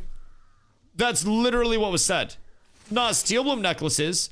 But again, they talked about how if you killed a boss, you would get components to give to a crafter, and then they iterated that crafting rarity but would be rewarded for the time invested in it, the time to kill the boss, and the time to gather the stuff, and the time to craft the output, which then if you are looking to jump to conclusions, you could logically jump to the fact that that increased time and effort to kill the boss and gather more things would lead you with a more fruitful output because you're doing more things. I don't understand how this is confusing. It's not confusing at all, unless you're really trying to misinterpret something. Like that's... I think that's where it's at. Gotten epic drops though, it's just epic when it does drop. Yes. Like Godchi had, oh, I hit level 20. Godchi had a heroic rose thorn chest before it was craftable. And that thing was the fucking Bugatti Rolls Royce of rose thorn chests. And even to this day, that's primarily what's being crafted. Like, things still drop. And the drop tables still exist. Only ever seen proof of one legendary drop, and that was in P2. I have seen, like, no legendary completed items, but we've seen legendary maps. That was cool. Like, we've seen legendary things, but not legendary items on this end. Lego Matt's sure, never item. Yeah. Suspect got a legendary wand in phase 2. Jesus Christ. Don't mind heroic being droppable, but we even saw epic drop this phase. And again, I think that... I guess trying to go at the directionality of development and say that there's, like, not consistency and huge fundamental changes. But I think that's a huge reach, if I'm being completely real. I really think that is a massive fucking reach. I think that what we still have at this point in time absolutely lines up with what Intrepid has said. If I'm being honest, I think back to an epic Lumen Star dropping, the Forge Sword, and that clip going around like fucking wildfire because it was such a big deal. People can craft that, but that did still drop and is still in the, oh god, and is still in the loot table of droppable things. It's just not a commonality for it to drop because it's epic. I feel as though there's not really that big of a directional shift, man. To me, loot drops and settlement development are two of the most fundamental systems. Right, but instead of using flavor words, what about the loot drops are a core fundamental change? Like, we're telling you right now that the loot drops are still functioning in the way that you say that they aren't functioning. Like, we're giving you actual first-hand anecdotal proof that that they are functioning in the way that Intrepid said.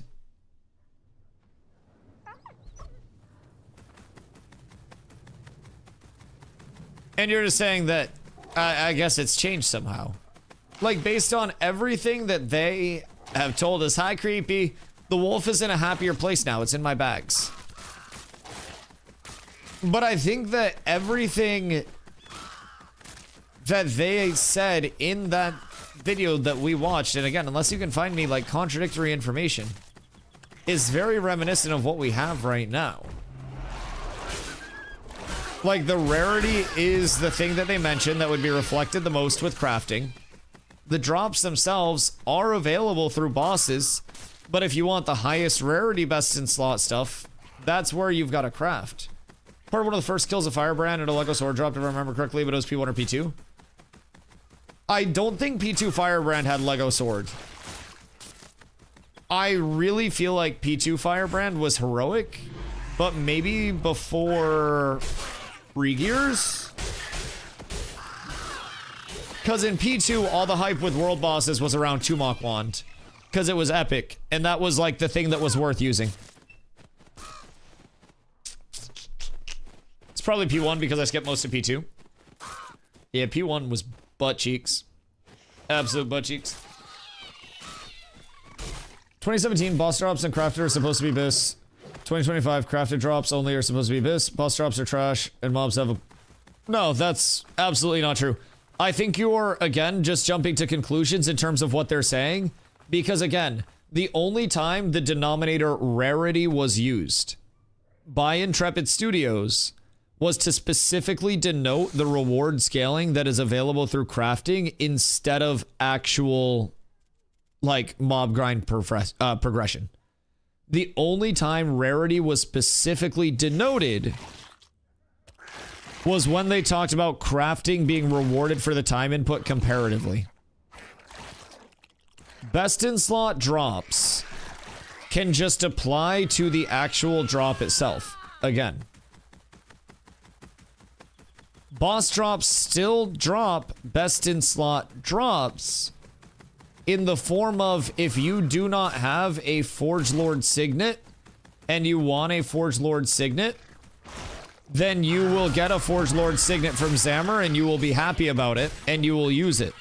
But if you want the best Forge Lord Signet, you'll farm until you get the recipe and the mats, and then you'll get more of the mats, and then you'll use those mats to make a higher rarity Forge Lord Signet, which is what the developers said in 2017 there, was that you would have crafters that would take a piece that you got from killing the boss and farm up other things, and then would have the rarity output that would reflect the time input. And then they went in to talk about how they hated when actual crafting output time wasn't valued.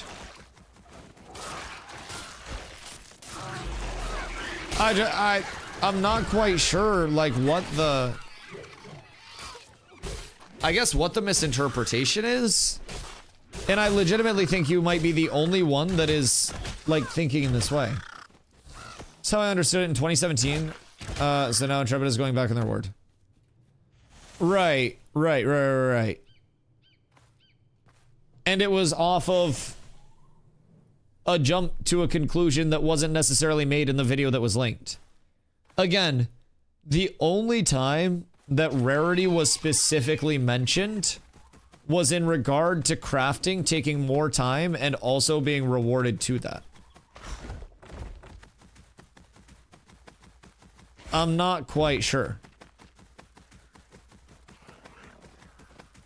The video the linked proved Ash just knows exactly what they want. Right. I don't think it's at all funny. Most people who think this way seem to be in this chat. So are you telling me that a Forge Lord Signet is not BIS?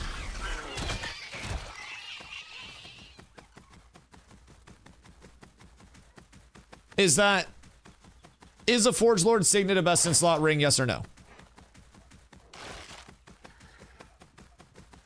Yes, it is. Does a Forge Lord Signet drop from Forge Lord Zammer? Yes or no?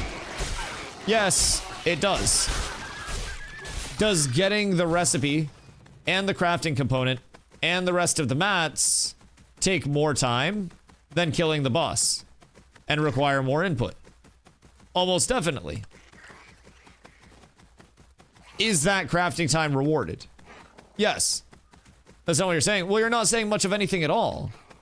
You're throwing a fit and saying it's not the way I thought it was going to be, so it's not the way it's supposed to be. Like, I think there's not a huge fundamental change there, and you're making up a big difference in your head when there's not a big difference to be made up. I'm gonna be completely real. Like, I think that, and nobody's pinging you, people are replying to your message, so there's context. Don't be a douche to other people just because you're angry that your point isn't being taken. I'll be real. You don't need to be a dick to other people when they're simply using the reply feature on Twitch. That's, don't do that. You don't gift enough subs to the channel to be mean to other people and not get disciplined for it. I love you being here, but don't be rude to other chatters that are just replying to your message. Somebody replying to your message is not warranting you snapping at them and being like, stop pinging me. You're putting your thoughts in a community and you keep repeating the same thing over and over again, and you're not understanding anything that anybody else is saying, and you have your fingers in your ears saying la la la la la la la la la, Intrepid's changed it, there's no direction, when you're being replied, or you're being basically like replied to and given evidence that things are the same way that Intrepid said, and you're taking things in a context that only you are interpreting those things as. and running with those and saying the entirety of the game has shifted direction.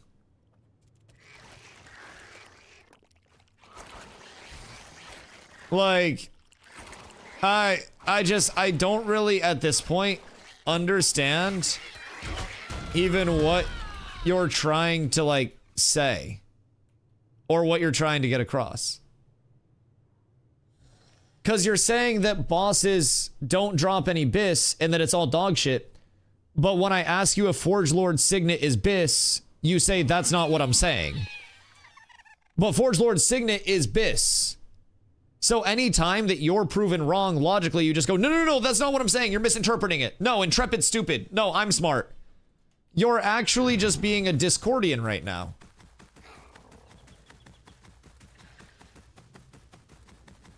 They're half that way. Crafting is still bis like they said, and crafting items out of special drops still leads to bis. But Forge Lord will not drop a bis item. Forge Lord does drop a bis item.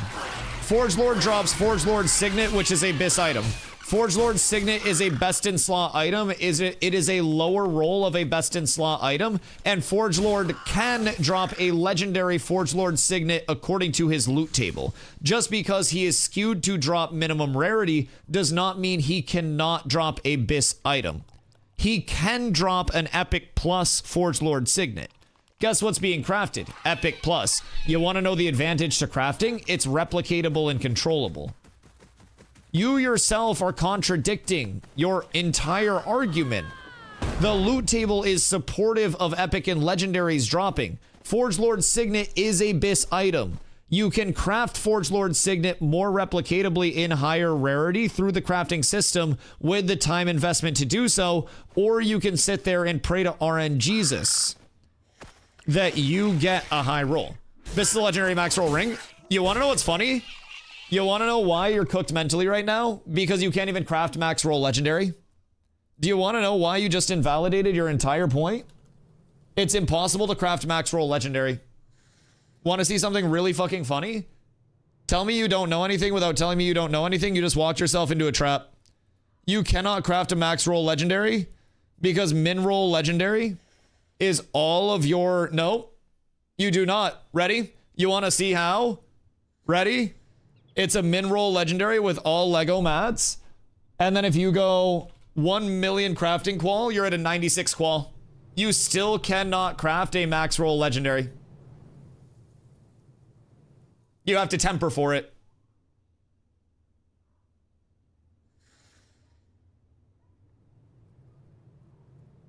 I'm so sorry, but you have no idea what you're talking about. Like, you cannot just craft a max roll legendary. Brother, quality is also just a roll on gear. So, with the drop table being the way that it is, drop tables are not just it drops here and here and here and here. Drop tables have a chance to drop anywhere in this populated area. So, in theory, and again, legendaries don't drop that much because they're fucking legendaries. You could see a 1736 Forge Lord drop. The chances of it are probably about as high as your chances of looking correct in this argument, but it could happen. BIS stands for best in slot, not weaker version of best in slot.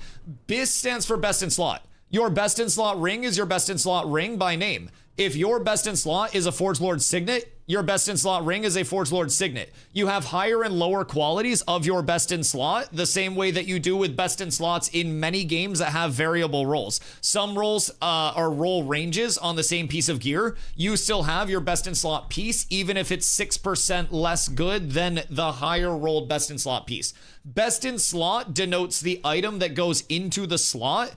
Quality or rarity of best in slot denotes the quality or rarity of that best in slot piece. You do not know what you're talking about, and you cannot argue this. Best in slot denotes the piece that goes into the slot that is the best piece for that slot, and then you have the subcategory of quality or rarity tied to that item that is your best in slot item. You have perfect and imperfect best in slots. You have high rolls and low rolls for your best in slots. In rarity scales, you have high and low rarity best in slots if it's the same items. But a best in slot is a best in slot. A min roll best in slot is still a min roll best in slot. A max roll best in slot is a max roll best in slot. There's only one best. Correct, and it's Forge Lord Signet. Yes. That's your best in slot. It's the Forge Lord Signet. Correct. You're reaching so fucking far into your own ass to try to pull anything out, and I'm gonna be real, bro. I'm gonna be real. I understand why you hang out in the Discord when my stream's not live. I'm gonna be real. And I think a lot of your takes get cooked there too. I'll be right back. I'm gonna smoke. Otherwise, I'm gonna say some really mean stuff. Because, bro, I've now spent 20 minutes explaining to you why you're fucking delusional. And I'm gonna be real. How many hours a week are you even playing at this point? Like, if you're this unhappy with Ashes to the point where you're willing to argue to make yourself look like an absolute buffoon because you're unhappy that you can't farm up max roll legendary stuff off of bosses, then you genuinely need to just go fucking play something else. Like, I'll be real. I'll be real, dog. At this point, if you're this unhappy because you cannot farm up a max roll Forge Lord Signet before a crafter could potentially put one out, like, bro, you just gotta play something else. You have no clue about me, and it's a bit weird. Brother, you're willingly sitting in my chat. I have as much of a clue as I need to because I talk to you much too frequently. And you are in my chat right now letting me know all I need to know about you. Nobody's making assumptions. You are the one that is making yourself look like an obtuse goose and an absolute douche. You are dying on a hill where you are trying to critique the entire Ashes of Creation playtesting environment and development process by saying, I was here before everybody else. I know so much more than you. When you're presenting facts that contradict what you're saying yourself, and you're only making it seem like you took words and misinterpreted them. I'm gonna be real. Think it's content to try to make people look dumb? It's not at all. But when people are being dumb, I make them realize how dumb they are. And if you feel like you're being made to look dumb, that's because you're dumb. There are plenty of people in my chat that come in and don't get yapped at, but you're choosing to die on a hill that many people have been like, brother, you're fucking reaching. And you're incorrect. And also, you saying, you honestly have no clue about me and it's a bit weird, and then saying, I think it's your content to do this, is the most parasocial shit that you could have ever fucking said. You are a Redditoid, Discordian, dumb fuck bot that belongs in the Discord of the Alpha 2 channel, yapping to your fucking self while Talents makes fun of you with unknown in DMs, getting absolutely roasted by the development team with your shit-ass takes. You, my friend, are as parasocial as anybody else in this scene the second you said, you know nothing about me, and then assumed that you knew anything about me or my content. The reason why I am here right now is because everybody except idiots like you feel welcome in this fucking community, and you give me easy content because I can point out how fucking delusional a percentage of the gaming community is. And I appreciate you for being the way you are, and I love the fact that you are at least self-aware. Thank you. I'm gonna go smoke. Jesus fucking Christ, dog. Just hit the X or you're getting 30 more minutes of it when I come back. I don't even need to go to Forge tonight for this content, bro. There's not shit till the 18th. I got 2 weeks of this. I swear to God.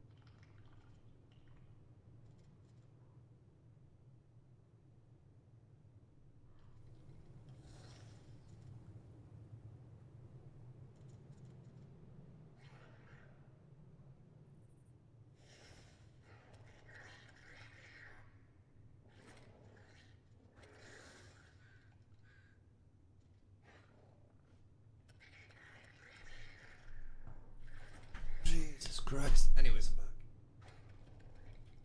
We're up tremendous. We're talking about Forge Lord. Is this one? It's not. Here's my defense ring. Listen, I don't even like defense rings. I like max HP rings personally. I would rather have, I know this is a crazy controversial take, rather have Steel Bloom. Fuck mitigation. Mitigation scales up so high on tank already, and I'm going a bulwark set. Like, I don't know, man. I don't know. I don't necessarily think it's, Cat with abs is absolutely. I don't think it's that big of a S thing. tier. Yo, good job. Thank you for the follow. I appreciate you. You'd chill here and not talk fight out that no one else gets farmed like he does. Well, this is the weird thing. That's a normal chatter. That's why I'm so shocked that they even, like, tried to go there. That's someone that spent a good amount of time in this chat and understands that I'm just going to say, brother, if you're unhappy with everything, then you can either make your own game or you can just go play something else. But the second you become unhappy to the point where you feel as though you have been lied to by Intrepid, and that is your mental about it, it is time to leave. It's time to go. The second you are so paranoid and invested in something in a negative way to where you feel as though they are now actively deceiving you, and that is in your head, brother, you just gotta, like, play some fucking Arc Raiders. Play Ball Pit.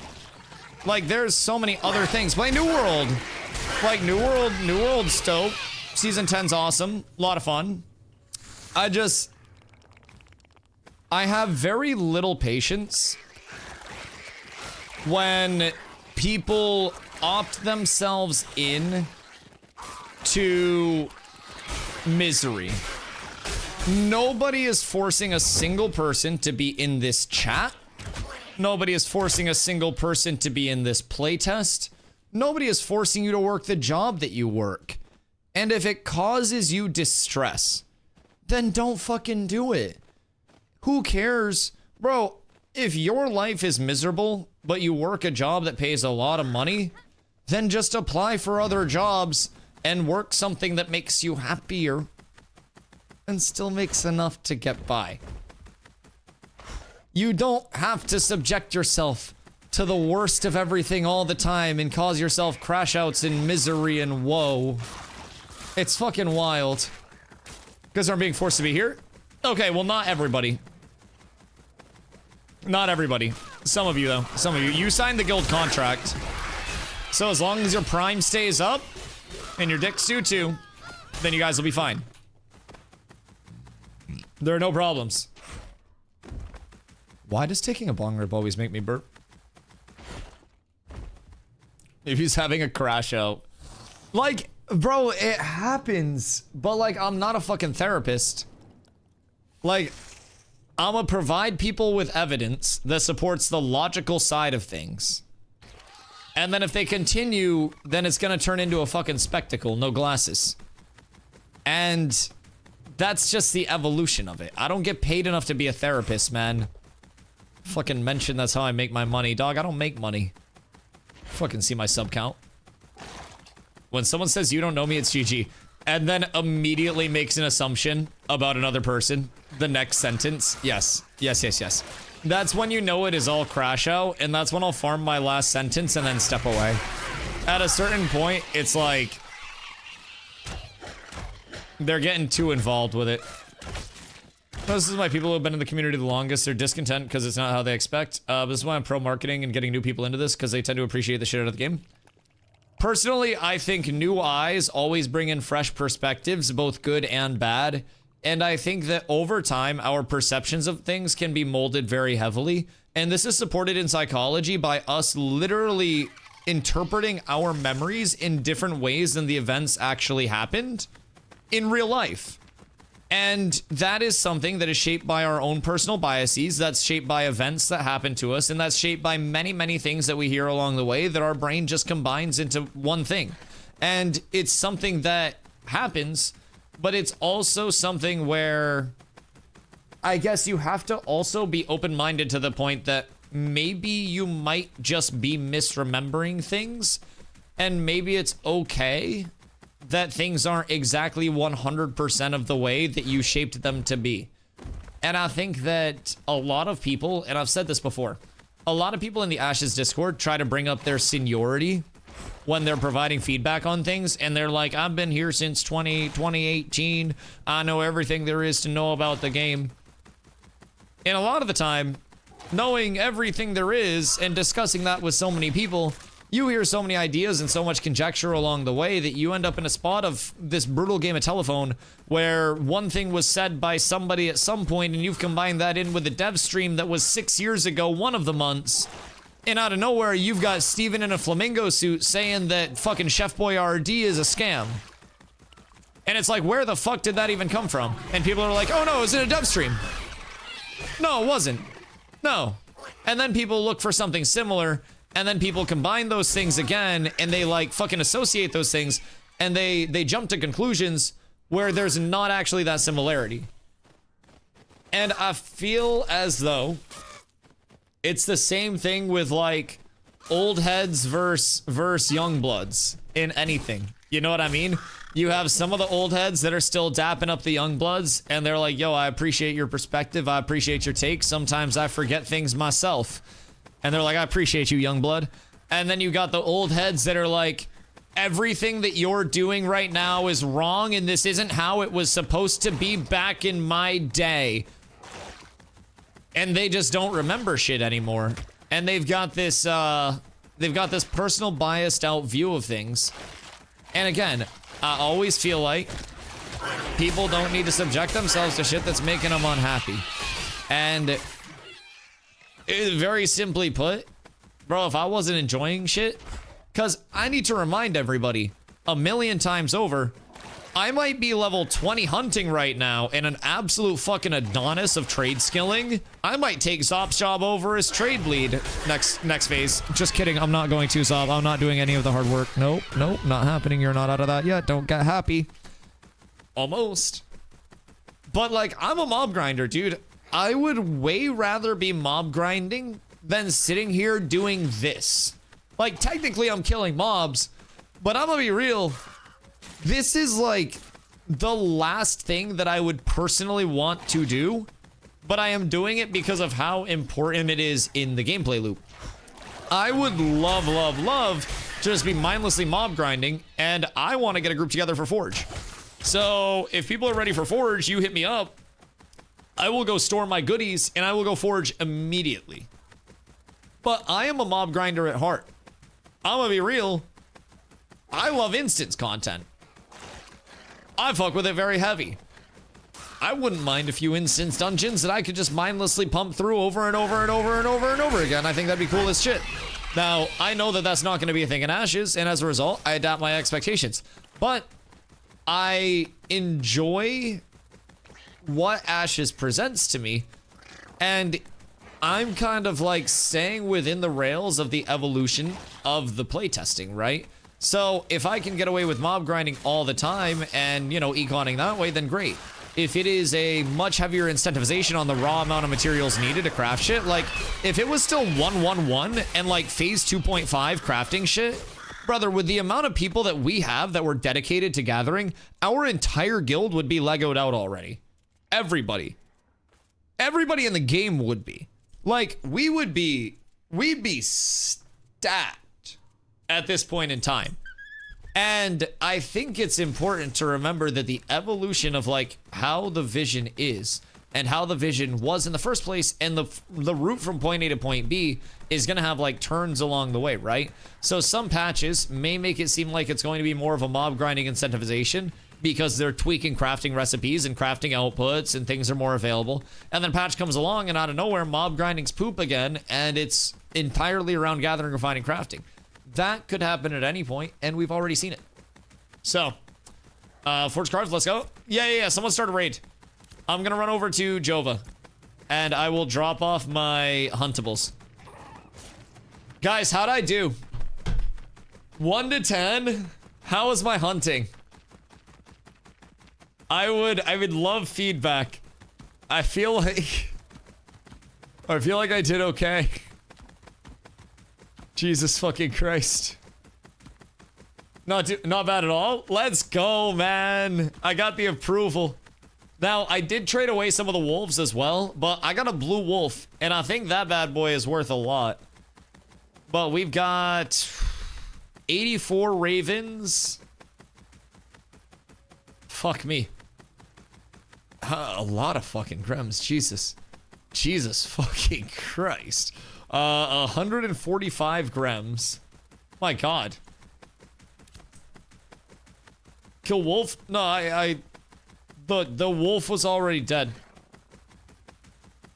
Imagine not getting an epic card. Dog, I haven't got shit. In terms of like heroic plus, I'll be real. I got 1 blue wolf, around 5 gold, maybe less. There were 3 gold to win set earlier. Wah! I'm poor again. This is gonna be my epic. This is the epic. I believe right now. Discard it, TBH. Lick my balls. What the Hellington? Got 1 epic grem earlier. Yo, that's the difference maker. Bro, I'm too good at hunting. My success rate is too high. Like, I'm down horrendous. How do you feel Zine has more viewers right now? See the Mizkif screenshots. No, what's Zine doing? I'm fucking glad. I hope he's doing something fun. Good for him. Dude's gotta fucking pay rent. It says power is that both fizz and magic? Yeah. Got rated by 800. Wait, what? Wait, send him all of the Mizkif messages from me. Like, the entire video from, like, when they did the Rust Kingdom stuff. Yeah, send that over right now. What the fuck? Wait, what's he doing? Is he playing Ashes? Or is he doing something else? Oh, shit. Wait, good for him. That's fucking sick. Hold on, I gotta pull it up. Me pulling up a tab now. What a fucking dick. Playing chess? Let's go! Dude, I love that. That's fucking huge. Wait, so is he good at chess? Do we have any chess heads? Wait, that's so fucking dope. Who rated him? Dude, that's a bomb in chess, right? Isn't that like the larger end of the chess spectrum? Chess drama's so sad. I know. Botez sisters? Oh, wait.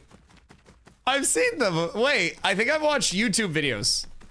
Because I watch a lot of chess YouTube. Wait, that's cool as fuck. Dude, good for Zine.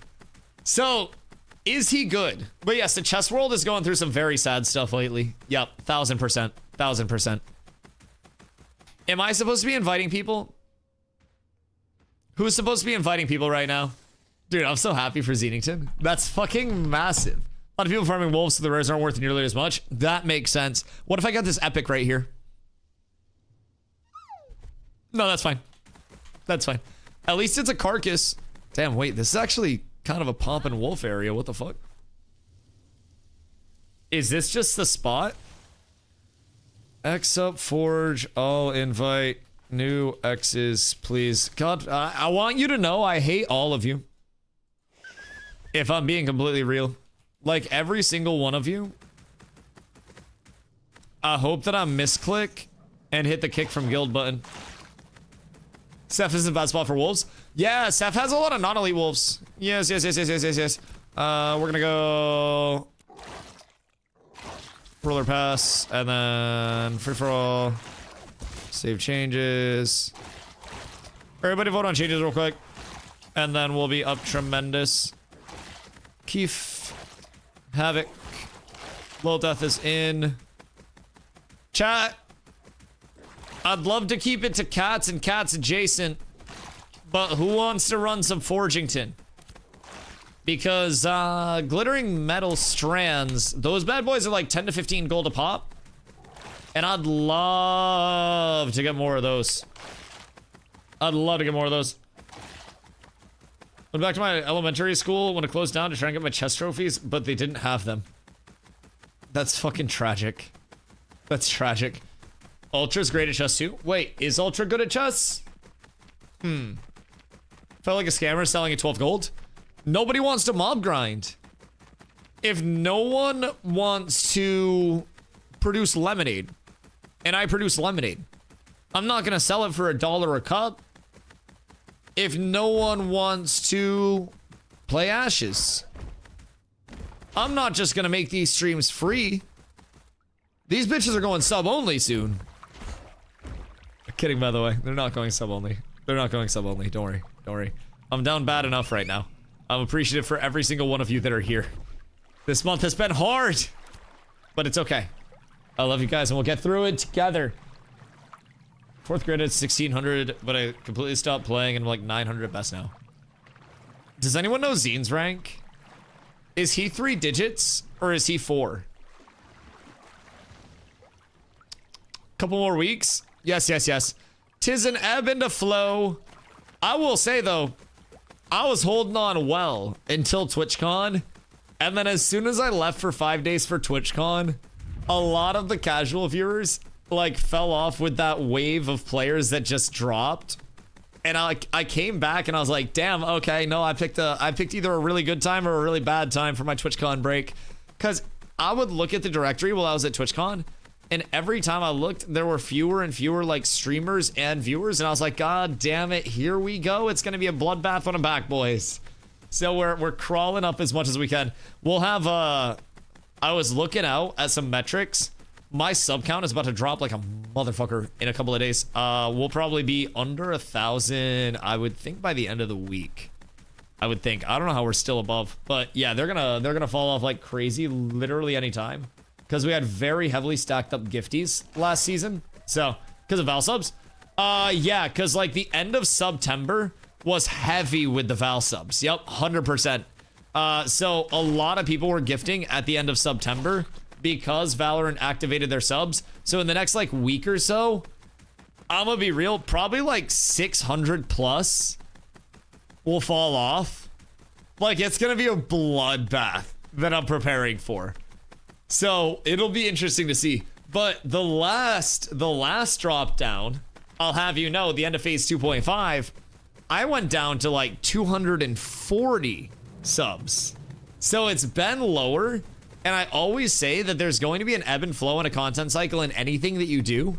And basically what you hope for is a higher peak every peak and a lower valley every valley. And my boys, we got that.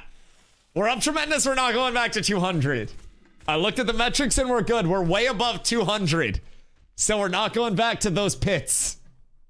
So I'm happy about that. Also, who needs adept stuff? I know somebody probably needs adept stuff. I should organize the storage real quick, if I'm being real. That might be beneficial.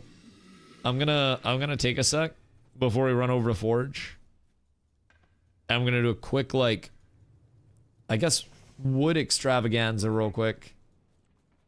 And try to organize this just a smidgington.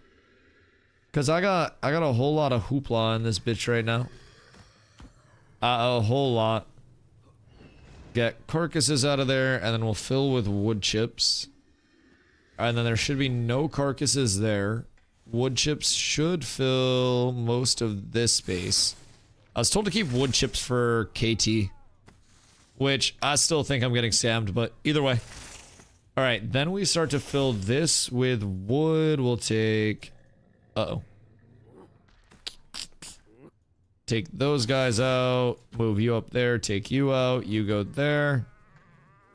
Okay. Wood, wood, wood.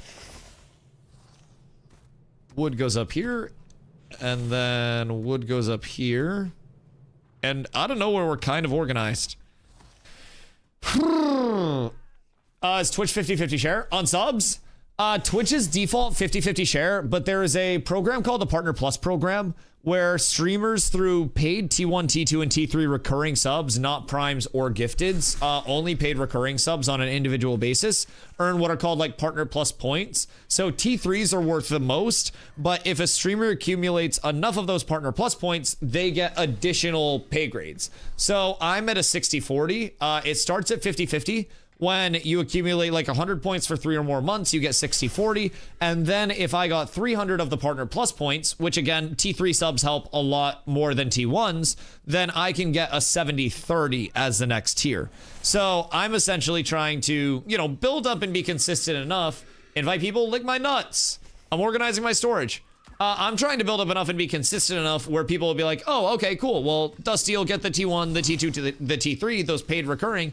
And that's going to be what gets me closer to the 70-30 split, which is essentially just another 10%, which is great because that's the highest bracket that they offer. And then from there, the US government gets another split on that.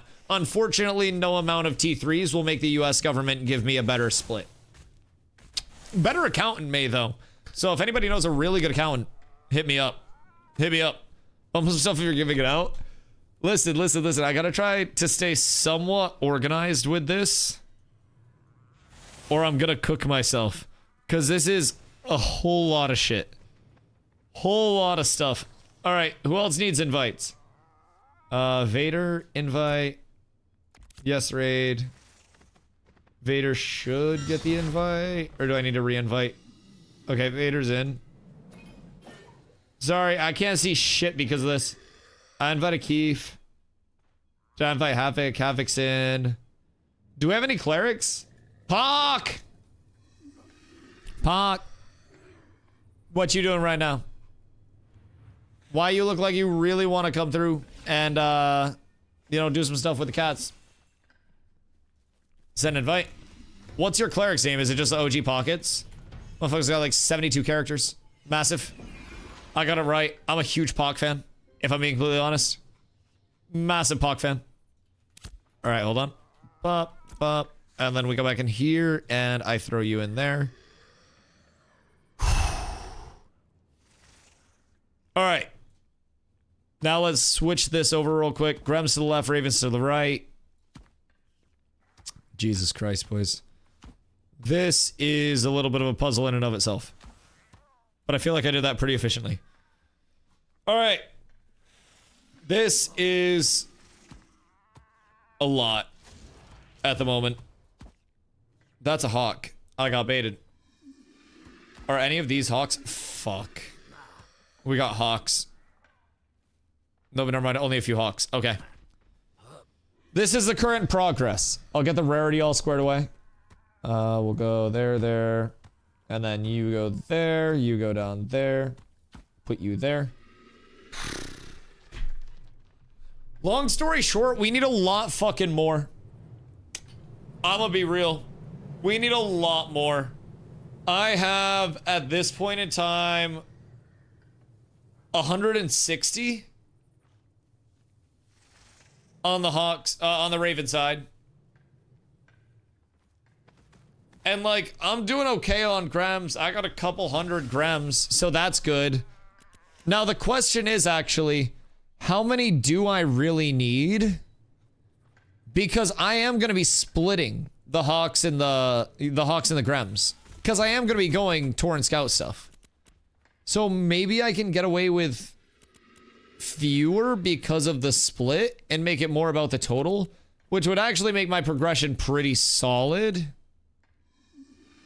Or maybe I'm coping. I might be coping.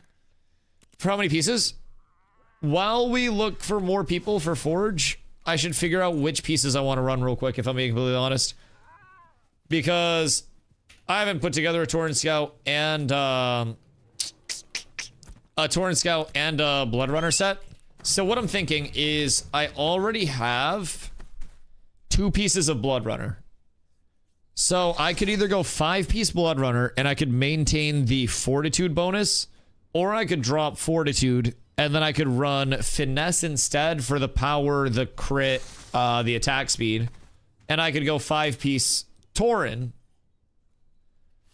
So the Blood Runner pieces that are good, honestly, your top 3 are legs, boots, and helm. So Blood Runner helm would be a definite to craft. And then boots and gloves are the other 2 pieces. Put me in pockets in the same group. Yeah, I got you. I'll move some DPS in there as well. And then we'll go yeet and yeet. There. All of that. And then X up forge. All right, let's see. Codex. Let's go with Torrent Scout. Emu, my hero. Oh my god, wait, we got 2 clerics. We're actually up tremendous. For full blood runner, you need 651.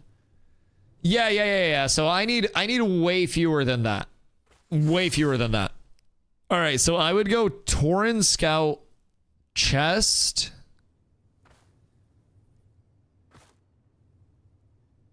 Bracers.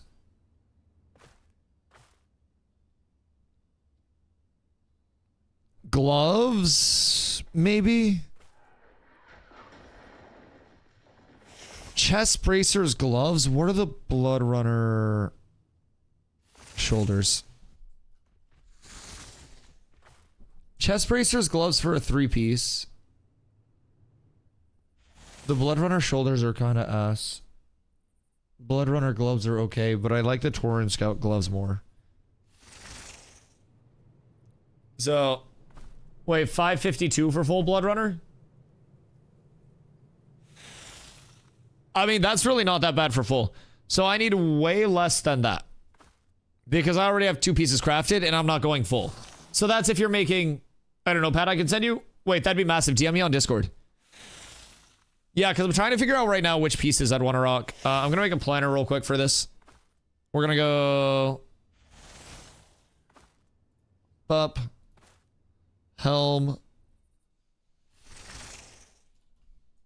blood runner, select. Then we'll go chest, Torrent Scout, select, bracers, Torrent Scout, select, gloves, Torrent Scout, whoops, Torrent Scout, select, belt. This is where I decide if I want to go 5 Torrent or 5 Blood Runner.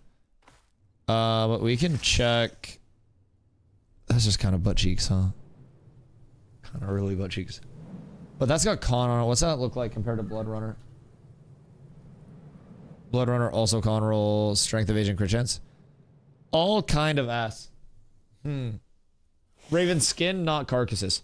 Oh, okay. So we'll just say Torrent Scout on the 5-piece for now. Just for funsies. Oh, that's kind of bad though. It's kind of really bad. But Blood Runner helm, gloves, boots are the play for the 3-piece. We'll throw that on there. Okay, no, that's fine. Dude, I don't even drink energy drinks that much. Anyways, pants, Blood Runner. Select those. Boots, Blood Runner. It's gonna give us our 3-piece Blood Runner. And then over here, Torrent Scout, disable power, crit evasion, phys crit chance, versus Blood Runner, which are disable defense, phys accuracy. Yeah. So I think here, Torrent Scout shoulders. With this, should be looking at 5 Torrent Scout, 3 Blood Runner.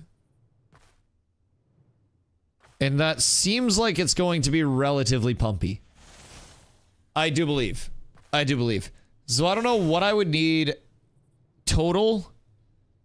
But I have Blood Runner legs. I have Blood Runner boots. I need a helm. And then I need Torrent Scout shoulders, chest, bracers, gloves, and belt. In total. To run what I want to run. There was somebody that was selling Torrent Scout bracers yesterday. I don't know who they were, but I sent them an offer and then they logged off. And they didn't accept my offer. And I got really sad. Because I definitely would have paid a decent amount for them. And I don't think they were asking that much either. I'll be honest. So that's what I'm looking at. Cause then I get my 5 bulwark. So 50% of the time, every time, I have 10% bonus mit. And I think that's gonna be massive. How much would you pay for uncommon Bloodrunner helm? Ooh. How much would you want? I have some gold available. I also have materials. So I don't know if you're looking for any mats or anything as well. But I would definitely be interested in Bloodrunner helm. The only sad thing is that I dropped my 579 fizz power from Rosarium Guard. But it's like a short-term loss for a long-term setup, you know? Like 100 gold and replacement Rosarium helm. What are they going for right now? Like fucking 200? Like, it sounds expensive, but when you look at the actual cost of Bloodrunner, I'm pretty sure that's still a bro deal. I'm pretty sure that's still a really good deal, if I'm being completely honest. Because Rosarium Guard's what, 60? Per piece, roughly? Chat, where are my econ experts at? I want to say Rosarium Guard's like 60 per.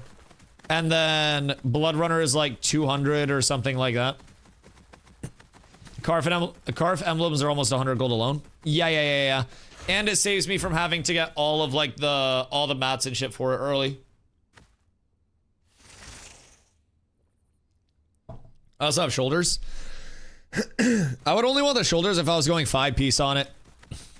Which, like, if Torrent Scout wasn't a thing, then cool. But this also would allow me to econ so heavily. Because then I can just sell ravens. If ravens are already expensive, then I can just keep Grem farming and I can sell ravens and wolves. So, like, low-key, I think I'd be down for that. I think I would do that. Cause I feel like it's definitely worth, and with how many ravens I have right now, not having to craft Bloodrunner right off rip, and only having to focus on 2-piece Torrent Scout to activate is huge. Because 2-piece Torrent Scout puts me in 5-piece medium. It gives me the fortitude buff still between Bloodrunner and my remaining Rosarium Guard. So I'd be medium 4.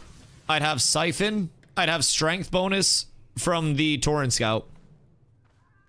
Yeah, I think it's good. I think it's good. I'm down.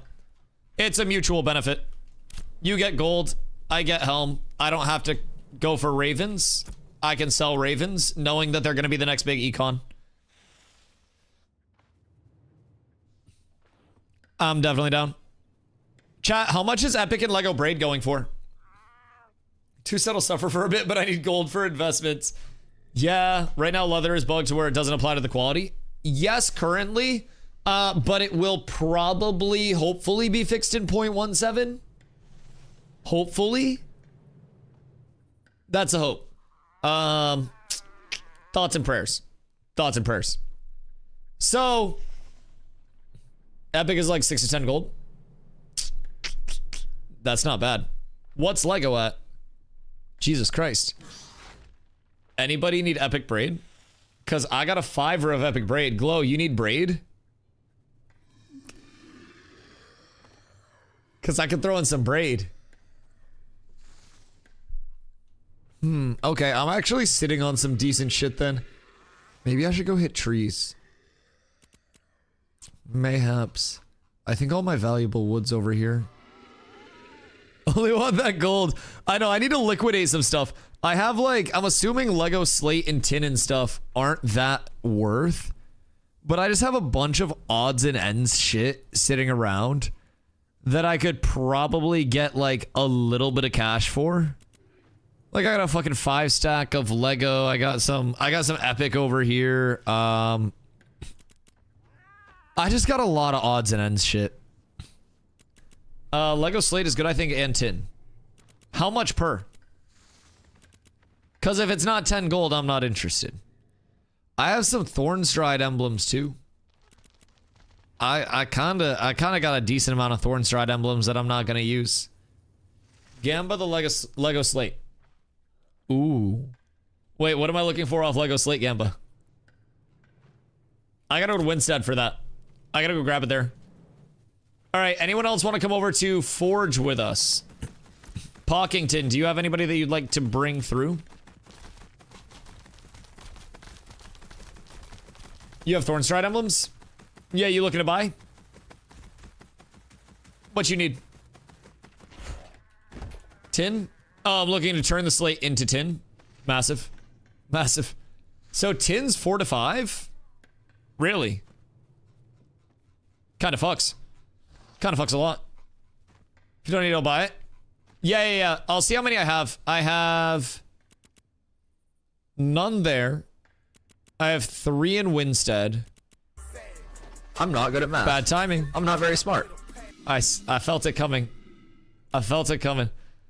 I have 3 in Winstead. I have none there. Let's see. I have 1 in KT, so that's 4. But I have anything in the Southern Harbor. I have 3 in Halcyon, so that's 7.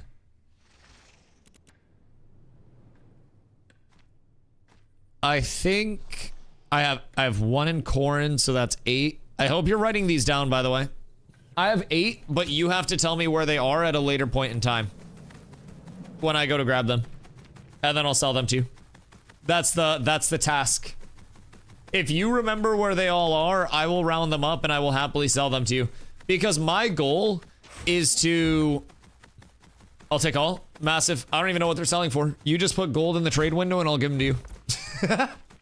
You literally just put an amount of money in the window and I will give you the emblems. I'm happy to help the guild.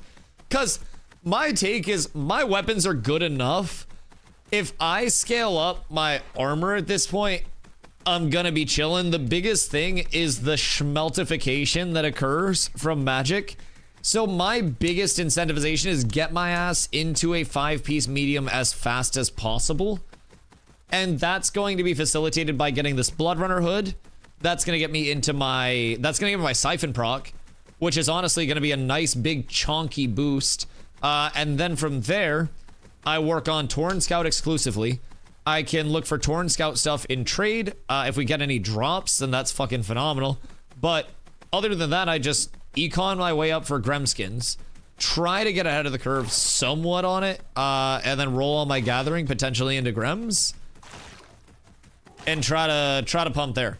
Because if I can get 5-piece Torn Scout and I have Bulwark up 50% of the time, and I'm in 5-piece medium, and I have crit, and I have Fortify available, I'm huge. I'm huge. Like, absolutely massive. So I'm really excited. And I get a little bit of max HP from the Bloodrunner helm. Because Bloodrunner helm's got 149 max HP on it, 232 fizz power, and then a little bit of fizz crit chance. So I'll lose a tiny bit of speed, but I'll gain a little bit of max HP, which is always, always, always nice. I can afford one to start. Ultra, what up, my boy? We are running over that way now. I think I'm one of the last people over there, but we most definitely could use more people for it at all points. We are just rolling off all of the grays, just, you know, roller pass type thing. So if you guys want to roll on the metal strands, they are 10 gold plus a piece. Take them for crafting, take them for reconning, whatever. It is open roll on that stuff. We're hoping to get recipes so we can get those over to our crafters. So, how come your gear isn't higher rarity? Is it really time consuming? In terms of my gear, so a lot of armor is very, very, very time consuming. Also, armor tends to be more behind the curve of like jewelry and weapons. Jewelry and weapons came online much earlier than like the appropriate armor smithing tables. And we're waiting right now on like the item level 29 armor sets, which have the most impactful set bonuses. So you'll notice like my jewelry and my weapons have that level of investment. Armor at item level 26 isn't necessarily the craziest. It's more of a filler piece until item level 29. Item level 29 stuff has these active set bonuses on them. So Siphon gives me a 10% chance on hit to do more damage to the target and heal for the same amount. I think the healing part of it's bugged right now, but hopefully fixed soon TM. So that's a nice little damage boost. And when the heal is working, a nice little bit of self-sustain. It's just an extra little pop, like a once every 60-second ability worth of damage, but it is quite nice to have in trade scenarios. So that's really solid. Other sets will also have other set bonuses. Bulwark, the one that I talk about, is a plus mitigation set bonus that comes from a set that drops in Forge. So there are like those item level 29 exclusive set bonuses to build around, and you'll notice, Jesus Christ, with my Rosarium Guard set, I don't have any of those procs. It's just kind of like stats from the sets. So a few differences there in terms of armor sets, and like in terms of like light, medium, and heavy. Heavy is all physical mitigation, so you'll notice that it's all fizz defense. Medium is a split between fizz and magic defense, and then light is all magic defense. So if you're PvPing in most group scenarios, you're definitely going to want medium as your primary armor set. At least for that 5-piece, because when you have a 5-piece set bonus active, that gives you more mitigation also of that type. So the heavy bonus gives fizz defense, another additional percentage. Medium gives more split, and then light gives more magic.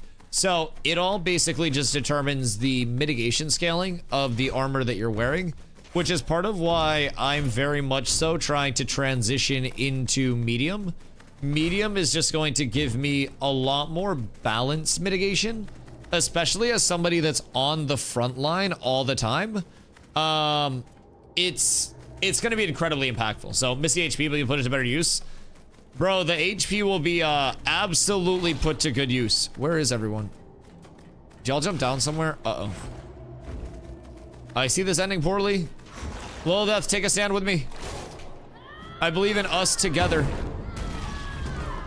Little Death, I need you. I need you. I want to abuse the last days of static, but I also want to buy ravens for blood. I get that. I get that. Listen, I'm not going to need many ravens anymore, so you might be able to buy my ravens for almost scammy prices, but not full scam prices. I won't completely scam you. All right. RIP your drip. You're going to look way less cool now. Hiya. Goddamn fucking stupid blood runner drops, man. Why has it got to be so good? Oh, we're gonna be so up tremendous though. Alright, Peter the Rosarium Guard. It's been good while it lasted. My fizz power is gonna be down. I'm gonna be at like 280-ish.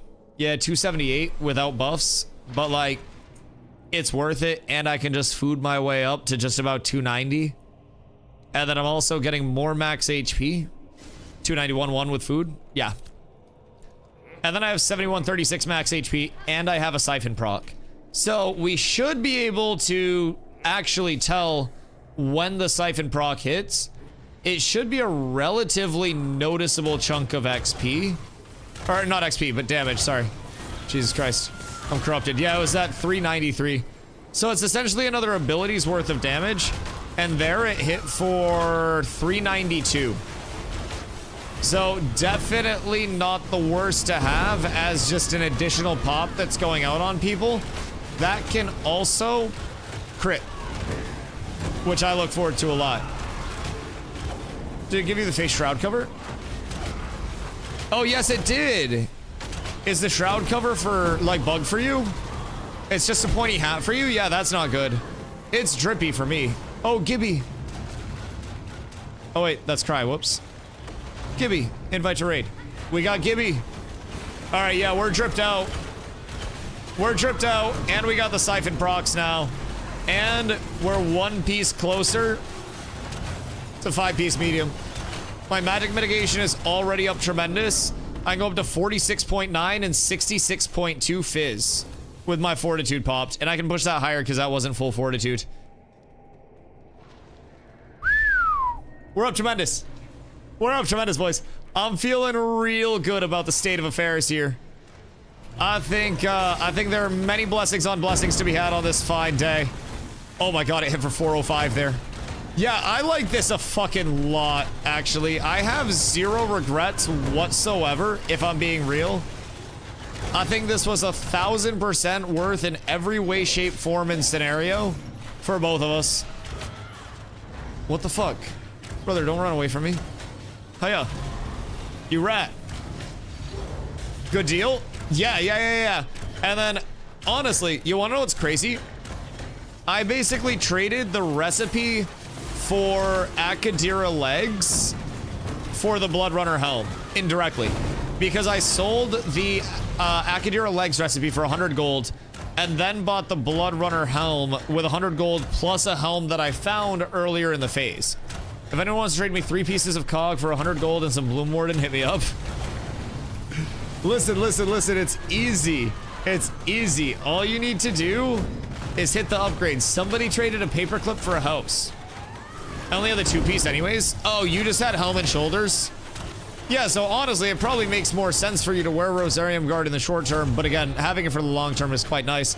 But trying to get the liquid up to do other things is a big thing. And I am used to not having any liquid whatsoever. Very thankful for that. Very thankful. And now I get to sell my ravens. So that'll save a lot of effort. A lot of effort. Zop, did Cog even, like, drop much? I have a carpenter, so gold will help drive bow sales. Yeah, so that probably means more in potential gain for you in terms of having, like, the actual gold than having that helm would bring for immediate benefit. And then for me, where I'm spending a shitload of my time gathering right now and trying to hunt ravens, this allows me to not focus on ravens as much and instead focus on Grems, Econ, Wolves, and Ravens to try to get myself squared away with all of the Grems. Everyone is scared of 4th floor? 4th floor fucks. And Oculars have a really high material, not material, but recipe drop chance. Is that purple? Why did that show purple? Is there a purple glint on there?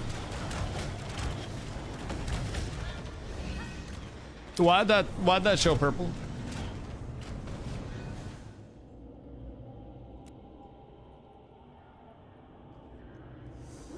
What incarnation?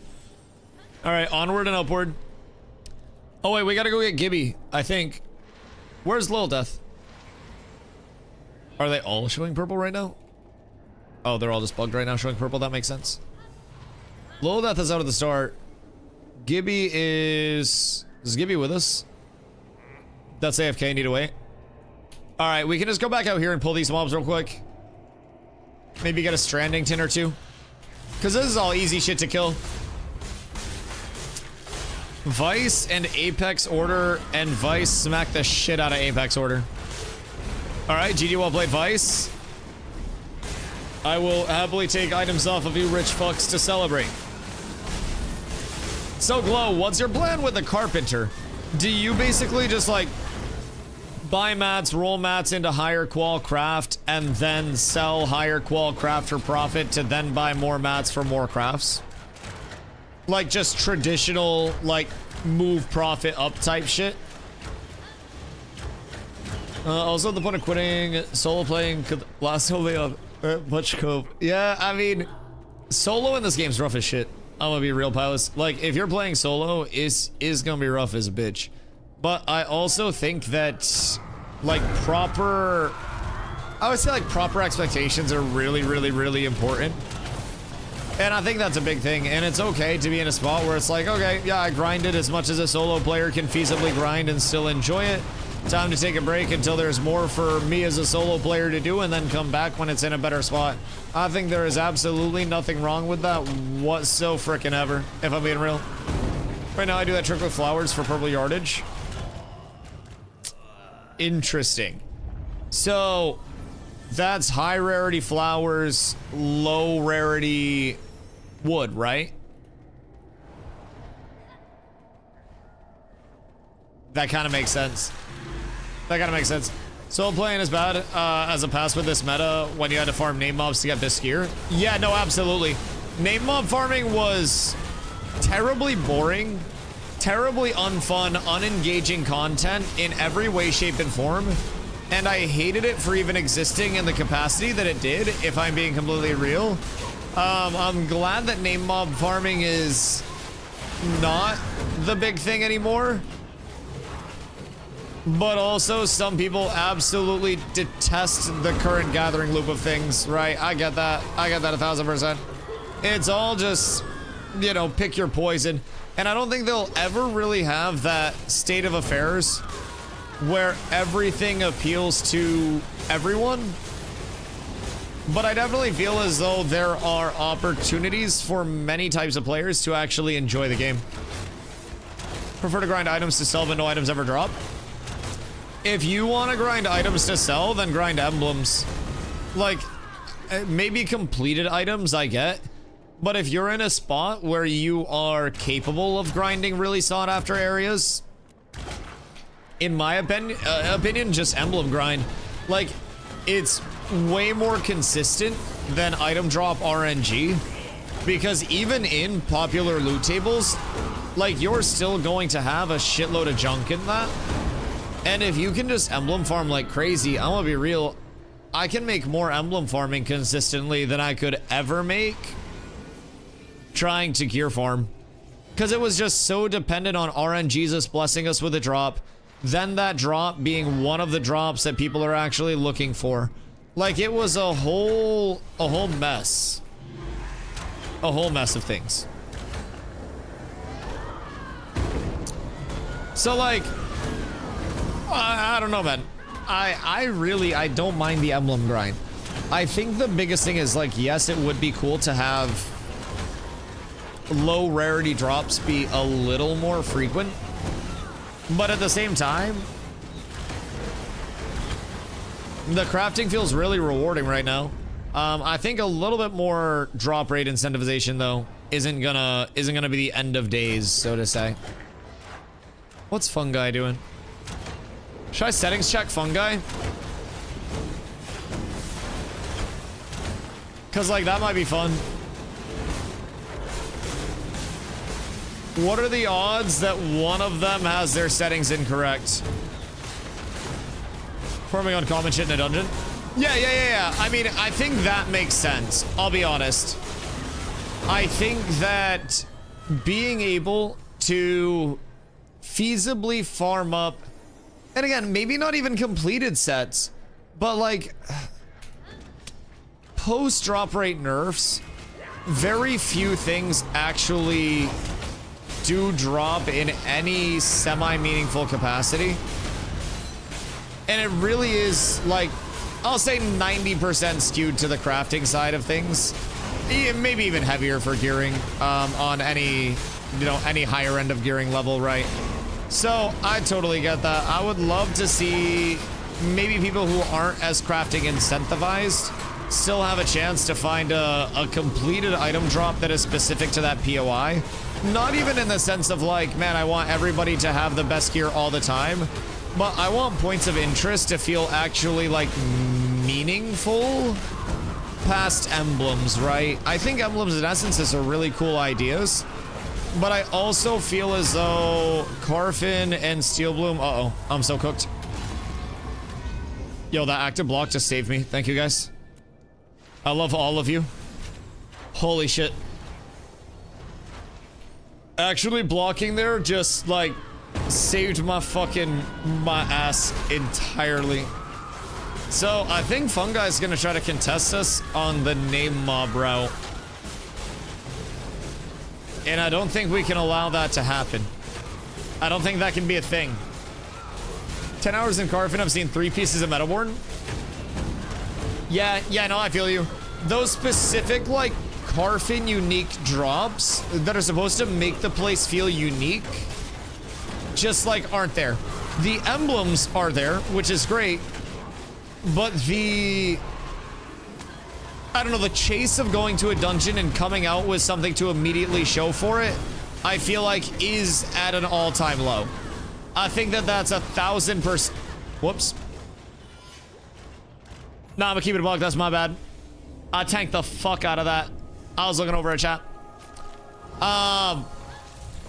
But yeah, I definitely think the feeling of going to a dungeon and feeling like you're going to come out of it with something immediate to show for it, I think that's kind of gone.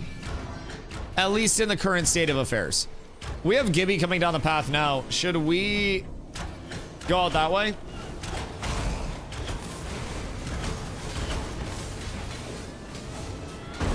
I'm sorry in advance. Pourquoi? What a dooski Subaruski. You're sorry for what, Sussman? 0.17 update on Tuesday. Tuesday or Wednesday, I'd believe. Guild deck incoming. I mean, if we gotta put out a ping, we gotta put out a ping. All I know is I have to piss. I have 4 Grandmaster gathering on my main with crafted tools and bags in 2 tones full processing, journeyman lumber milling, journeyman weaver, journeyman stone, journeyman metal, journeyman tanning. Crafted myself legendary weapons, I got myself best mount. Only thing is gear. That one I could not with the current state of leather. How much you play?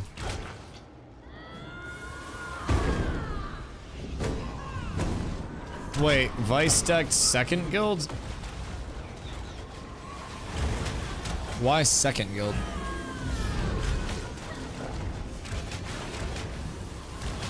And where? Still crates as Samias? Alright. I'll call it. Let's run out. Alright. Time to go. How'd we get flagged up? Oh, because of the deck. PvP break, yep. Off we go. Everybody's running. Follow me, boys. Try to get your glittering strands out safely. Unfortunately, we can't just unstuck this shit. Unfortunately. I think we can sneak back out though, right? Yeah, respawns aren't here yet. They stole crates as me, as you said. I'm just gonna run through. Oh, wait. We have to jump around here. Oh, fuck. Other jump around. Other jump around. I'm selling over. Listen, they're rich. If you kill Vice, money comes out. Just keep that in mind. We must. Do it not for yourself, but do it for your fellow cats. Do it for America. Hiya. Oh, fuck. I'm cooked. Alright, so I'm gonna just go to Winstead. I'll meet you guys there. Drink like 3 times a year? Well, don't. Do we have a deck on main? Because I don't have one right now.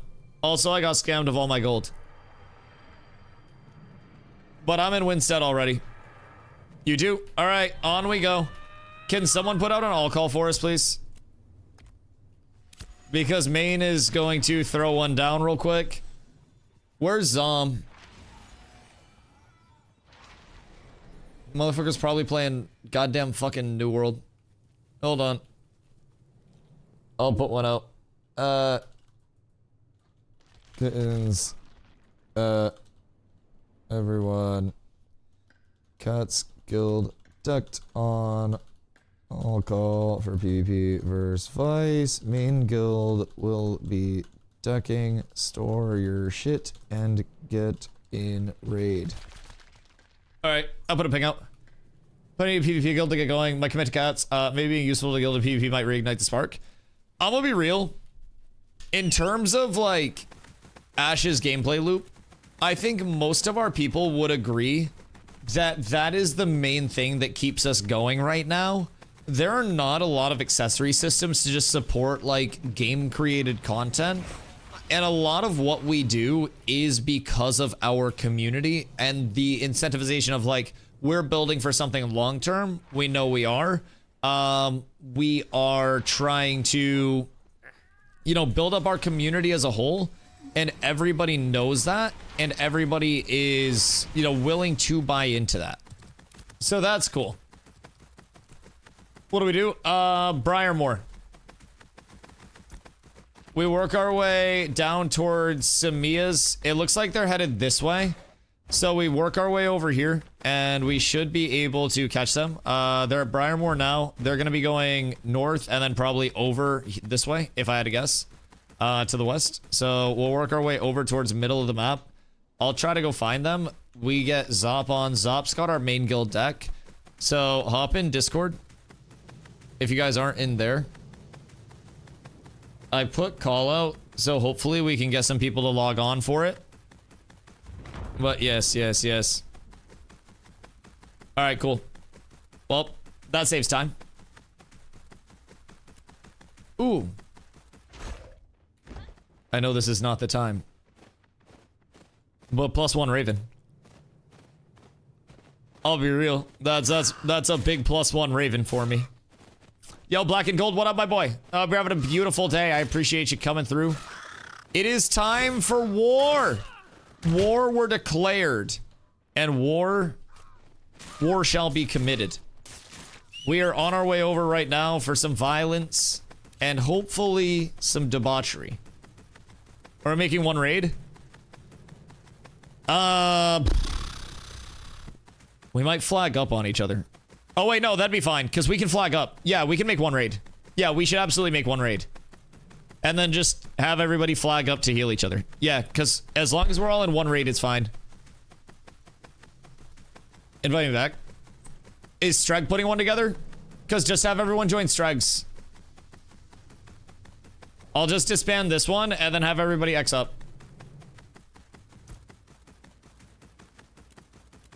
Such a rat move. That's okay. What if I disband the guild instead of the raid? Disband raid. Confirm. Message Streg in game. Streg's in second guild, you goobers.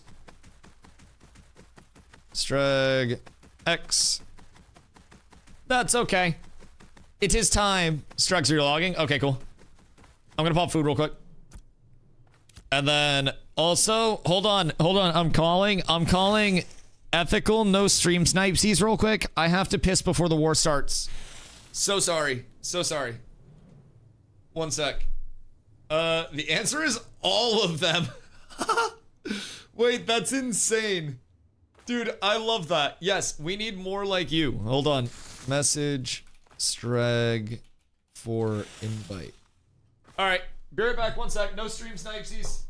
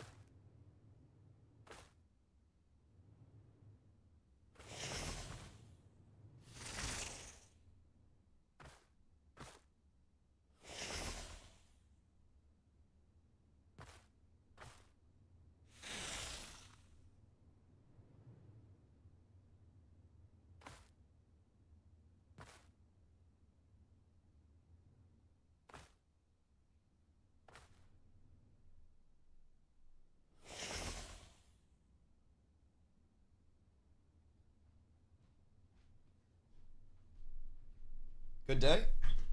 All right, bet. Ethical fighters. I like that. All right, where are we going? Who's hitting Healbot? Wait, what the hell? Who's hitting Healbot? My good golly gosh. Have we found them?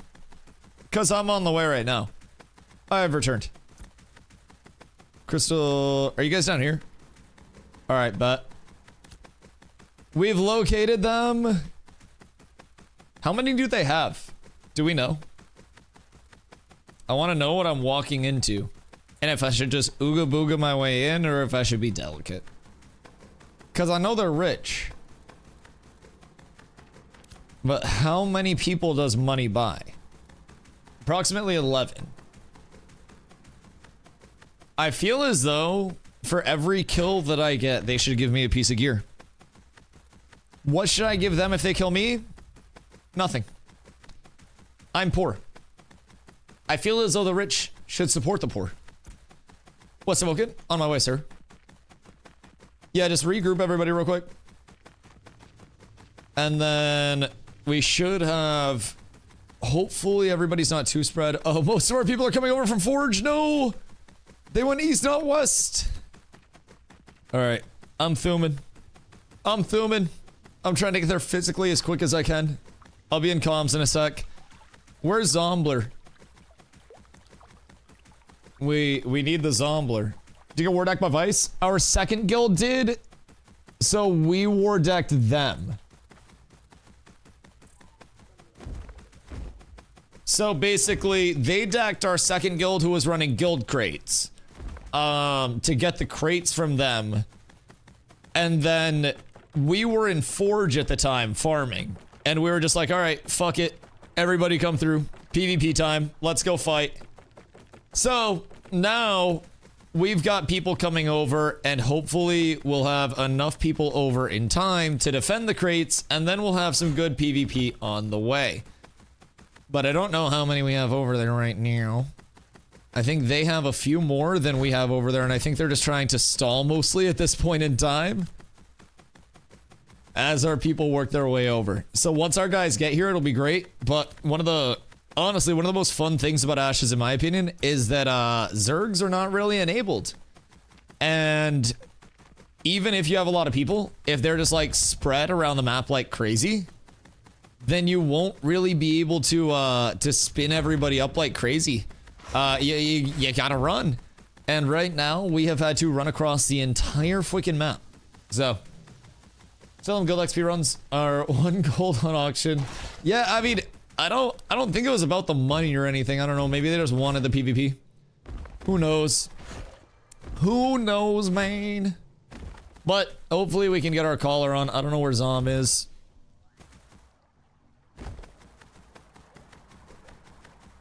I shall ping. There. I sent him a DM. Because I don't want to have to yell at people. If I'm being real. I don't like the whole yelling very much. I like it when we have our callers. So ideally we get our callers on, but fuck me. I actually don't know where everyone is. It's only 8 p.m. Yeah, I swear to God, if half of my guild's on New World, this will be the end of Wakanda as we know it. Heads will roll. I will start importing. Working on posters for the next election. The fucking election propaganda. It's fucking massive. The election propa goes deep. Alright. We should get everybody to regroup real quick.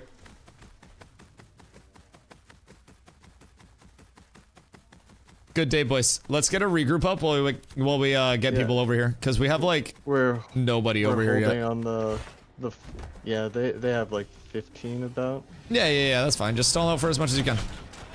I'm with you guys now. Look at Spaghetti Western in the backside. I got a wall on this. I'm so cold forever. Yeah, they're just balled up. Just buy time until people get over here. They have a few groups, probably 2 groups I'd say, but we just chill. Our people aren't over here yet. We just gotta buy time for them to get here and then we're good. And then we'll have numbers, because they still have the crates on, yeah? Yep. So is this operation get crates back? Yes. Yes. Alright, massive. Let's see. Looks like they have 2, maybe 3 groups. So we'll have to regroup once we get people over here, and then we'll ball. For me, OCE import. I did just see one of the OCE guys over here. It's crazy. It's the most active they've been all phase for guild crates. I know. They have 13. Damn, I can't count for shit. They have 13. Okay. Wait, hold on. You actually got 13? How bad am I at counting?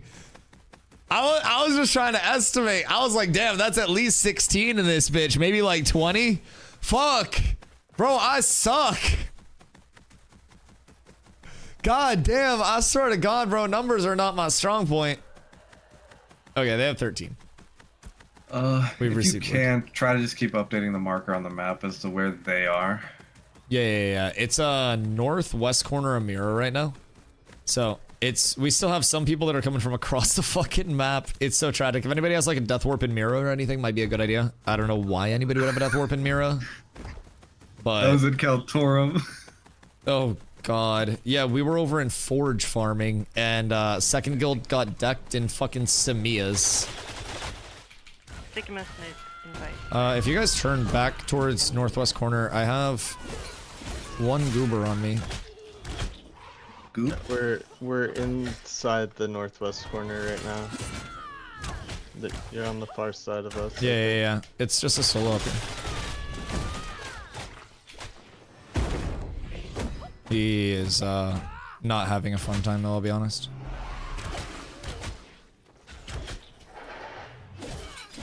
The main ball is by that northwestern road that's in the corner of the node. We're fine.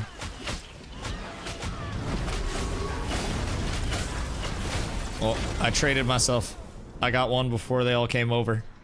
We're up tremendous. Just try to respawn quickly. We got like one more. Yeah, I'm over at Mira. Chance at this. Go at the northern exit. How's that Siphon feel? Siphon feels great. I like Siphon. Honestly, like, I feel like tank activates at such low fizz power anyways, and actually has, you know, kill potential, that we don't really need to push up fucking 330, 340, stuff like that. I feel like we just need to have enough. And I feel like I'm at the point where I have enough, so everything else is more complementary. So, like, I really like the extra bit of a pop. Okay. I think personally, I will like, I'll like having bulwark a lot more. Additional mitigation with uptime is always fatty. I love the prospect of that. I love the concept of that in every way. Fry on the far left here, moon mark. Just focus moon marker. Back right. Nice. Okay, don't fall back over this hill. Just stay here. You gotta fight here. He's throwing tomatoes at people. No. I was supposed to get a little closer. That's my bad. I'm rooting on a crate right now. They're rooted free right now. No. Alright, well, I got cried. That's all that matters. That's all that fucking matters. They're impenetrable. We just need to keep them out of town until everybody gets over here. If we just keep them out of town so they can't drop the crates, we're good. The reinforcements are on the way. True. We just gotta stall, boys. Throw life away at them and keep them out of the fucking gates. That's literally all we need to do right now. I'm respawning out the north side right now. Keep them out. They cannot reach the caravansary. We hold the fucking road, boys. Hold on, we're gonna get Thunder. We're gonna get Thunder. I'm pulling him down. Get Thunder, get Thunder. I pulled him down. He's a tank. He can't get back up. Kill the shit out of him. Okay, maybe he can get back up. He's got a crate on his back, though. Get another pull on him if we got one. No. All right, careful. He's back up. He defied the odds. Skirt. Come inside the caravansary building if you need to. Yeah. Come inside the building if you need to reset. Get heals up. I'm gonna get the Fortnite peek. They're coming out the right side of the building. I'm gonna try to grapple one of them in, and then we're gonna kick the shit out of them. Okay? Guard wizards on him. Yeah, I'm gonna be coming in behind him. I can try to get a big man. Guard wizards on him. Roar! It's our boy from the siege. Let's go. All right, hold on. Get ready to full split them. Do we have people on the left side of the building? They're rooted right now. Yeah. We're gonna look at. I'm gonna pull Shekels in a sec. Kill this Protector's Pride at the start. Kill it! Fuck Cresmo! I go for a route here. You guys want to go in here soon? Yeah, let's walk up. They have no grab. We can start to walk up a little. Let's defend. Look for picks on the side. I'm pulling Spaghetti Western. Tripped. Yeah. I'm gonna root. They're all in. I'm rooting. They're all in. They're all in. Yep. I'm rooting. Get AOs. I got 3 tripped on the backside. Moonmark. Get AOs. Find Moonmark here.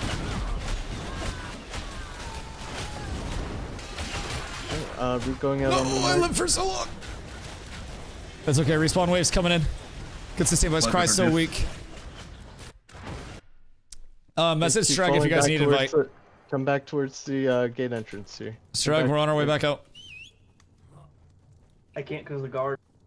We have +4 ink. There's no time for it. It's okay, it doesn't end when the crates are down. Then it becomes about principle. There are gonna be a lot of really confused people outside of the town. Keep hitting the people that are trying to talk to the crate vendor, the caravan master. Just keep hitting Get them Olympus! right now. Right now. Get in, everybody. I'm killing Cry again. Fuck Cry in particular. Yeah, Cry's dead. Guard Wizard. Green Cross. Okay, if you can get your hands on a crate, get in the caravan One of them master. sniped themselves. Just get your hands on the crate. I'm going another back get line. into the van master. Make sure this guy doesn't. Yuki dead. Reinforcements almost there. Pulling Wop in a sec. Wop Bard pulled. Tripped.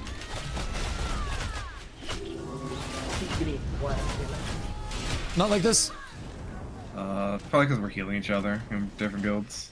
Oh, the flagging? Yeah. Shekels, kill Shekels, kill Shekels. Oh, wait, back up. Alright, grab the crates, grab the crates. I'm dead, grab my crates. Everybody secure them. LeChance, get my crate. By the Fuck, town all my gate. mounts are By dead. the town gate. I'm coming By out of the the town ramp, gate behind Strag. you. Hold the Okay, crates, got it. boys. Okay, good job. Get the crates into the van master. Everybody turn them in. Protect the crates. Anybody that has a crate on their back is an op. Ultra man is not in the way. I'm sorry, I found a well out. Hard got a crate, Oh shit, that didn't work. I'm compromised. Guard Wizard tripped. Green Cross. Yeah, I'm out of that. Fuck you guys. You got Ultraman? Nope, I'm back into that. GG. Fuck me, I guess. Oh, the Guard Wizards are ops! Look at the right side towards the river. Come right side towards the river. Yeah. Pulling Shekels, Green Cross. Got one hit by a guard. Yeah, get that'll towards happen. Axe Mark. Everybody get on Axe Mark. Fuck the guard. Just get on Axe Mark. Kill this guy. Nice, Busty. Yes, Walk nice. up this right. Walk out the road on the right. Look at helmet. Look at helmet now. When I get there, I'm just going in. Switch they onto have the a board right ball next on to the him. left side of the road. Alright, 2 boards down. Spaghetti Western Mage. Green Cross.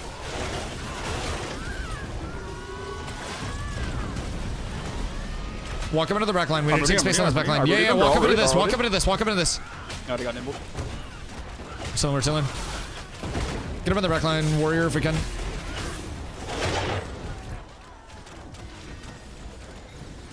Guard wizard half, guard wizard half.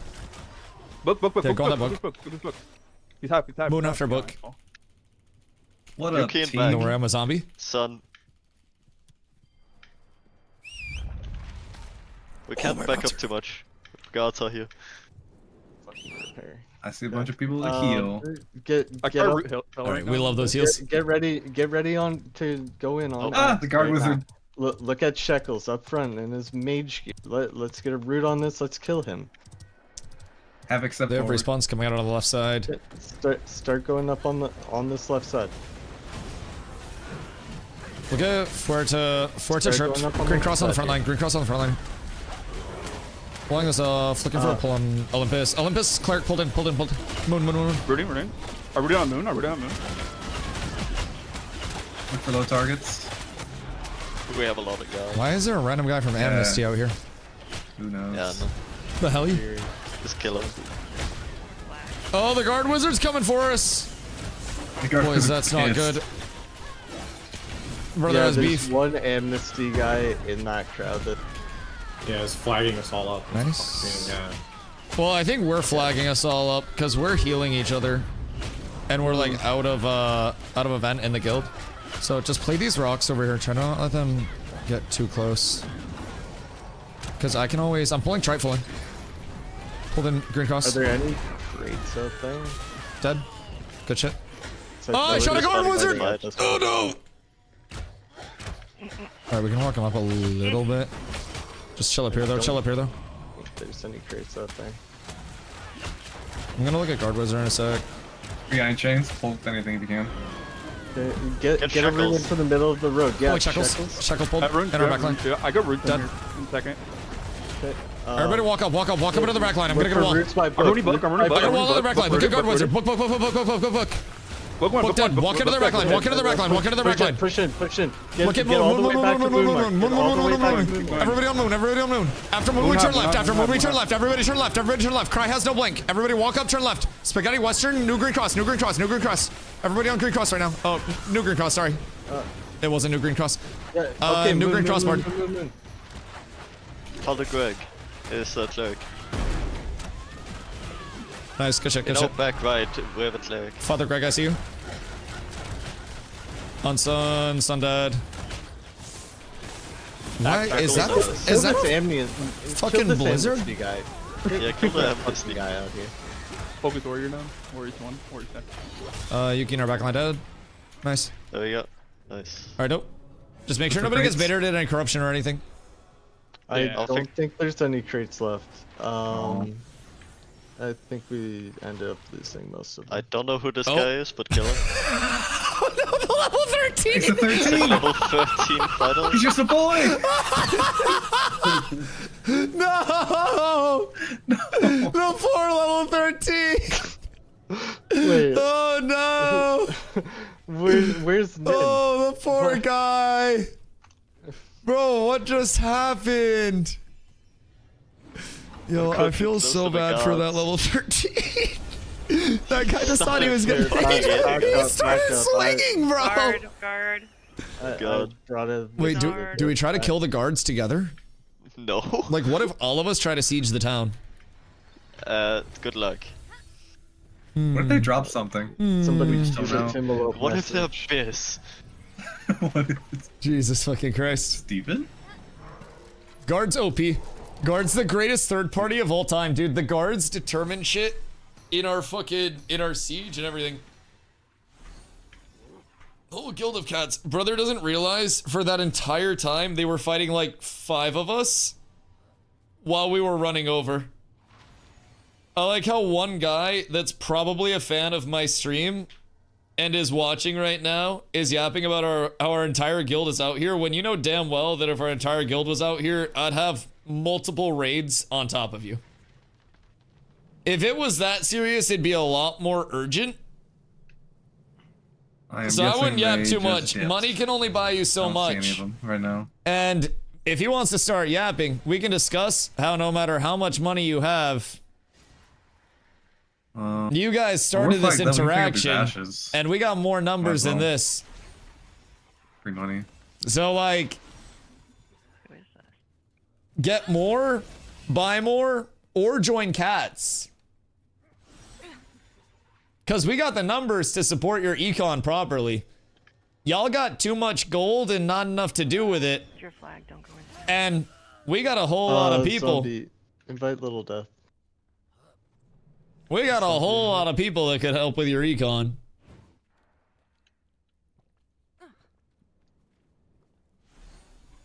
I like how Shekels is mad when they were spamming their guild recruitment against 5 of us. You're a fan. Stop spamming guild rec and take it back yourself, pussy. Did they log off?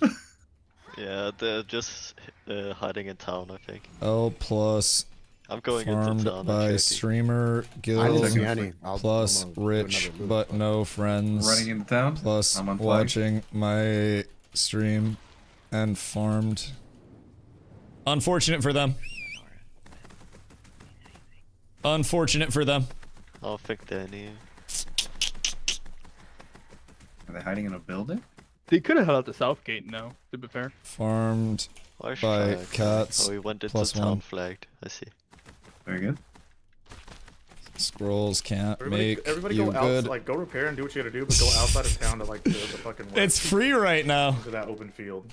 It's unironically free right now. Start picking you guys off from behind. This is the easiest content that I've ever had. For a ball.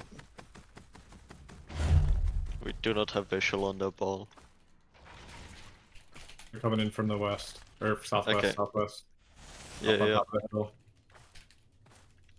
Ready? Yeah, group up, group up. I love this. Yeah, we have a lot. I of love split. this. They have a lot. Everybody group up south. Everybody group up south. Stop yapping. Good, and good, fucking good. typing and group south. I'm ready. I'm here for this. Guys, I'll be right back. My PC's locking up. Can we pivot with our backs not against the guards? I love their energy, and I hope they fucking keep it. I really hope they keep it. If I'm being a buck. I don't see them.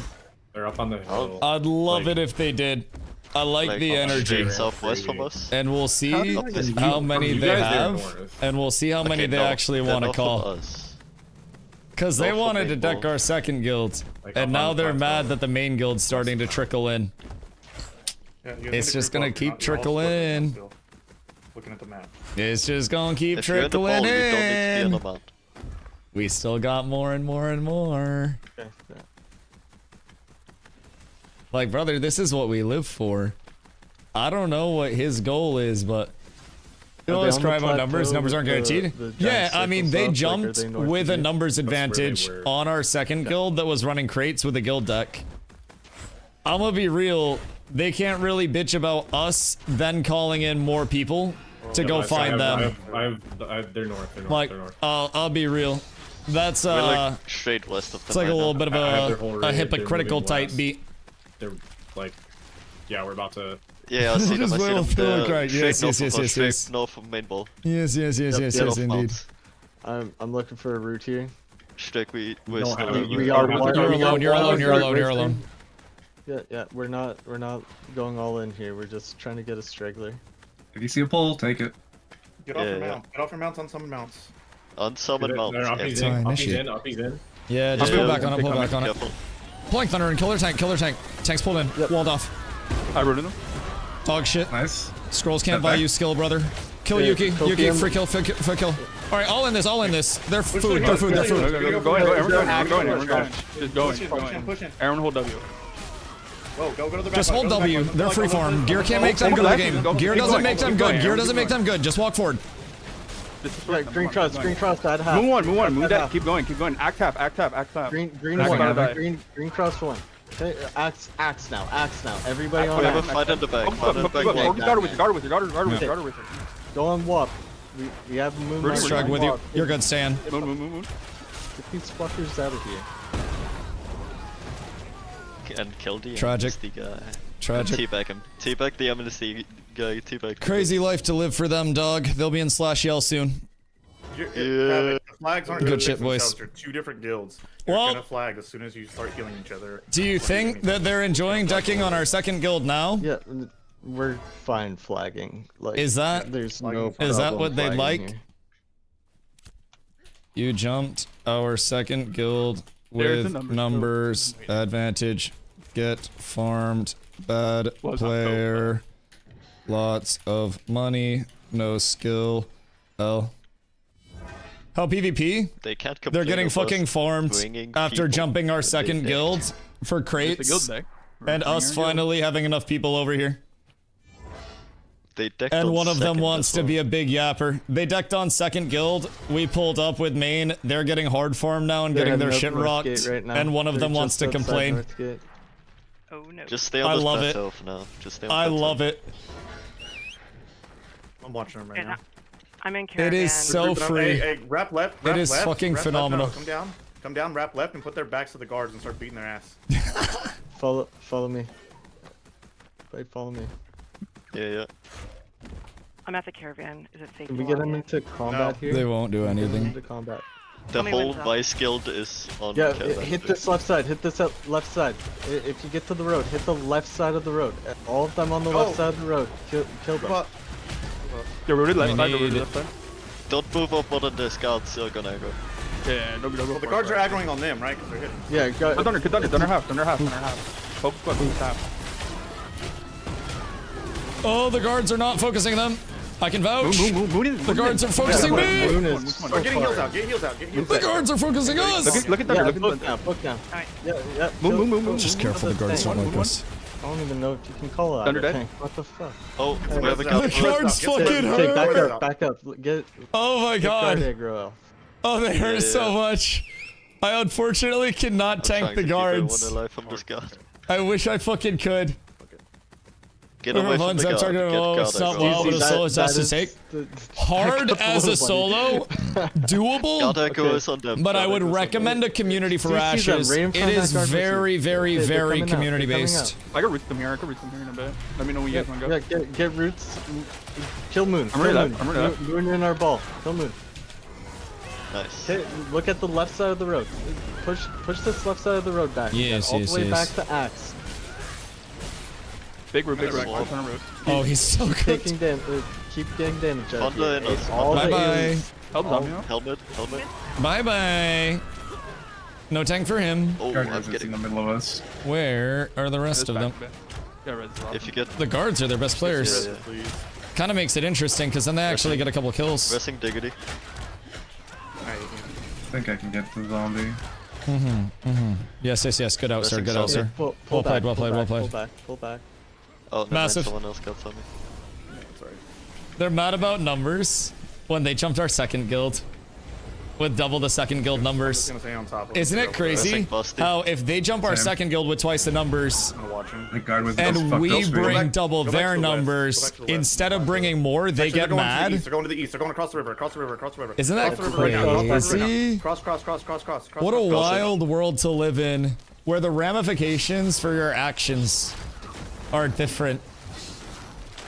Cuts at 9, we fought that one 9.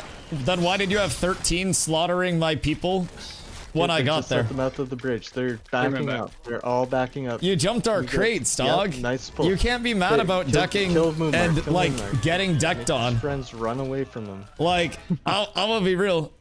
Can't really be upset about that. I see Y'all that. chose I to see deck that. on our second Hey, guild, careful which of all is the not fish even around. our main PvP guild.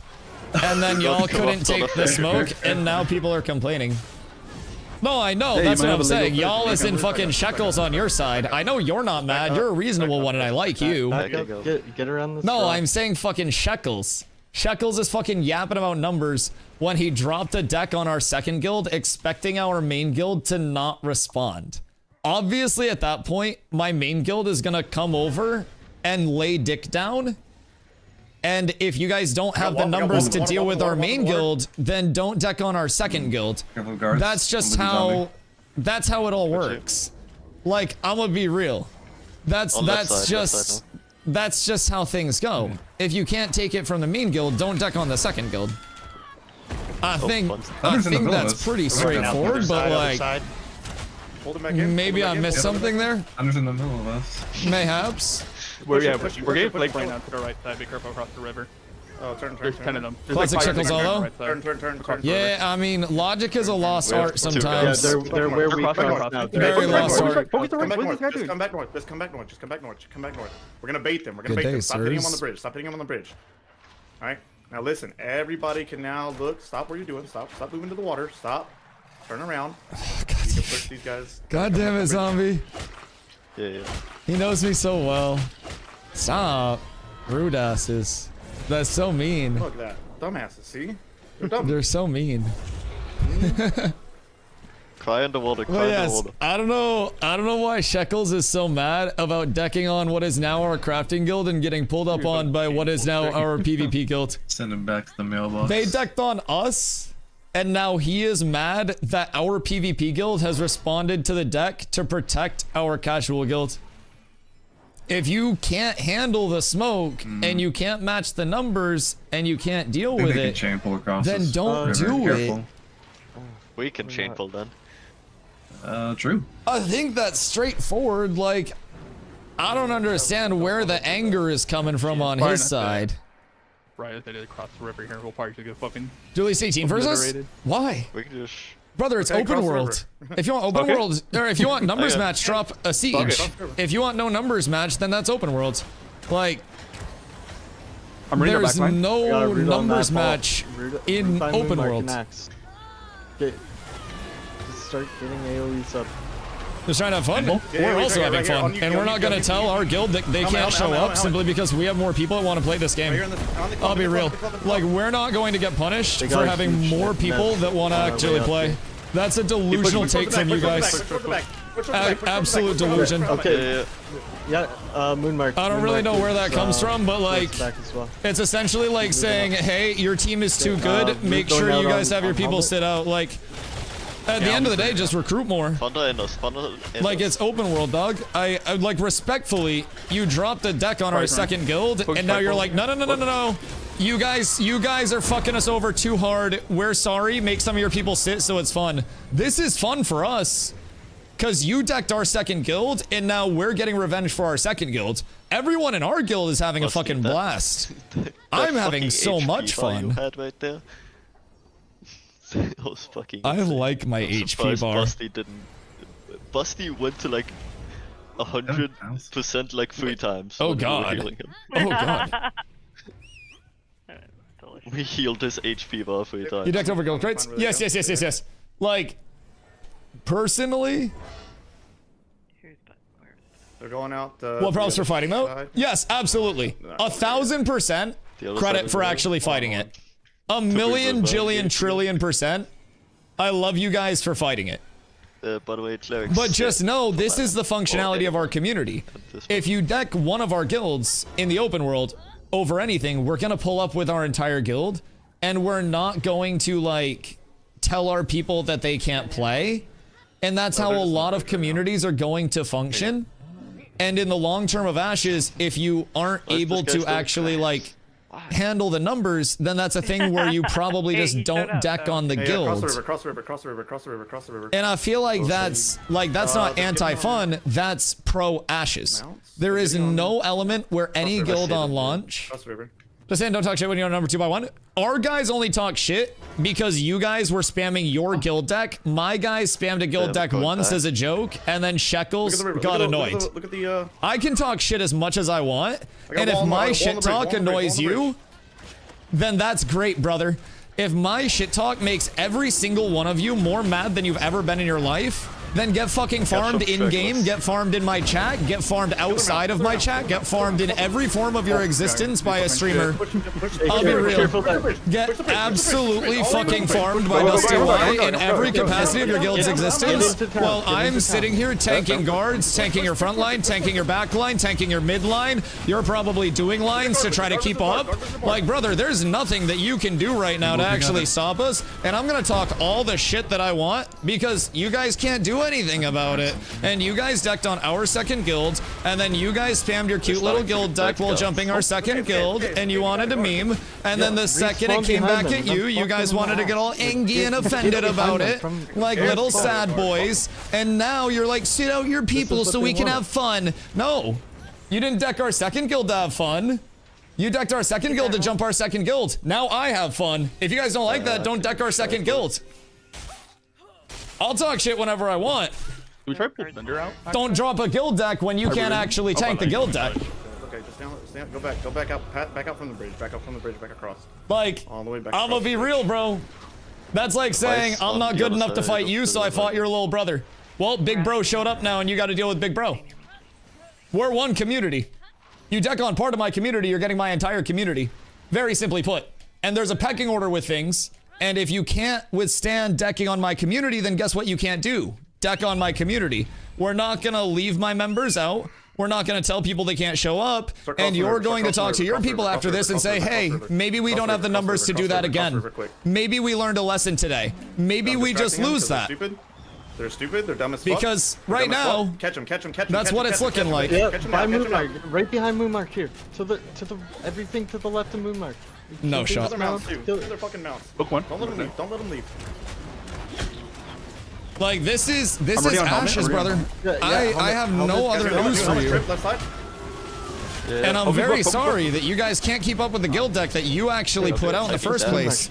But like, that's a you thing. That is unfortunately not a me thing. The me thing is cooking your backline right now while you listen to me yapping to you while your entire group is dying.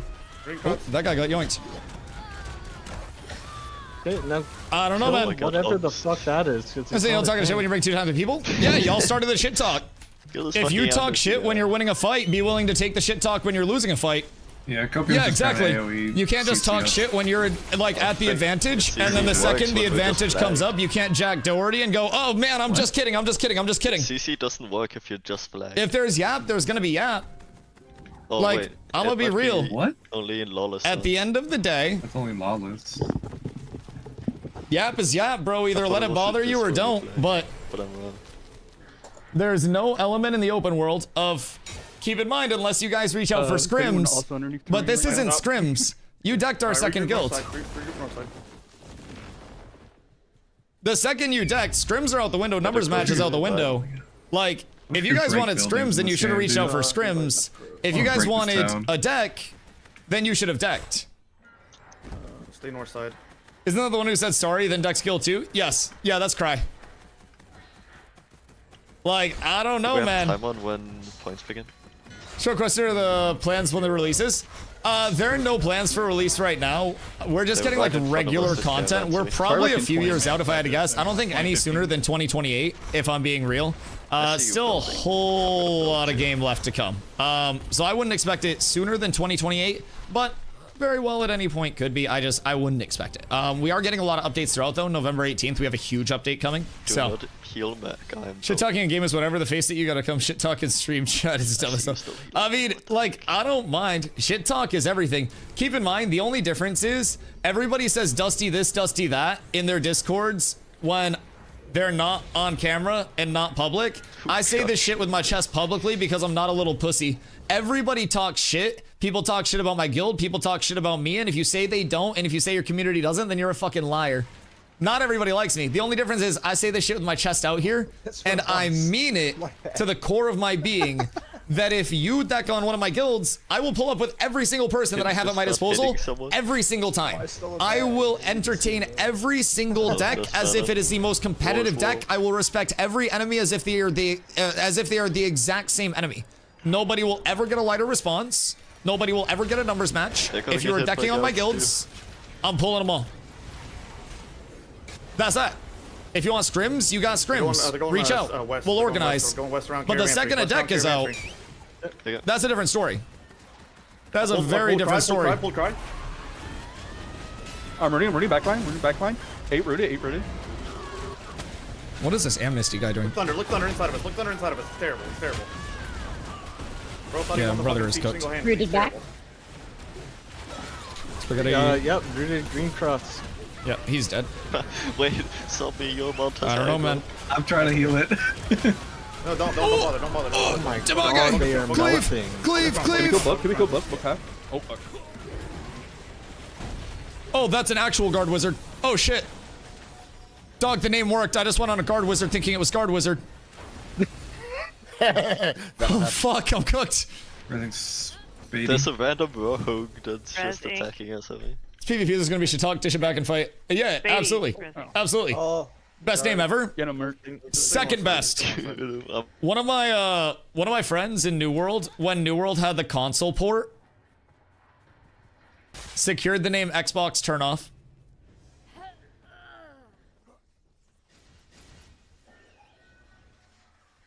Devious shit. Absolutely devious shit. You imagine you're just trying to calm a kill target, bro, and you rip your whole game down? So I showed up to my chat who we PvP'd and talked shit. When I found out who they were, I critiqued them for how horrid their guild's comms were. Oh god, that's petty. Going in and, like, tearing that apart. No, personally, like, I just don't understand the logic of, like, I'm going to throw out a punch and not expect another community to full force punch back. Like, there are scenarios where it's that amicable content where you're not decking on my guild to take our crates, where we're not going to bring, like, more numbers than you can handle, and you'd be likely to get that actual content and that numbers match. But, like, at this point in time, if you deck on my second guild, then we're going to punch back with what we have. Especially if it's an unannounced deck. Yeah, you bet your bippy. Yeah, why would I not? Just in any way, shape, or form, why would I not? Bring everybody that I can. Seems silly not to. So, I don't know, man. I think there's a difference between planning scrims and between throwing out decks and shit. And this is decks. If there's a deck, we're pulling up. Real guard wizards have machine guns. Only when they get a lack as well. How big is the player base? Possible to find a bunch of groups and communities? Oh, multiple guilds actively play the game, yes. Guilds of different, like, levels, guilds of different sizes, guilds of different, you know, goals. So, you've got a lot in terms of that. Player base, we don't have an exact numbers pool, but also player base right now is going to be the lowest that it will be for a little bit. The November 18th update is going to hit and bring in a lot of new players, as well as a lot of returning players coming back for the Summoner, for the new modes that are coming in with that as well. So that's going to be a huge update, middle of November. The cool thing about Ashes, in my opinion, is that the world feels really alive, so to say, because everything is based in the open world. It's a massive fucking map. Like, it's huge, but everything is open world based. Every aspect of it. So, you can't really just go into instancing and avoid players. You'll always see players like out and about doing a bunch of stuff, and it's kind of nice. It feels much more alive with fewer players than a lot of games do with more players, if that makes sense. So, definitely would recommend, if you are looking to hop in, checking it out. I mean, depending on what your goals are, if you want to play Summoner for November 18th, doesn't hurt to check it out beforehand for November 18th. November 18th will be where a lot of new players, like I said, come in, level new characters, returning players, level summoners. So that'll be a huge chance to level new characters and kind of like catch up in that wave. But by the same token, who's that? Who's got a freaking protectors over there? What the fuckington? Who are you? Oh. What the fuck are you doing? Why are you being so sus over there? You scared me. What the fuck, man? You're being so sussy. Some players make guild deck you out of nowhere. Yeah, I mean, that happens. But in terms of communities, man, our community here has multiple guilds specifically tailored around different goals. So, like, our top guild, Cats with Abs, is our people who want the most PvP all the time, no matter what, and have, like, the means to be the sweatiest, so to say. Our second guild has transitioned to more of like our casual guild at this point, just because numbers have condensed a little bit. So we're more or less operating out of 2, but we had 3 plus an EU guild at the start of the phase. Our EU guild is still active. They're just like hibernating until November. So again, player base numbers will increase drastically leading up to November, especially if Intrepid announces that there won't be any fresh start servers. A lot of people will instantly come back in at that point in time and just hop right into everything. So, I'm pretty optimistic. Bong. Hi, Bong. How's the wiping? Minimal. So, this is the thing. With Phase 3, the phase that we're in right now, Ashes is... Well, Intrepid, the developer, they have said that their goal is like long-term concurrent data, and they want to have these servers go for as long as possible. So, we've had a few econ baddies happen, dupes, exploits, stuff like that. Traditional alpha shit, right? Intrepid is trying to work through that and correct the economy over time, since it's a very player-driven economy with a lot of relativity in pricing, you know, to supply-demand curves. So, in terms of, like, even something like the crate dupe, which is generating a lot of money, when the crate dupe is fixed... God damn it, Cheeks.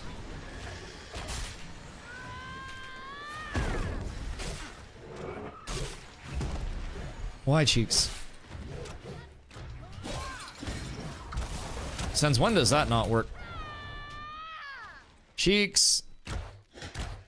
Cheeks, I cannot allow you to do this. Oh my fucking god, are all my mounts dead? Cheeks. Cheeks, we cannot allow you to do tomfoolery hooligan stuff. Okay, maybe we can. Because my fucking mount was dead. He got the jump. We need to hit him with the dirty teleport, Tuckington. I'm on my way. He might be too zoomy. He might just be too goddamn fast. He's the fastest fucking kid alive. Dude's a freak. Alright, yeah, he's zooming. And I'm on a fucking poverty broodling because my flail died. We're down horrendous. Turns out he will indeed get away with it on this fine day. Yeah, I was caught asleep. I'm not gonna lie. I didn't have the strap out ready to respond. I was kind of just chilling. But yeah, so with the crate dupes, the second the crate dupes are fixed, vehicle people's mount. Yeah, I figured his mount was probably a little too tonky still for me to get the kill off of. And grapple is really inconsistent with this, but will pull people off of their mounts sometimes. And I don't know if it's intended or not. I don't know if it's bugged when it happens or bugged when it doesn't. But sometimes you can grab people off of their mounts. So I tried to hit him with that, but the grapple didn't actually, like, pull him off of the mount this time. But that's been something I've been hitting a lot of people with that just catches them completely off guard. How's it ticking? I think they logged off. Who's getting hit? Who's hitting Strug? Oh. Oh, Strug's fighting red. That makes sense. Go, Strug, go! Strug has no advantages right now. Oh. I think everybody just got cooked. Seen someone's YouTube video claiming your guild takes part in the dupes. Wait, no way! Someone took my bait? Wait! Whose YouTube video? Who did I get? Did they say we did the overlay stuff too?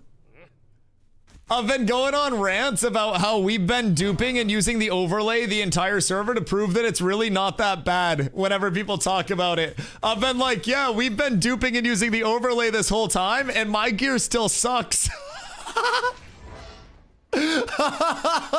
No shot. Wait, somebody took my bait. That's fucking awesome. Dude, that's so fucking godly. That's huge. That's huge. I got the hype off supple.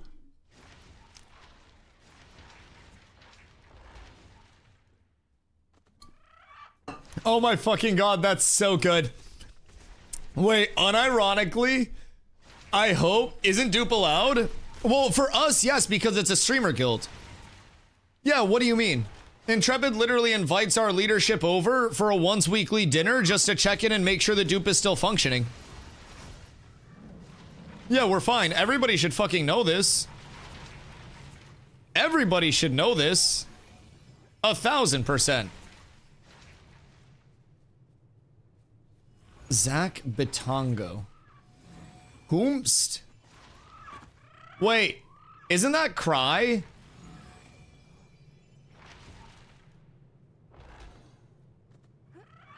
Bruh, isn't that literally you? Also, why is your Govy name your YouTube name? I said he knew about it, not that he did it. Well, what the fuck you say my name for? I have a theory on content.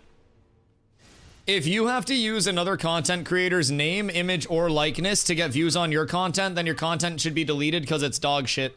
If nobody watches your content without you bringing up somebody else's name, then don't make the content in the first place and just make better content. I personally, I've had a lot of people be like, yo, Dusty, can I use you for this video? And I'm like, bro, feel free, but if I'm the only reason you're getting views, then like, don't. Oh, okay. I mean, what's the context of this? Name drop tax? Yeah, 1000%. What's the context of this? Because I guess link me the video. Because now I have people coming in being like, yo, Dusty, people are saying your guild's duping. Nothing negative. Okay, well, don't be mean. Okay. Well, don't be mean, but if it's nothing negative, then okay, but I still personally believe that, like, there's probably no difference in you putting out a video explaining the dupes and explaining what the dupes are and then explaining what the dupes are and going, even DustyWhy knew about them. Maybe I have more motion in these streets than I think, but bro, my sub count's about to go down by like 50%. Like that, I'm not important, man. I'm not important. I'm actually worried about a couple things right now, like stream consistency wise. So like, I'm not really the one to use for clout. I don't know, man. I just kind of chill over here, pass everything up that I need to pass up. But I mean, if it's no harm, no foul, then great. But I also have never really understood the whole like, oh, here's the problem and here's why it's a problem. Clip the video and edit it with AI. Oh god. Oh god. No using AI. No using AI. No AOC creators are pulling any numbers. Oh. Oh goddamn. Hey. I'm doing okay. I'm still in the top 1% of Twitch. God fucking damn. Ow. The fuck you mean? I'm doing okay. I can pay rent. Like, it's not that bad. Fuck. I would turn my ads up if you keep talking about that. Oh, god damn it. Was it Cheeks again? Wait. Okay, low-key, kind of funny. God fucking damn it. 1K plus is pulling numbers. I think that's brain rot take. Do you know how many how many streamers actually pull 1,000 plus? And do you know how many full-time streamers there are that pull way less than 1,000? Depending on what your definition of pulling numbers is, the good ones, then why are you here instead of in one of those? Here, I'll help you. Have 10 minutes to think about trying to shit on the content creator that you're actively watching and realize how stupid that makes you look. Transmission. Makes you look actively brain dead to say you're not a good content creator if you're not pulling 1,000 plus viewers while you could be anywhere in the world, but you're here listening to me now make fun of you, thinking about your actions, red in the face. That's fucking tragic, dog. Before you try to ego someone, realize your own spot in life and get ready to sleep because tomorrow's Monday, brother. You got a long day ahead of you tomorrow. Guess what I'm gonna do? Stream to my little corner of the internet. I'm gonna take a bong rip real quick. Be right back.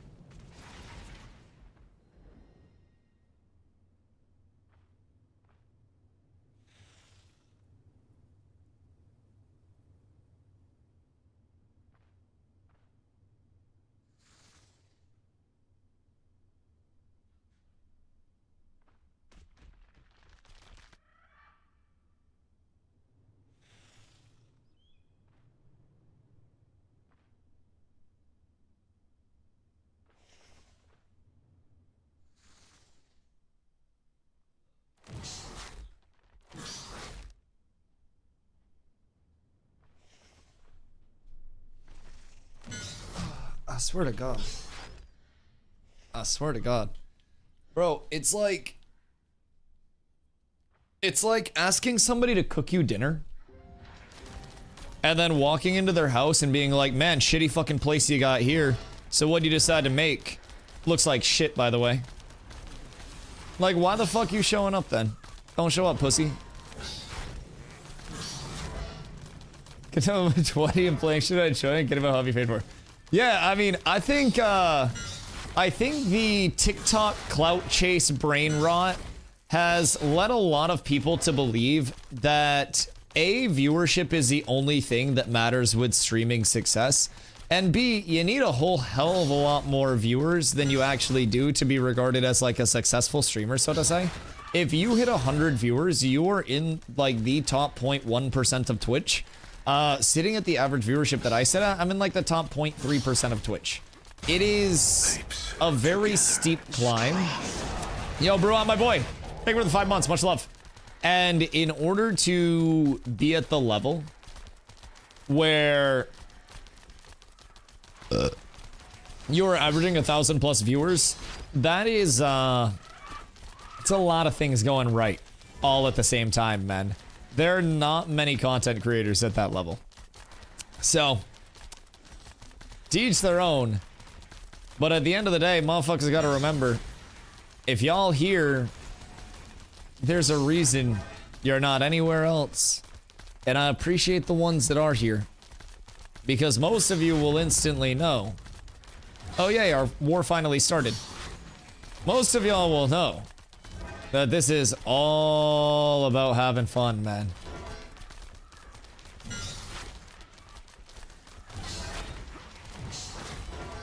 Dorak over on YouTube. Hey, hope you're having a good day, dude. Again, brother, I'd like to point out, dog. You could be anywhere in the world right now, Dorak, but you're here watching my content. And that means the world, brother. You legitimately are freeform mentally because I have cooked you on Twitch, you've been banned from my channel, and you've followed me around in-game, spamming stuff in-game, and then got cooked in the 1v1 that I gave you 100-0 after I had to tell you how to flag up. I remember you. You talked all that shit about being a PvPer, and then you put up a stream of my stream that got more than your 2 viewers that you always stream to, saying that I was doing some weird shit. I offered you a 1v1 after you talked all that shit, and you didn't even know how to flag up for PvP. Unfortunately, that was an experience. And then you proceeded to get 100-0'd, follow me around in game spamming. That was a rough day for you, Dorak. I understand why you watch on YouTube, big dog. I absolutely understand. I get it. I just got here who's being turbo roasted. Some Dorak, dude. Where's Dorak yapping? I miss him. He was a fun clown. He's over on YouTube. We all laugh at you. Dorak, I bet you do. I bet you do. Buddy, isn't it getting late for you? Don't you need to get ready for work? Dorak, I laugh every morning when I wake up and I think about people like you sitting here getting farmed in my chat while I do this literally for a living. And it's people like you, Dorak, that really inspire me to keep going, because as miserable as your life is to lead to you sitting here getting yapped at by some man on the internet while you're anonymously mad, my life is good enough that people show up and listen to me make fun of people like you and also cook you in game. Like, brother, I live such a fucking blessed life, and I'm so thankful that people like you actually show up to my stream to mix it up a little bit. Because genuinely, the vibe is so chill that when people like you are actually here, I foam at the mouth for the opportunity to roast the shit out of you. Because again, brother, I wanna point something out real quick. Do you have a mother and a father? Yes? Okay, well someday they will die. And someday you will probably miss one of them. Do you have family members or a dog that you're close with? They will also die. Do you want to know something about yourself? You will also die. Do you want to know something about me? I will die. In the finite amount of time that we have until we all die, you can be doing anything in the world, but you're sitting in your chair being mad because I'm doing better than you in life and I'm streaming whatever I want to with a community that has fun doing it. And brother, you got a lot more to live for than trying to be angry in my YouTube chat. I would implore you, for your own personal sake, to not be mad in online people's chats that you don't know. I'll be real. Nothing you say will ever hurt me because I live such a blessed life. Brother, it's words on a screen. It doesn't bother me a bit. You can say whatever you'd like. You can tell me to off myself. I'm not gonna do it, no matter how much you'd like me to. But you know what? You're sitting here burning your remaining time in your life doing just this. And I appreciate you for that, buddy. I really do. I really do. So I mean, when I was in San Diego for TwitchCon, we were walking down by the water, and there was a man that had a bunch of kites set up, and I did some flying, and I sat there for probably like 15-20 minutes just flying a kite, man, and it was so relaxing and it was so fun. And I was like, there are so many simple things in my life that I just am not stopping to appreciate. And it really makes me wonder how miserable somebody like Dorak's life has to be for him to appreciate literally nothing and find the best use of his time to be in here doing this. And brother, thank you. Thank you for reminding me how good I have it. Thank you for reminding me to go see my parents, because I can at any point that I want to. I'll call them and tell them I love them after stream tonight. Spend some time with my girlfriend, and I'll wake up and I'll go outside and enjoy the day tomorrow before I hop on stream and do it again. Thorak, I really love you, buddy. And I hope somebody else out there does too. Because God knows you fucking need it. Yo, Brew, what up, my boy? Hope it makes you feel at least a little better that I don't even own the game. I just come here for a glimmer of hope that they're improving it to the point I'll pull the trigger. The system seemed great, but it just isn't there for me yet, and you make it entertaining. Dude, I appreciate that. Genuinely means the world. I am also somebody that is very open that, like, Ashes is not going to be ready for everybody to pull the trigger yet. And there are going to be many reasons for people to not pull the trigger yet, right? That's the biggest thing. And what I always try to tell people with Ashes is that it is, like, imperative to hop in when you want to hop in and not when you feel obligated. I hopped in when I was very excited to jump in and play Ashes, and as a result, I have built a community that, since I advocate for the same thing, knows they can come and go as they will enjoy the game. We don't have a lot of people that burn out. We have a lot of people that say, hey, I'm not having fun. I'm going to take a break, but I will be back. And whether they do come back or they don't, we don't try to keep them here and force them to stay. So, personally, I'm a huge advocate for just, like, wait until it gets better. It will get better. It's going to improve 1,000%. I think the state of the game now versus the state of the game a year from now, night and day. Hopefully more accessory systems, more things to do. It'll be beautiful. Crash outs. Bro, I don't know why people are feeling fucking froggy today, but it makes my job so easy. Like, I love it. It's like being a salesperson and having a lot of people in the door. Like, those are just like fucking 5-minute yaps where I don't even have to interact with chat for a second. I just get to fucking spit shit off the top, and I love it. I love it. I'm taking that break as we speak, months off. Yeah, it's very important to do so. And I'll be real, as long as people are able to take their breaks now, then in the long term, we'll have people that are enthusiastic about it. Dude, sitting in your YouTube chat that your viewers are botted and they all new accounts. I just looked through many of them and almost all are 8+. It is what it is, man. Yeah, so that was his immediate go-to as well. So when he got banned from my Twitch chat, he followed me around in-game, spamming in global that I was view-botting my channel.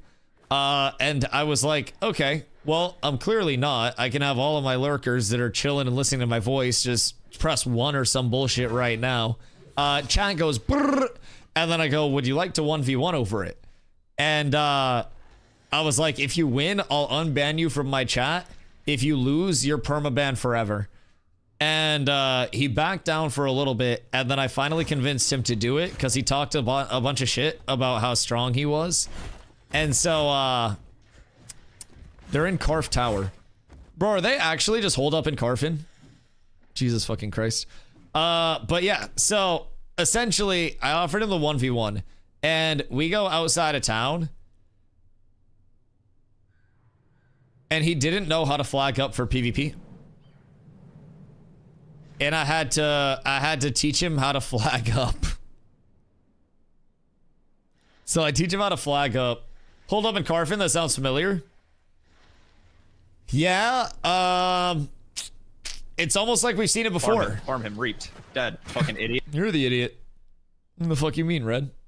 Goddamn. Goddamn. Who are we reversing? Vice. So Vice decked on our second guild and jumped them for crates. And then we came over and pulled some people over and rolled over them with numbers. And then they complained about us having too many numbers after they decked on us in the first place. and they were like, hey, why don't you have some people sit out? And we were like, no, you decked on our second guild in the first place.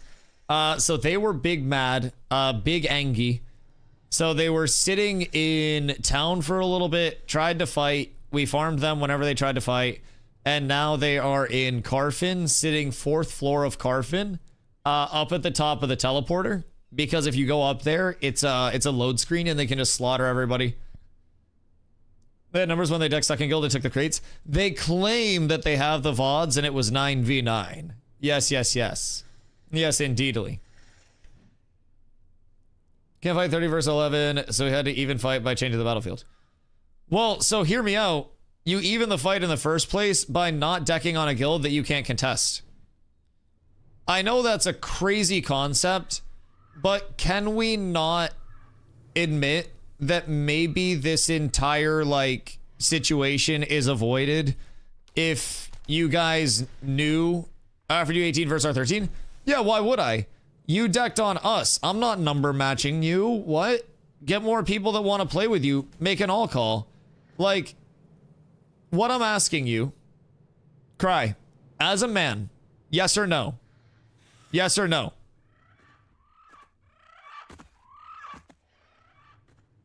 If you declare on a guild and then that guild calls more people, is that guild wrong? Yes or no?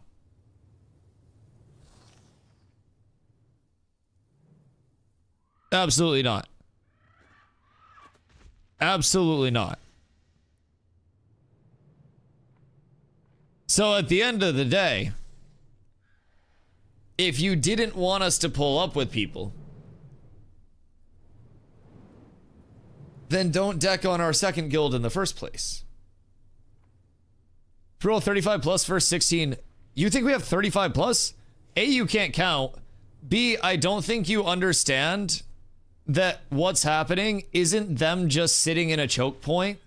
I think if I explain it in more reasonable terms, you'll probably understand. They're sitting at the top of a teleporter that forces a load screen, so there is no physical way for people to load in through the load screen, have their character still be alive, and then take the fight. So essentially what they've done is snuck out and then worked their way over there, and they're just chilling at the top of that teleporter.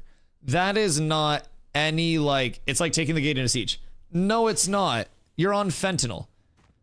Forcing somebody into a load screen is not the same thing as taking a gate. You're not forced into a load screen when you pop a gate in a siege. You can still play the game at the gate. We only have 11? Okay, so hear me out. Yes or no question. Should you have decked on a guild that you knew would have more people than you? Because that would have avoided this entire thing. Like, if you guys don't have the numbers to actually fight without cheesing a load screen, then maybe don't deck on a guild that's going to smack you around in the open world. Because this is an open world game. If you want load screens and instancing, go play WoW, go play New World. Y'all can econ over there, and y'all can get your instancing and your numbers match. But brother, this is the open world. Like, you gotta realize, if you deck on our guild, you're not getting a numbers match. You're getting pulled up on. Your block is being spun. And if you want to sit there at the top of a load screen, I'll waste both of our times. I'm running ads. You're doing this for free. Like, you're being a clown for free right now. Your entire guild is being clowns for free. We're chilling. We're all having fun hanging out in Discord. There's going to be a Cats movie night during this shit. Like, sitting at the top of a load screen bugged area. Not even bugged area, but like, it's intended to have a load screen. But sitting at the top of that and trying to treat it the same way as going through a gate during a settlement siege, I think is extremely delusional. If I'm being real. I think that's absolute delusion at its peak. Everything was okay with me till your side talk shit. Brother, you guys decked on us. Yeah, of course we're gonna talk shit. What do you mean? Everything was fine with me until you said sorry in advance in my chat and then decked on my second guild. So are you telling me that my guys talk shit to you before you said sorry in advance in my chat like a haha flex? Brother, I'm gonna pull up your fucking chat history and show everybody that you legitimately said, hold on. Hold on.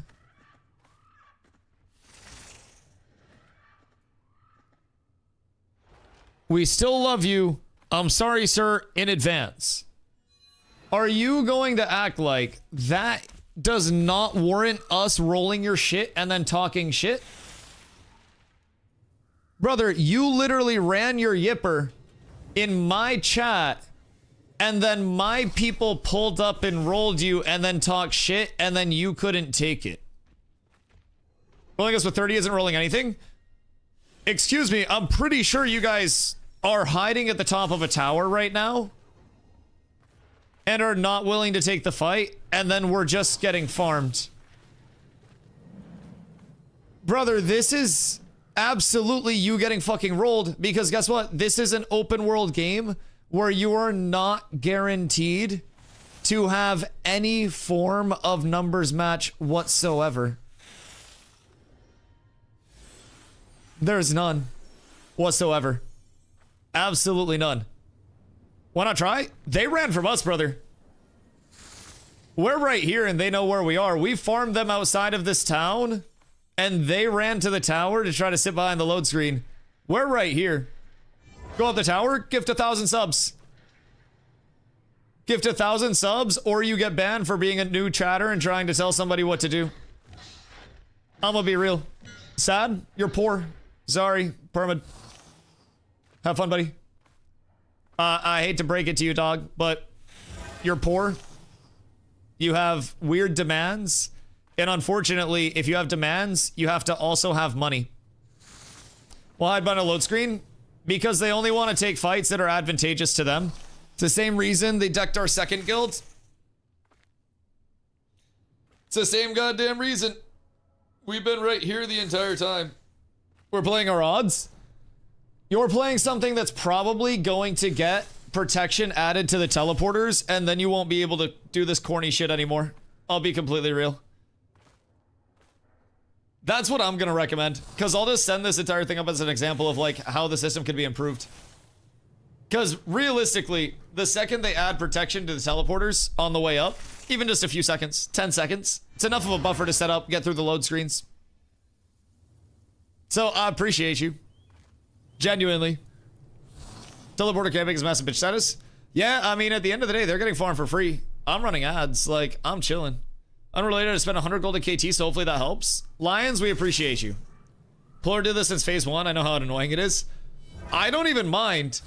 Like, we sat here and forced them to run up a tower the same way a scared animal runs up a tree as its last-ditch effort of defense. Straight to a fucking ember spring. We've been right here the whole time. And they can't deal with that, so they run up scared. And that's perfectly okay. But just understand that in games like this, if you cannot withstand what comes your way from decking a guild, then don't deck the guild. It's very simple. You wouldn't walk up to somebody and push them if they had 5 people with them that are all stronger than you. You would just walk past them. I'm not good at math. I'm not very smart. You ain't gotta be smart to process that. Like, I'm gonna be completely a Buckington. You guys picked a fight with a larger entity and then got mad when the larger entity was larger. That's about the summary of this. You guys know that we have a lot of people. Might not be as good at econ, but we sure as hell are good at recruiting. So you're gonna walk up to 30 people in an open field battle? No, I mean, I get that, but at the same time, instead of trying to twist it to, oh my god, open field battle, what if you don't deck on the stronger people in the first place and then complain when they have more people and are stronger? I don't think that's too much of a reach. I don't know about stronger. Well, then why are you up there and not down here? And why did you all die and get farmed? If that's what your guild has and this is what my guild has, then we're absolutely 1,000,000% stronger than your guild. Siege, did you do anything in the siege? What do you mean? What siege? The last siege? Brother, you guys didn't even deck the siege. What? Thunder still has only siege defense in game. What? Brother, I legitimately won siege defenses when they were first added. I was in the first 3 sieges, 2 attack, 1 defense, and won all of them. What the fuck kind of fent are you on? I've been doing sieges since before your dogshit guild existed. Brother, you're good at econing, but you're bad at everything else. Like, you let Thunder fact check you however you want, but that man just got hard farmed and was so far out of position every single fight that I wouldn't trust anything he said, especially if he's trying to tell you he's good at the game. I wouldn't trust that shit at all. That's propaganda, dog. That's libel and slander. I'm gonna get Polar back here just to sue your ass for even saying that in the first place. That's just crazy. I don't know. Thunder got farmed? Yeah, but he's good at making money. Siege was fun. Siege was a blast. Oh my god, I would run that last siege 1,000,000 fucking times. 1,000,000 times. 1,000%. With the exception of, I think... Hold on, no, we're supposed to be shit talking. Hold on. Fuck all of you and your moms. But yeah, with the exception of the defense respawn bug and like the guards that were in the market that were a little rough, kind of tough. So remove guards near their capture points. So I think the problem with it is the respawn point being there relative to the capture point. Because they want the guards to be near respawns so the respawns aren't camped and like load screen respawn gets cooked, right? The same way all the camps have the guards. But they don't want guards playing defense, probably. There's 2 guards 15 feet from the flag. Yeah, and one of them got alacrity. Oh, believe me, those were the MVPs. Bro, I was considering putting a protect up on one of those boys. If they were squishier, I would have. Yeah, that was your final boss. It's a PVX game. That was the fucking X, baby. Solve for that shit. Last Siege was 100x better than the first one we did. Oh, Last Siege was unironically phenomenal. It was absolute fucking S tier all the time. The gameplay was so good. Remove targeting guards and sieges. Yeah, I don't really know why we can target. I mean, I guess just because, excuse me, in the event that we can actually kill them, maybe, but I don't think we're killing them, if I'm being real. Can't wait for the servers to be able to handle the sieges. So much potential for them to be amazing. Oh, yeah. I mean, server infrastructure is the biggest, like, what if with Ashes right now. And if they're able to nail server infrastructure, I think that is, in my opinion, the largest thing to improve on right now. Systems can come online at any point, but game feel is such a big thing that I think a lot of games sleep on right now. And forgetting game feel as a point of emphasis, I think is a very detrimental thing to do, if I'm being honest. I think it's a very detrimental thing to do.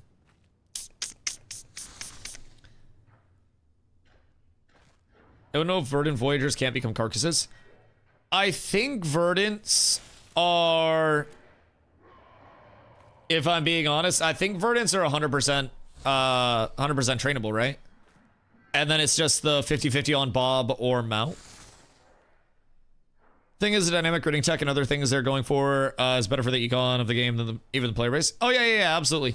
I mean, dynamic gridding is going to be phenomenal, but even with dynamic gridding, they have like a double dippy approach with dynamic gridding that's really cool to think about, because as dynamic gridding comes online, that's going to allow them to... Gotta go to this cookies and cream blizzard from DQ. I'm lactose intolerant, dog. I'd be pooping. I'd love to. But Jesus Christ, bro. I'd be pooping. Also, who was that one new chatter that got perma'd because he couldn't gift 1,000 subs? I feel bad. I should have told him 100. I'm gonna bring him back. Alright, I'm gonna let him back. Anyways. I'll unban him. I should have said 100 subs. That would have been way more of a negotiating tool.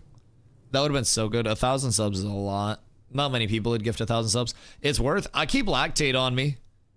Like, I keep that shit on me at all times.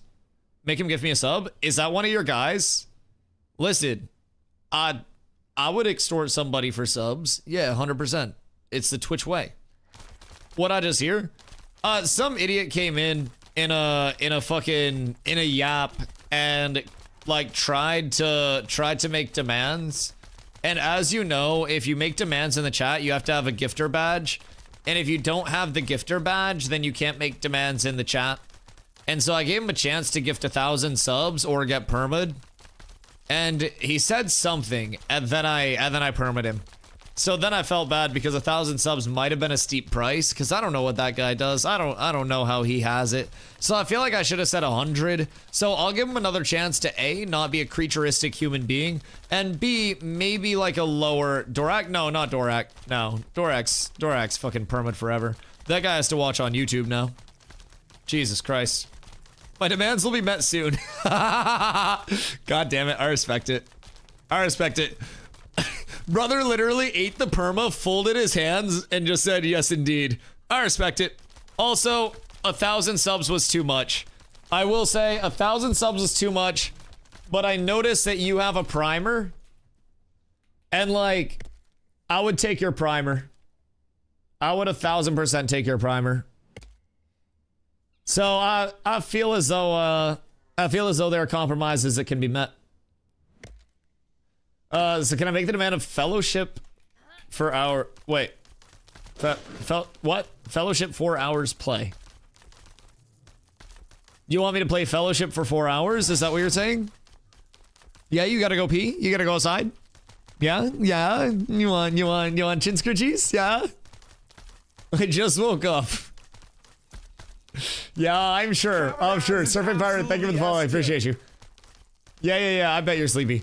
I mean, Fellowship fucks. I will say, like, Fellowship does go very, very, very, very hard. I might try to do a sponsored stream with them.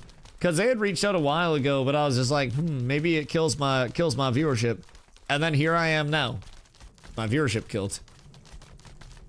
It is what it is, man. Can I have some water? Oh, wait, fuck. My water's actually out in the kitchen. I'm down terrible. Alright, well.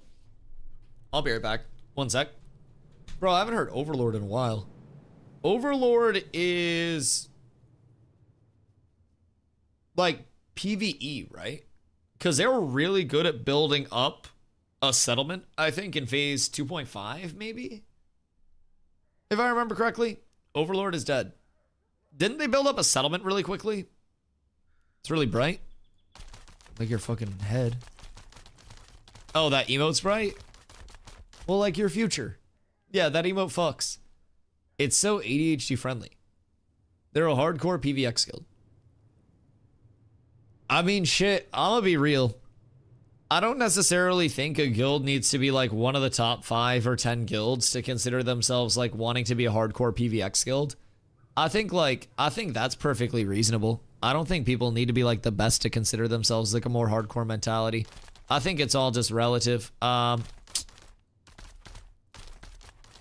that's my take on it. Kick me Thunder for min-maxing and trying to teach others to play like us. Interesting. They kicked you and Thunder for min-maxing. Am I reading that right? Like, you made a build and they kicked you? I was in there before I joined Cats, felt more like a Ponzi scheme than a guild. That's crazy considering this is literally a Ponzi. Why do you say that? Curious. What were the indicators so I can avoid them? Curious, yes. Curious indeed. What was the massive guild that was on Throne and like 6 other MMOs? What, the one that came over here? Supple. The one from New World? No? Oh. Ethereum. Before Supple. Because every MMO, Ethereum dies, and then Supple picks up the Ethereum people. Eventually, it's a full cycle. It basically goes, Alec announces Ethereum is back. Ethereum comes back. Alec has sex with his girlfriend or wife. And then Ethereum dies. And then Alec is dead. Wait. Is that true or is that allegedly? The guild broke up overnight? I didn't think... No. I thought the guild disbanded because he went to spend more time with his girl. I think that might be libel and slander. I think that might be rumor. I'm pretty sure him and his girl were like having a baby or something. Or maybe... No, that was Nova. Because Nova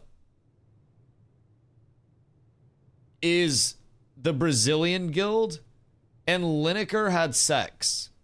And so Nova disbanded because Lineker had sex. So, last I heard he got caught cheating. Wait, he was cheating with an e-girl? No! No! One of our brothers lost to the e-girls. You don't even know if that's a girl. No! She was in the guild? No! Wait, is that real? No, not like this. You have everything in the world and you want more power in a virtual one. Well, that's fine. We don't need to shame people for their preferences. That's not anything. Oh God, wait. What's the decent items got sold for the higher up stuff money? Wait, donate us your good shit and we'll give you guild points so you can buy hand-me-down gear from our shop. But if anything, I'll put it in the shop. It was shit. Wait. So you donate. We need more shaming? No, don't shame people. Don't shame people for IRL stuff that they can't control. We can shame people for making poor decisions, but don't be mean to people over body stuff. That's not nice. That's not cool. Do you have your air fryer? Yes, I do. Yes, I do. Carla and I clean my air fryer together. Thank you. Yes, and I have my desk and my own modem. Indubitably. All of it. Shame e-girls over ruining guilds? Well, so like e-girls are like vampires. They can't come in your house unless you let them in. And every relationship that you have in your life can be entirely mutually, what's it called? Not placebo, not fellatio. That's not what you want your relationships to be. Platonic. Platonic. All of your relationships in life can be as platonic as you want them to be, or as fellatio as you want them to be as well. And basically like managing that shit and not letting the vampire in to intrude on your home. Brother, it's one of the greatest temptations in life for many men, but you've got to not let it overwhelm you. You've got to stay true to what you have that makes your life so great. And brother, if the e-girls are in your DMs, they're in 12 other people's DMs as well. I'm gonna be real. You underestimate how many e-girls just send an Amazon wish list out and then get that shit purchased. Also, my Amazon wish list will be coming soon. Sub count's dropping. So, you know, it is what it is. It is what it is. Gifties are wearing off. It's a time to be alive. Valorant gifted subs are cooked. Amazon wish list coming very, very, very soon.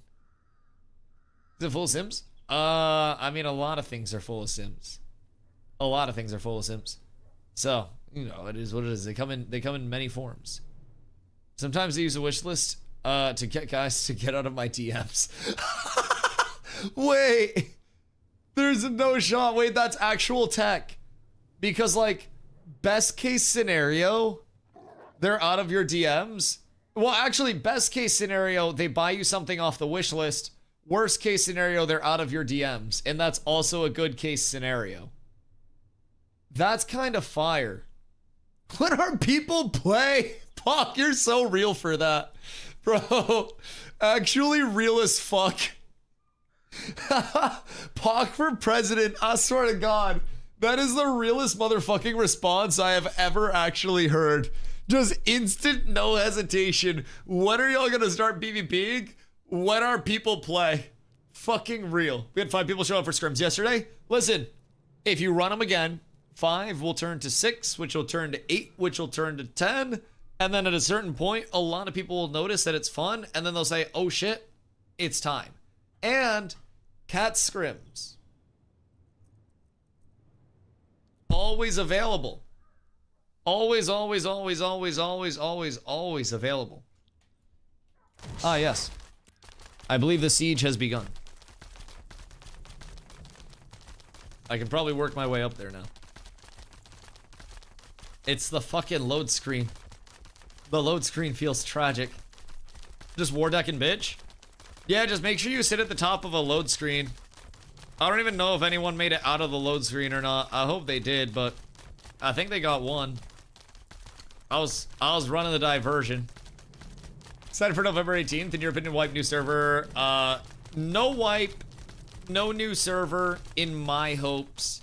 I personally really hope that they keep essentially this server as the emphasis. There's still so much with this server that hasn't been solved, hasn't been finished in terms of settlement development. We don't even have all the crafting available yet. So like there's still a ton that we have not experienced. And realistically, I think that in a player-driven economy, they have people not in their guild helping since we're going in flagged. Wait, they have more people than their guild up there now too? Jesus fucking Christ. They got a fucking army holed up at the top. How many do they have up there? I would like to say, I hope I ran my diversion well. My job was to keep yapping and keep everybody distracted so they had a fair chance to get out of the load screen. I'd like to say I probably served a hell of a purpose. Those mounts, not more people? Were the mounts doing damage? Were the mounts set too aggressive? Or were the mounts just watching? I'll let it slide. Come through. Am I not on distraction duty anymore? I got a DM that said chop trees. I literally, bro, I'm not even gonna make it up. I started to head over. And I got a DM that said chop trees. Just block targeting because game's dumb and I want more people to complain about it. Valid. Valid. Yo, Guts, how are you, my friend?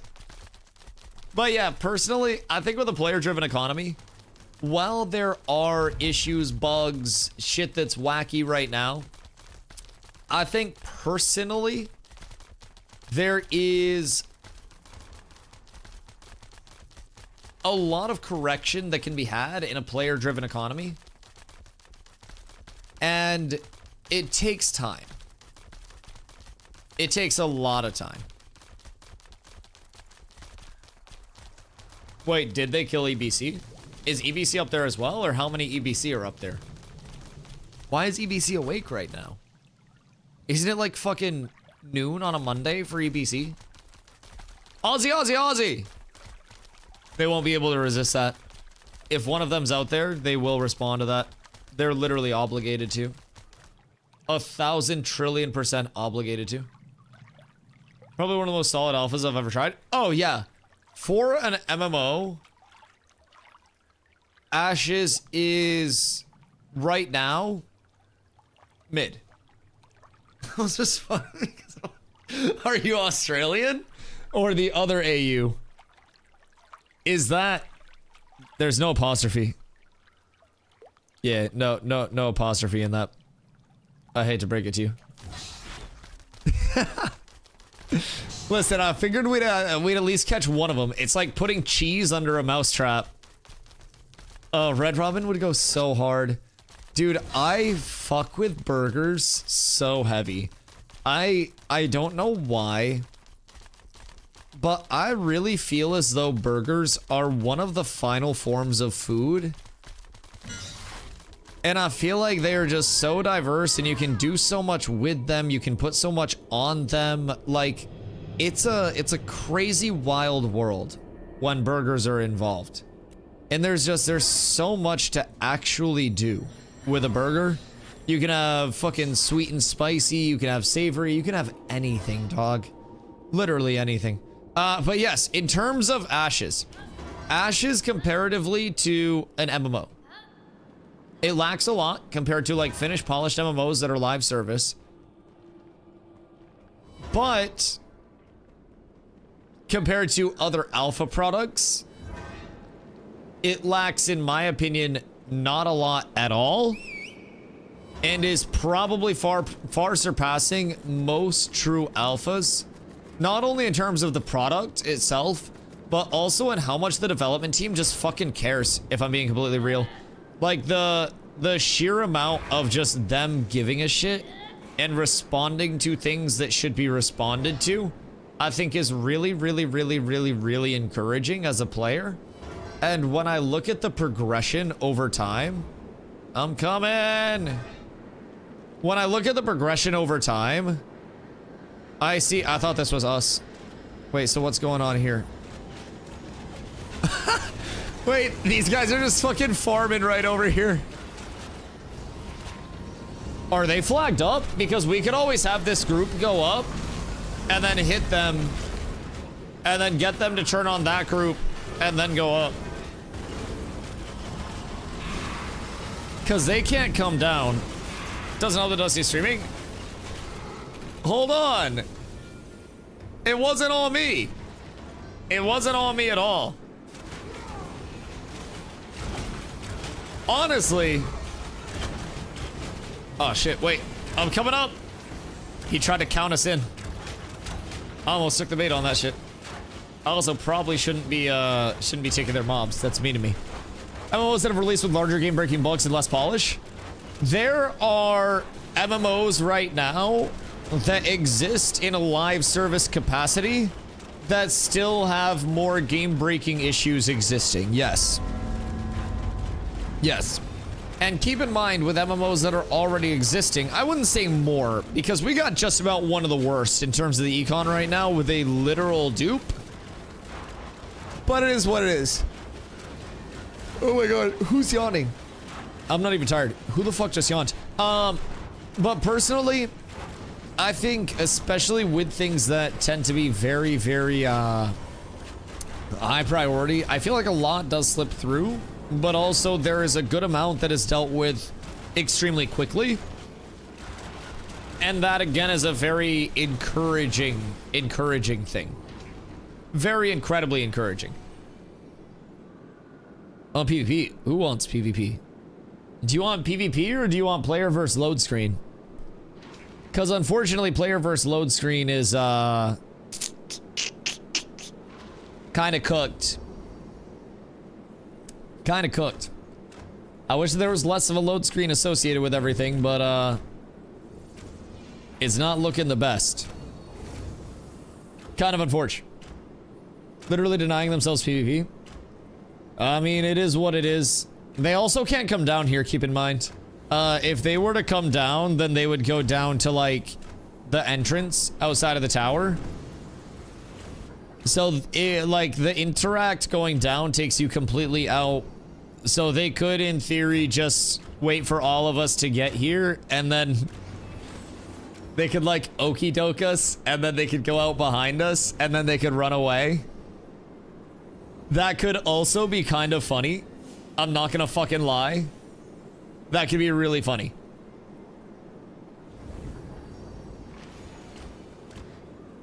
I'm not saying do it, but I'm also not saying don't do it. The killer guys who can't fight back makes them very good at the game. Yes, all of their time spent econing. Yes, yes, yes, yes, yes. All for this. Might be time to spam more guild recruitments. And I will say, it goes to show that no matter how much gear and money you have, community in Ashes is a very, very, very, very, very strong thing.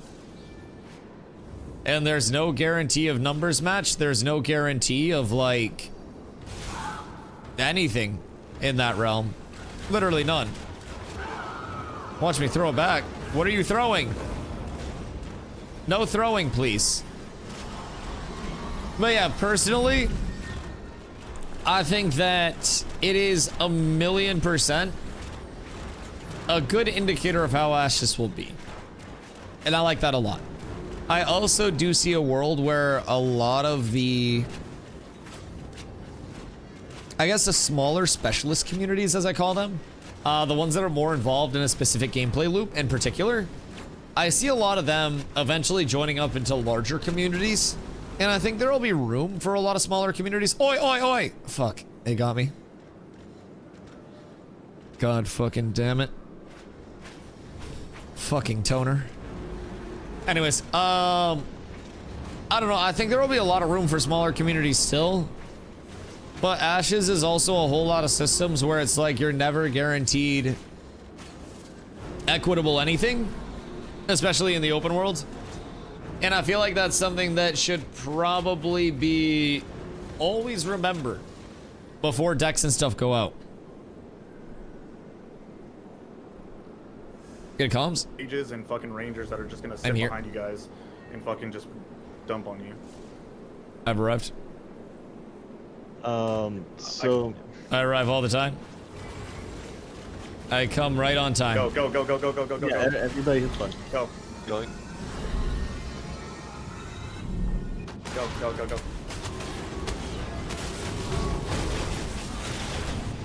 It's like unfucking breakable, dude. The load screen is so bad. That's tough. I think the button bug if we're not. It's You can't even hit the button. It's just it's You can't hit the button, don't rough. You can't hit the button, don't hit the Okay, button. stay back. It's so rough. Unfortunate. Well, pussies having to fight that way. It makes them good at the game. Genuinely. It makes them very good at the game. But I will say, there is the button broke. We couldn't even get everybody up there. That's so sad. Like 90% That's so sad. No, the button bugged too. At the same time is why. Oh, dude, that's so sad. But I will say, while it's annoying to fight against, I think that it's also very good that these things get put on display just from the other side of it, because things like this, if they are regarded as something that's like, you know, very corny among the player base, something that is clearly not an intended form of PvP, right? Fighting someone in a loading screen is not exactly the most meaningful form of content. And hopefully Intrepid sees that somewhere along the line, and there is something that can be done around maybe an interaction with that, giving you on teleport like a certain amount of that, like a teleport immunity, like when you respawn. Something along those lines could be really nice. So it's kind of solid. Explain what you would do versus 28 as 13. Well, I don't know why you keep avoiding my question. If you know that a guild has more people than you, should you declare on them and then complain about numbers? Yes or no? Because you declared on us and then got mad when we showed up. So, like, I'll be real. Again, I don't blame you guys. I think it's a smart play. You can be making a smart play and still be a pussy. Like, I think we can agree on that as well. Like, I don't necessarily think that you guys think this is the biggest dick energy either, but it's what you gotta do. I'll call a spade, dog. We can be real. Like, I think this is a pussy move from you guys, but I think it's the smart move from you guys. But also, I don't think decking on a guild that is larger than yours is a smart move in the first place. And again, if this is fixed in a way that there is any form of teleportation, like immunity that's put in after interaction with that, then you won't be able to do this anymore. And then what's your answer going to be? Like, there's not always going to be something corny to hide behind to get out of the, we decked on a larger entity and they have more people than us, now we're scared. At the end of the day, just don't deck at that point and ask for scrims if you want scrims. But you decked on our second guild running crates, and then you're complaining that you got decked back.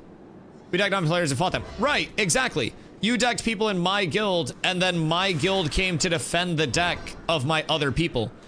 If one of your friends gets jumped by 5 people, are you going to pull up with 4 people to even the odds, or are you going to show up with 20 and beat the shit out of the people that are jumping your friends? That's what a community is. Then talk shit when you bring 30? Yeah, get bigger. You're too small. You have to hide behind a load screen. Yeah, absolutely. Yeah, get fucking farmed for content. 1000%. What do you mean? You decked on a larger entity that is stronger than you.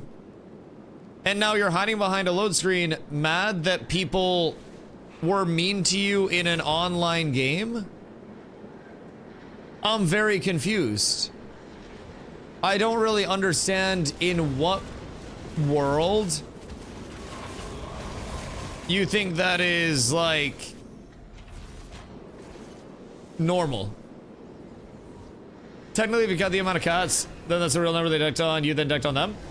They decked on our second guild while they had a small group running crates. And our second guild is a part of our community. And they got decked on by our first guild, which is our PvP guild, as a result. Yeah. So, I mean, technically, you need to realize that there's no ceiling to how many people you fight in the open world and in open world games. And if you are in the open world and you deck on a group of 5, that group of 5 could turn to 500 very quickly. Welcome to Ashes. If you haven't played a game like this before, and this is all new to you, I would recommend studying up on maybe like Lineage, Arcage, some things along those lines, very heavily inspired by the sword. But basically, there is no guarantee once you throw out a guild deck that nobody else will deck on you, and you are opting into repercussions happening with our other guilds decking. I think that's straightforward. Like, I don't know where the delusion is that there's some ceiling on what we can come at you with if you punch a portion of our guild in the face. We're gonna come at you. And if you are not ready for us to come at you, then don't deck us in the first place. I think that's very simple. Like, I'm gonna be completely real. I don't know where the delusion is, but if you decked on us first, and then we deck on you with our main guild as a response, that's your fault for decking on us. If you didn't deck on us, we wouldn't have decked on you with the main guild, and none of this would have happened, and I probably would have been farming Forge or hitting fucking Ravens and Grems. So honestly, thank you for breaking up that monotony. But the delusion to think that this is not a direct result of you guys decking first is baffling to me. Just on a human level, I wonder how you guys tie your shoes with the thought processes that you guys have. Like, I don't understand it. You guys are mad that you decked on us, and then we brought our main guild over, which has more people than yours.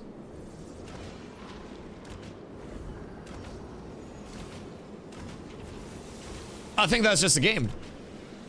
Now, I will say, if you guys want numbers match, I do believe Zombie did offer you guys numbers match long ago that you're still turning down. And I also will say, reach out for scrims. Tuesdays, Fridays, 7 p.m. EST. We run scrims. Oh, shit. Ah, the mage. Just working on technicalities? Nobody's working on technicalities at all. What do you mean technicalities? Brother, this is a design of Ashes of Creation. There are no technicalities. They decked on my second guild. My main guild decked on them, and we pulled up to punch them in the mouth after they punched us in the mouth. There's no technicality, that's just plain English.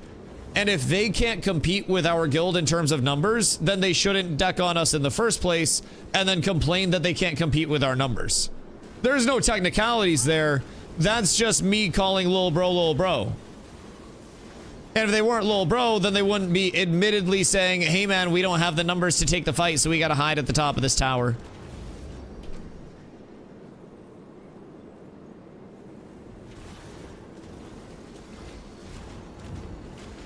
All that gold, all that gear, just to get beat by a guild that has a fucking cleric and a mushroom hat.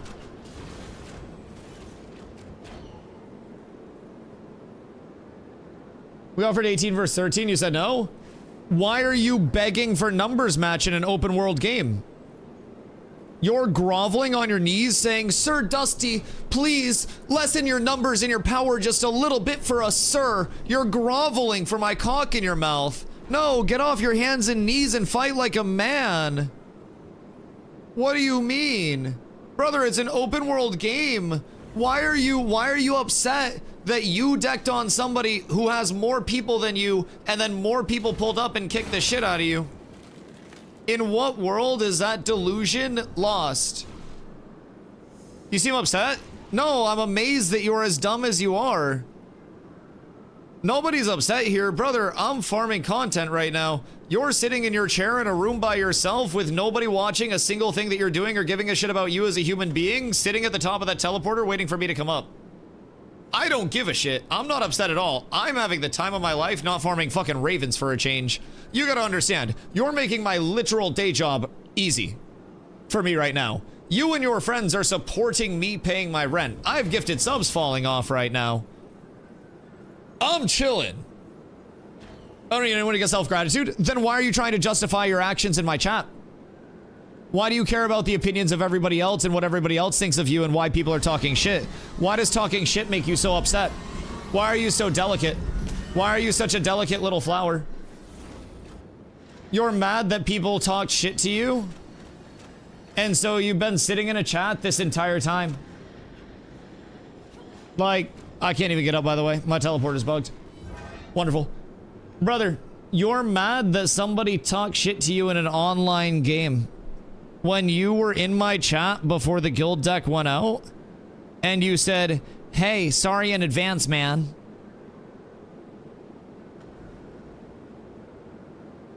Brother, you're mad when you started talking in my chat before the deck even went out. What level of delusion are you on? Genuine question. You even admit, Zachary, that you talked first. In what world, in what level of delusion are you angry that you preemptively talk shit in a chat, decked on a second guild of a community, and then got shit talked too, and now you're mad? Brother, don't talk shit in the first place if you can't deal with it. Hey, you guys finally came down from the tower. Thank you, I respect it. Are you guys gonna stay down and fight now? Good, good, good. All right. Do we actually have content? Holy shit, they're out of the hole. Let's fucking go. Will they stay? Because I would love that shit. Thank God. Maybe they came out of the fucking hole. They might have actually realized that they're being fucking pussies. For just once in their lives. Amnesty and EBC can't afford a guild deck. Yeah, now they're feeling confident because they have 2 other guilds with them. So they complained that they didn't want to fight because we pulled up with our community and they reached out to another community entirely to try to swing into their favor. Nothing says lil bro more than not being able to fight your battles in-house, lil bro. You call on other regions as much as you want. My charges or bugs can't war deck. Oh wait, no way. Oh wait, that actually sucks. Okay, never mind. You guys are exempt from that yap then. My bad. My bad. I take that bond back. That's tragic. You can if we have the same bug. As ableist towards smaller guilds? Lil bro. Is it just visual? It might just be visual. But also, make sure you get both. I don't have another scroll on me. I don't know if you guys have 2. How many scrolls do you guys have, Toner? Cause we got both guilds out here. They don't let me have scrolls because I'll just pop them. I yap too much, bro. I would have popped one on that bitch Susan by now. I swear to God. Show 0 out of 3. Oh, fucking Planendorf! Jesus. When was the last time you guys decked? And is it showing your charges as like always on cooldown? Cause ours says 16 hours, 1 minute. For our cooldown right now. It's going up. Wait. There's no shot. It's counting up instead of down. Okay, no, you guys are fucked. You guys are absolutely fucking borked. Yo, Kenpachi, what up, my boy? I'm jealous that NA has some PvP drama. Wish EU wouldn't be that dead. Yo, you wanna know what's crazy? Before this phase started, Intrepid literally said, hey guys, we'd love to have everybody on the same server to start because we want to test dynamic gridding and have the highest population in the same place as possible. Please bear with us, and EU will get their own server eventually. And you know what EU did? They threw a fit. And they said, we want our own server, we're boycotting this game. And Intrepid gave them their own server. And then, a couple weeks in, EU looked at NA and said, damn. We fucked up. And it's almost like everybody wants to pretend that they know the development process more than the developers that are making the process in the first place. And I feel as though we should let Intrepid make decisions. And we probably shouldn't try to... What are we up to right now? Nin, we're still in the fucking war. Get the fuck on. We're still fighting. Jesus Christ. We're over at Carfin. They've been holed up at the top of the teleporter for the last, like, hour.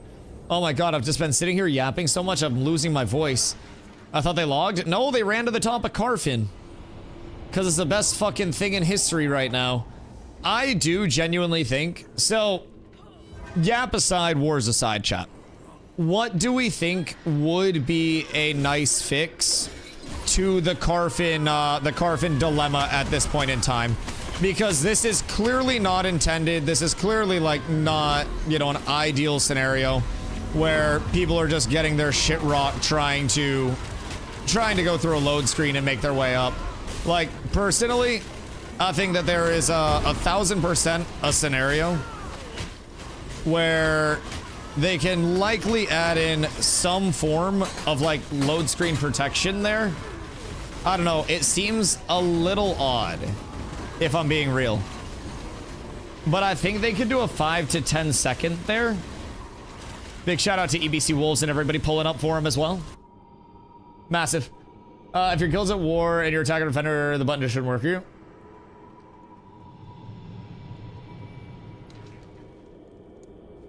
Yeah, but then what do guilds do if they get decked while they're on 4th floor and they can't get down?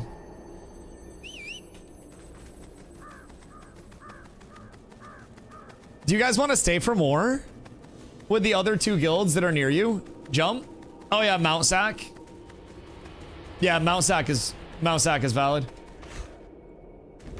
Why are you guys all getting flagged? Because they have EBC and Amnesty, and we have both of our guilds.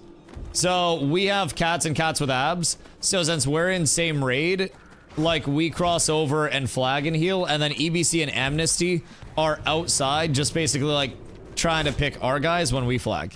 Because they haven't decked on us, but forgot you had two. Yeah. That's the tricky part about it. I feel as though the option would be to have both of our raids opt into a caravan. I've thought about that a lot as probably like the better alternative instead of everybody just flagging up. Because that definitely makes it a bit of a mess. There was one time, it still flags, I think. So the war overrides the caravan. Right. Alliances equals best option. Yeah, but I feel like, and just to like devil's advocate that, I feel as though an alliance system would devalue the social structure of Ashes. And it's kind of like Survivor, where you can go into a war thinking you've got so many people at your back, and then out of nowhere, nobody's at your back anymore, and everybody's turned on you, right? And I like that. I feel like formalizing those alliances more than just like the word of bond would be a rough thing, because then you also have not just formal alliances, but you have alignments. So it's like, say we're walking by and Guild 1 is fighting Guild 2 and we really like Guild 2, then we hop in and we kick the shit out of Guild 1. But say we're walking by and Guild 1 is fighting Guild 2 and we hate the new Guild 2. But we hate Guild 1 as well, we just hate Guild 1 a little bit less. Well, they may not be in our, like, alliance. That would be a scenario where, like, sorry, my mustache issues, I'm not picking my nose. As Dusty, apparently RMTs as well. Hold up, I don't make enough to RMT, you can see my subs. Yeah, that's debunked instantly, I'm broke as shit. Yeah, no, I'll call other people broke boys because I am a broke boy. It's like I can say it because I am one type thing, you know? So, like, bro, I didn't play Throne and Liberty because I can't afford pay-to-win games. I was very public with that shit. Everybody in the New World scene was like, Dusty, why don't you go play TNL? Why don't you go play TNL? Message Zombie for invite, if you need one. And I was like, brother, A, it looks like Dookie. B, I can't afford a pay-to-win game. I'd be fucked. I'd be fucked. One guild with full slots and everyone's main and it wins. Yeah, absolutely. We've been trying to consolidate up to that, but we also have a lot of, like, very casual players that, like, show up when they can, so to say. But it's not necessarily their, like, immediate priority. So that's where we have second guilds, like casuals, alts, crafters, stuff like that. And the people that, you know, show up when they can type shit with a lot less expectation on them, so to say. So it's a little bit tough to manage, but yeah, there's a lot of people. Oh, sorry. I'm here, sorry. Follow the motion here. Yep. My bad, my bad, my bad. Hey, we're backpedaling back down the hill, same way we just came. Yep, go down the hill, down the hill, down the hill, down the hill. Down, Walls, roots. Get AoEs on everything that got caught, everything on it, everything that got caught. Nice. Look at. Yeah, keep killing the funnel. Keep killing the funnel. Look at helmet in front, push up now. Look at helmet. Get up the mountain. Everybody run towards the mountain, get up the mountain. Get behind them, start looking into them. Oh, it's slamming time. Get your AoE back down the hill. This is potentially fat. Oh, I'm shredding! I'm shredding! We just need everybody else to live. We need me to live. Good. Spawn at Carson. Oh god, I died to fall damage. Oh no. Yep. I thought I would clip the edge. That's so tragic. Fuck me, I pumped so much damage into that clump. Don't, yeah, if they're running like Shekels is running. Excuse me. Get Shekels. Don't let Shekels go. He has 30 seconds. 30 seconds. 7 left. The fuck was that? They're pushing back up the mountain on you guys. I've been scammed. No, come to the water. Come to the water. Getting farmed by guards in this bitch. Oh, I don't have my water. I left it in the fucking kitchen. Okay. Oh, that's so sad. Up the rock here. That's so fucking sad. He still has protection. All right, up we go. But yeah, we definitely need to condense up. I mean, we have a lot of slots still available. That indeed was a fun fight. Listen, yap aside, my goal is just to get fights. I don't give a shit who wins or who loses as long as they're fun fights. I'm an advocate for fucking PvP over anything. I just don't like the load screen. I think the load screen sucks, if I'm being honest.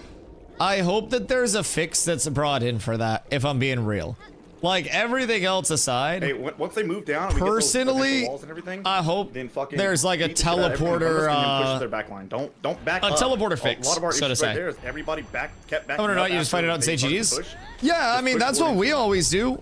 Like, I'll be real, there have been plenty of times where we've been outnumbered, we've been at a disadvantage, we spin up what we can, and if it's not enough, then we lose and say GG. Like, we don't really care about saving face, we care about getting reps.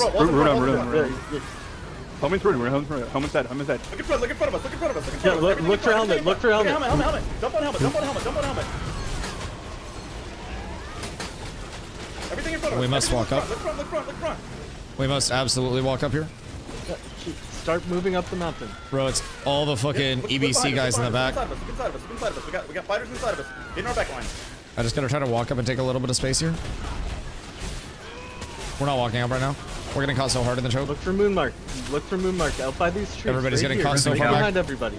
No, I spent a big Right potion on behind this. everybody. Look for Moonmark right now. They got high ground. They have high It's ground a and we're not bar just walking up. messing A our lot of entire- people are scared to walk up into this pass. I'm on him. Like, you can get up through this easy, and we need to be able to walk up through this and then just, like, dick up with fucking nimbles. And the high ground's takeable. It's just if people don't commit look for to helmet. it. Look for helmet. No, because Getting another why route down am I at the getting four bottom by of guards? this hill. We have people alive. I guess it's payback for the siege. Keep fighting, Vice. Keep fighting, If Vice. I'm being honest, You probably guys die, right? works Go out. back. No, consolidated Yeah, push. let's go back, It's the hardest thing to let's go back. coordinate. I'll be honest. Like a push like that, where it is in 9 out of 10 scenarios a suicide push, and in 1 out of 10 scenarios everybody plays together and it works. Once you do it once, it becomes a 3 out of 10 success rate. Once you do it 20 times, it becomes a 5 out of 10. And it's the hardest thing to get people to actually buy into, I think. And like, in my personal opinion, once you get it to click, Stay in the water, stay at the like bottom of the hill, even bottom on of the their hill, end, bottom of the hill. you saw Just how look like like the dogs. staggered they were, right? They were people wrapped spawn on that still. entire mountain pass. So even on their end, they came down staggered, but staggered high ground versus staggered low ground, staggered high ground is going to be favored 10 times out of 10. Yeah, So we're- if we were to ball up and take advantage of Gas that, deck, we can't prevent then that. it would have been nice. But I know it's it's all got that, stats, like you got said, stats. training the ball mentality. And even a lot of the scrims that people are able to get, like even our in-house scrims and stuff, it's hard to get 3-4 groups of people on each side. It's full usually like roster now, 8s to maybe a group and a half on each side pumping it out. So it's just, it's a reps thing, man. And things like this are very, very, very good for reps all around for pretty much everybody, if I'm being completely honest. I still love close. the prospect of like all of our players and honestly more players in general getting access to content like this, because it's not every day you do. And this is, in my opinion, what Ashes is about. Just trying to get content that helps your community learn and grow, whether it's good, bad, or indifferent. That's the big thing. You're dropping. They're going. Go, walls and roofs, Ready, Thunder in the front. Melt thunder. Helmet. He's not dying fast enough. They got a lot of sustain on him. Right now, look for a helmet. Look, new helmet. No, that's fine. Right side, new helmet right side. I just stuttered my life away. Oh my god. I lost like all control of my fucking character. Jesus. Look in that helmet here. That's so rough. Still looking at helmet. I just came out of a 6-second stagger. Yeah, our DPS is not There we go. DPSing Hey, right they're now. pushing down the hill. Back Get up your down the hill. I won't lie. Jump It down took the us hill. Jump down the hill. way too down the long. hill. One more gaming. Lead everybody down the hill here. Wait, do we only have one bird? Look helmet. Just dump helmet. Get AoEs up this. Where did my Get bar- AoEs up the path. Look at helmet. Why am I getting formed by guards every fucking time I die? Why am I getting formed by bards? Or formed by bards? Formed by guards. Right. Guards and bards. We need both. That's what everyone said. Where'd all our bards go? Yes. Because we only have one bard now. Yeah. Yes. Tracking. Tracking. Okay. I'll see if there are any kicking around. Chat. Yo. Cry, my boy. How many nimbles y'all got on your side? I have a proposal. I will trade you... How many fighters do I got? I'll trade you 4 fighters for 2 bards. In fucking MC. Right now, I'll kick them from my guild. Yeah, You can but have all... the Who is same it? amount. It's Busty. That's Ah, 3. Busty's my weaponsmith. I gotta keep Busty. But here comes a fighter discrimination. Is it fighter discrimination or is it bard enjoyment? Because we only got 1 bard up in this hoe and I just realized that. What'd we do? 5-1. Existed. What do you mean? You're not a ranger or a mage or a tank. Well, that's what you did. That point isn't working. Kick We're me line of first, sight. doesn't he? We're not line of sight. I got you. I got you, my king. Fighter overall. Listen, if everybody... That's all we got right now. We're taking it. If everybody ignores fighter, Intentionally. then we're good. We can't. We're we fucking can't go set. around because there's way too many mobs. We're truly up tremendous. We got mobs on us. But fighter doesn't get ignored. Most of the time. Most of the time. Look, Mom, no teleporter. What about no other guilds? Stop drowning. How many other guilds did you guys need? How many regions did you recruit to deal with streamer guild cats with abs? Genuine question. LMR. Weird how EBC and Amnesty made a guest appearance to help you guys. Hi, Shackles. Good fights. I'm having a blast, by the way. I'm having an absolute blast, despite all the app. What's the excuse now? Brother, what do you mean? Drop the Amnesty and the EBC. What do you mean? There's no excuses ever on this side, dog. What do you mean the excuses? You guys were running from us. What do you mean, what's the excuse now? There has been zero excuse on any point on this side. Pre wanted even numbers, now it's even numbers? No, you begged for even numbers. No, you guys were groveling, begging me for even numbers. Start moving. Yeah, I don't care if it's even numbers or not, because my guild's not a bunch of pussies that'll turn down a fight. Like, I'll be real, we'll fight regardless. I don't know what narrative you're trying to spin up, but like, brother, we fight regardless of whether we're winning or we're losing. Like, I'm not about to go hide at the top of Carfin Tower and use a load screen. I'm setting helmet. Like, I'll be real. Community for you, not them. It's not their community. The only difference, and again, keep in mind, they want to complain about us having one guild that outnumbers theirs. It's their own medicine. I personally don't care. I'm still fighting, our guild's still fighting, and we're not calling in Supple or our friends to come bail us out of this. We're still gonna fight regardless. I personally don't care because I'm not bitch made running to the top of Carfin Tower. I'm gonna keep that a buck with you. You guys waited at the top of Carfin Tower until more people not in your community pulled up to try to bail you guys out. I respect it. It's a smart play. But there is no shot where you can come in here and try to say I am anything other than standing on business, brother. And my community and I will stand on business all the time, no matter what. Like, whether we win, lose, or indifferent. Like, we will. I don't mind. I am here for it. I will always fight the best that I can, all the time, no matter what, bro. Up the hill. Everybody get up the hill. Literally all the time. Back down. Get past these last few guys here. Peep. Come on, keep coming up. Come up. Come up. Spaghetti Western at the end. Kill Moon. Kill Moon. Spaghetti Western is a crazy name. name. You see Moon. Okay, he's going absolutely down crazy name. Push get back up to the top of the hill right now. Oh, hey, Shackles. Right now. Okay, get this guy out of us right now. Moonmark, kill him. Okay, now Shekels. Kill Shekels. Big wave coming up that choke on your guys' back. Yeah, you guys can turn to kill that. Turn to kill that right now. Everybody turn where you came up from. Yeah, get Root on Diamond. Can we get Root on Diamond? Roots. Okay, Root. Whoa, my boys. Group of 3. Whoa, my boys. Push up to me. Start forcing them down this hill. Let's go. Kill Moon. Whoa. Get on to Moon right now. I'm gonna run back in real quick. Kill Moon. Why? Okay, get on to Helmet. Helmet. Why? Yeah. Good try, guys. It's nobody else except me. Why am I getting cooked by the guards? Repair simulator? Bro, I'm down bad. It's only you.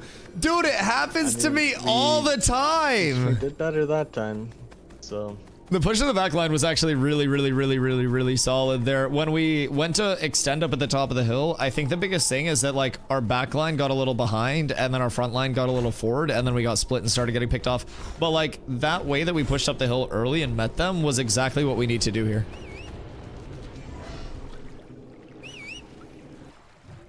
Yeah, we probably have time. Wait, why is it just me?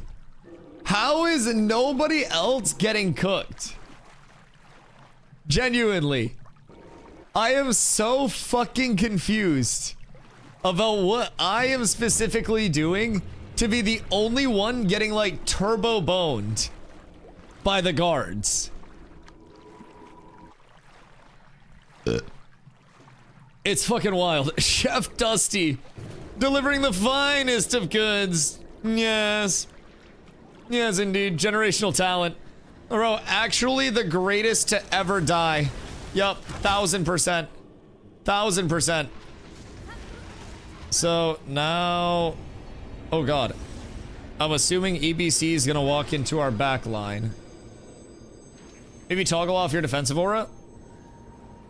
We need to be flagged, like, because EBC is also helping them. Our people are flagging up because we have like both of our guilds here and we're, you know, in raid together. So all of us are gonna get flagged up regardless. It's just like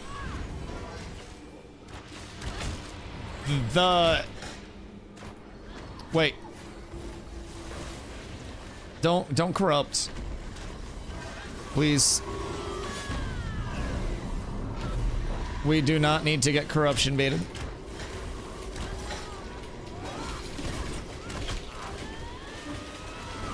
No. What a weird spot to try to wall. Hiya! Take that, you bastard! Alright, we got their tank. It's all worth it. Indrum, no! I got you. No, I don't. The high ground goes crazy. Olympus! Hi! Oh. Hi! Hiya! Oh, shit. They're in our butt. Alright, Shekel's dead. Very nice. We're up tremendous. Oh god, wait, how'd I get different? Yeah, look at Walking up with their backline right now. Routing, routing, Green cross, green cross, green cross. Look at helmet, look front, look front. Everybody look helmet down in this I'm going alley. on helmet now. This is gonna need love in their backline. I swap new helmet. Nice. Push down. Get resin. Moon is weak, Cleric, dead. Cleric. On it. Doja, killing Doja. Who the fuck is Doja? They got another guild up in this bitch? Down the hill. That's not a vice, it's a nice. On the EBC. Is that like fake vice? Oh no. Push down. Drag, I'll get Push you. down towards the Okay. water. Towards the water. Go. Don't let them regroup at the water. Strike, you got time. I got rest. Yeah, move down. We're really low mana, we don't have a board. Nice job, Alright, everyone. sit down back here. Stay at the bottom. I'm gonna die. Hey! Alright, what? I don't know. Kill the CBC. Oh, So, Shekels, what's the excuse I don't this have any time? heal. There's nothing I can do. Bro, just don't be a fucking down. parasocial. Just play the just run back PvP. to I'm gonna Emu, run back. can I You get have a protection. res? Like, just say good Run fight, back. you fucking goober. Okay. Like, what? I'm so confused. Why you guys are parasocial about it, bro? We push up to where they were jumping. I was hunting EBC. Don't Oh. chase, just come back. Wait, Rhino. Stay right here with... Oh, wait. You were hunting I'm gonna go EBC. find them. Go, stay right there. Oh, Are they that's coming? my They're bad. right there. Oh, Yeah, that is that's so my bad. We have 2 EBC clerics. I hit Rhino with just the running at pre-thrown shoals. tomahawk, which hit him in the back, and I got the pull on him while the tomahawk was in the air, so he arrived to me This pre-tripped, should be the last and one. then just got splashed with damage.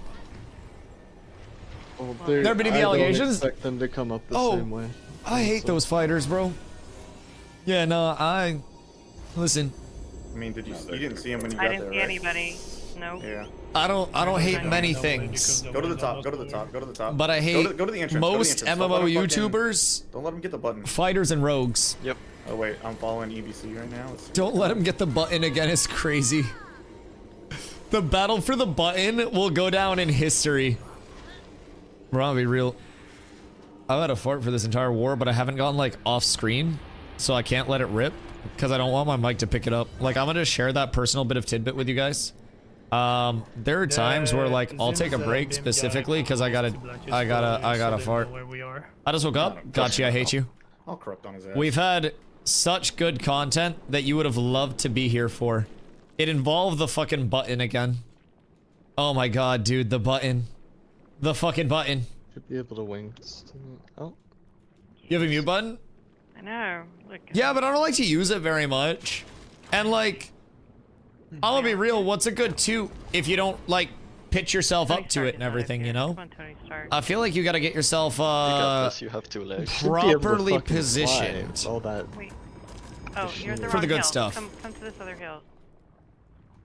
No. Oh my god. This It's is not okay. really It's almost done.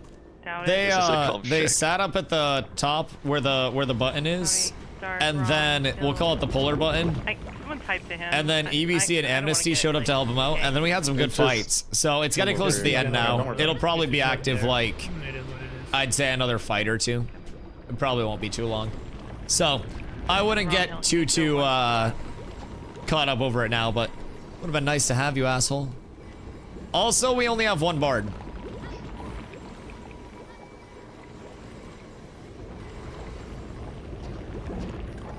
I don't know where all my bards went.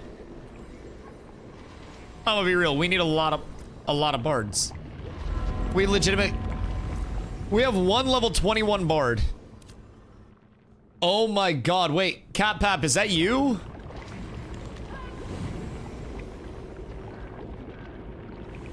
Nah, I will gear you my goddamn self, dog. What the fuck? We need to get this man geared up immediately. Cat Pap, here. This isn't a lot. Hi, hot dog. Wait. Is that hot dog? Think I might roll a bard? Bard is nuts. Where are all the bard mains? Dude, I don't know. They fixed the AT&T shit? I think so. I haven't heard much about it. Wait, hot dog, that's you? What am I go? Uh-oh. You don't see him, zombie? I can't get this over to you. Now. They dipped. They left. Planet North They Y. got the score they wanted and they fucking left. Planet North Y. Yeah. Yeah, it was like literally 1 or 2 fights away from it actually just being over. True. Just left. No, they've also been hitting some freaky deaky flanks and shit.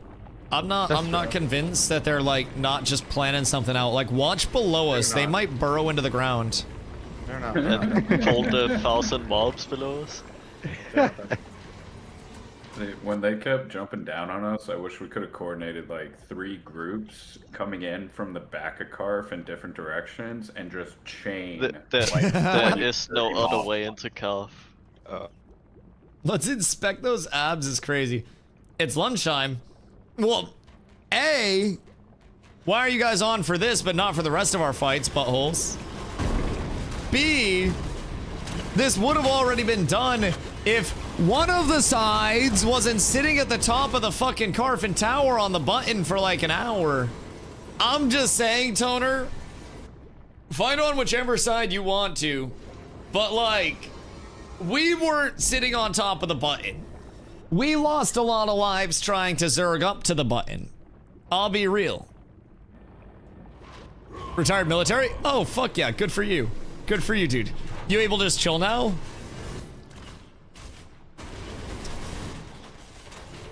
Invite me? Message Zombie. Zombie lead. I think Zombie's still active. Zombie's an active duty idiot. Yeah, I don't really know what he does. 3 years till retirement? You're almost there, brother. You're almost there. Should use rogue grappling to scale the side of Carf. No need for a TP. Well, what about all the not rogues? What about the rest of us? Is they just supposed to fucking grab us? Maybe we gotta get like the intercepts and then we gotta have like the mages also look up for their blinks. That's what I did. Like, fuck, I wish I could. Rogues are the bait to get him off the TV. Oh, fair, fair. Yeah, I mean, we only got one rogue at the moment, so that might not work. Also died every time. Yeah, they didn't have a full raid up there, but they did have enough up there to definitely just kill a rogue, for sure. Don't you grapple to 4th? You just have to believe. I'm sure you can get your way up there with a couple of grapples. You can get pretty much anywhere in the game, I feel like, with a couple of grapples. I've tried a lot. Interesting. Maybe if we all just got flying mounts. Everybody. How could you get up to 4th? That is like, that's up there a lot. Where the enemy at? Regrouping. Regrouping. They won 2 fights. So they were high and mighty then. And then we won a fight, so now it's been radio silence.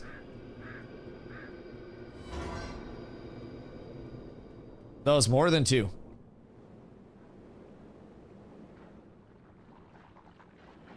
Yeah, probably like 3. Yeah. Who are you fighting? So, Vice decked on our second guild. We decked on Vice.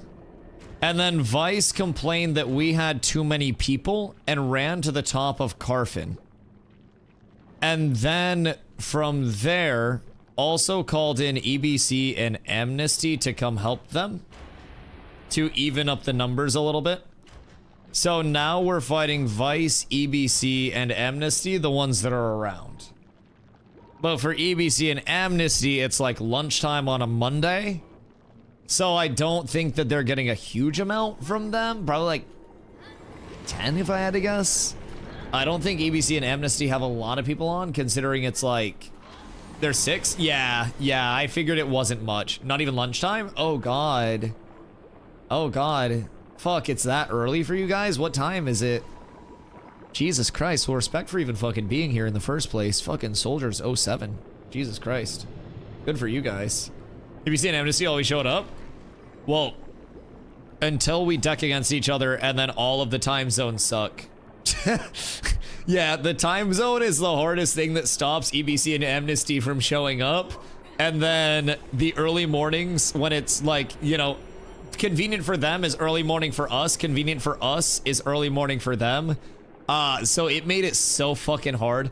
I was actually so happy that we were able to get the siege. Like, that was 2 p.m. on Saturday for them, like Toner said.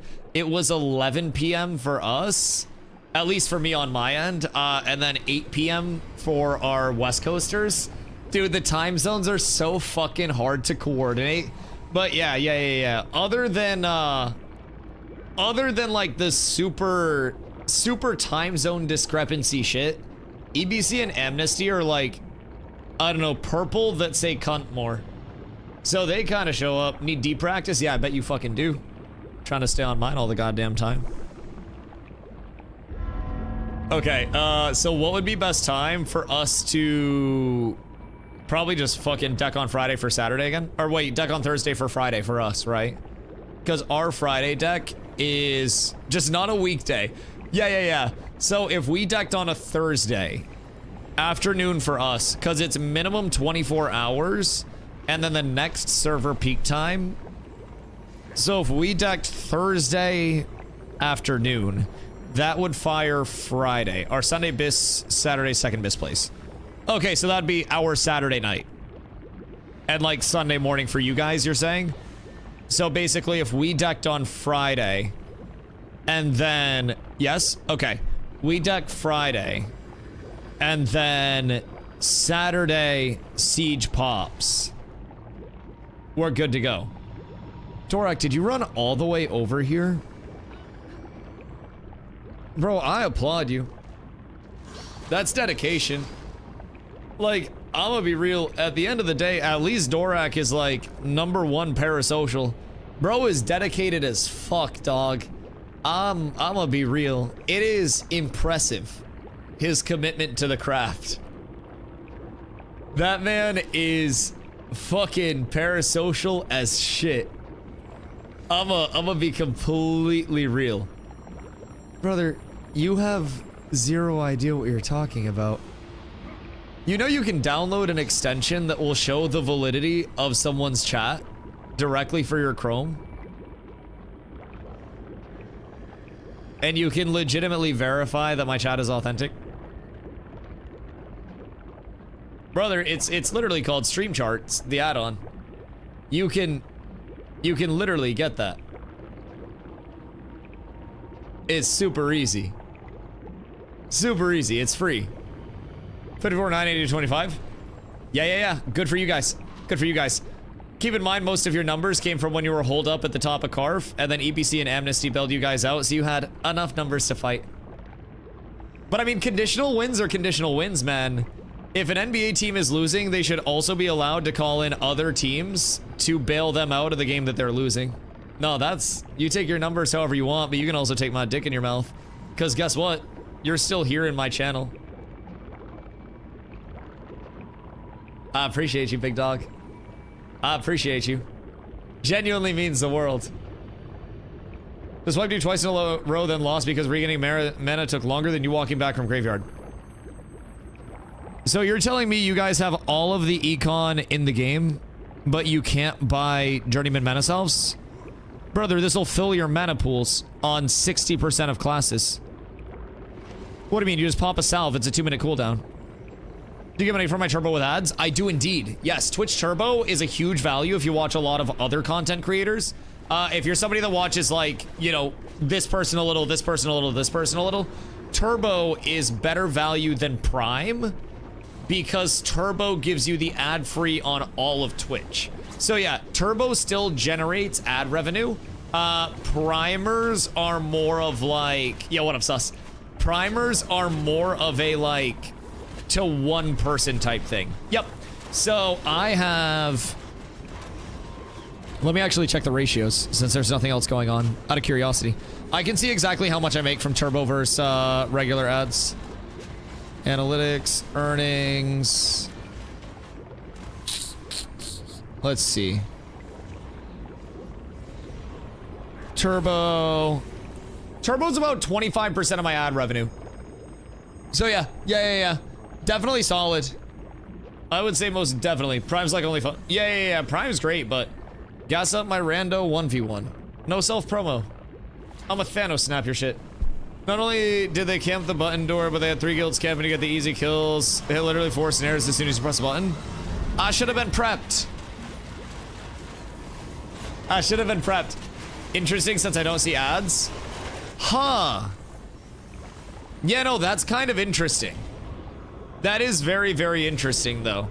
Because that's huge fucking value.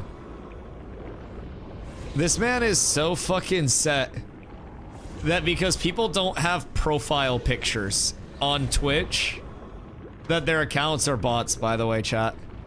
Make sure you guys upload your Twitch profile pictures. Bro, Thorak is fucking delusional. Jesus Christ. I'm big bot. Chat, can all of my bots just hit me with some Dusty W booties in the chat real quick?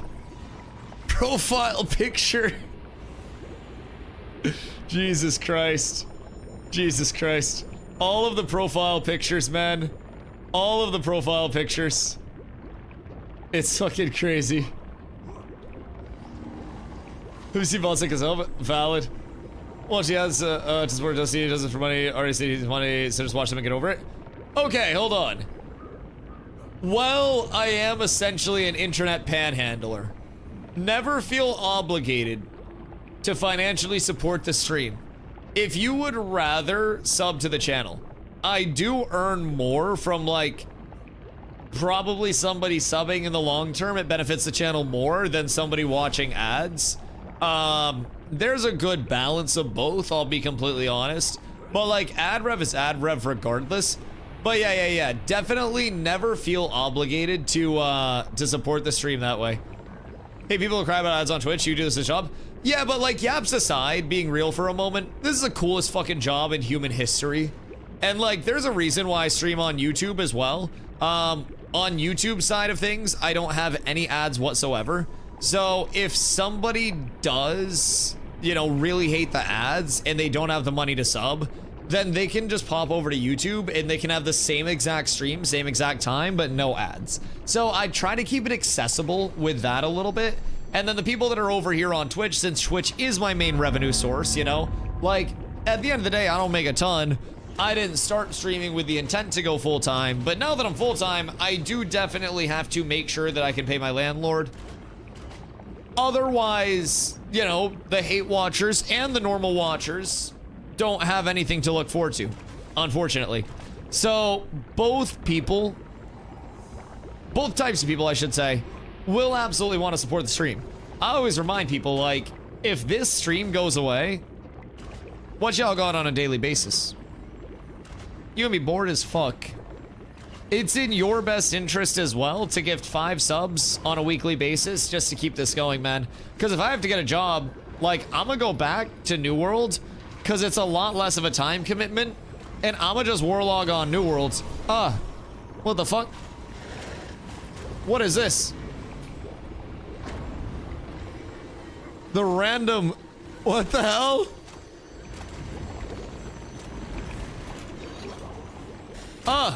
The stutters.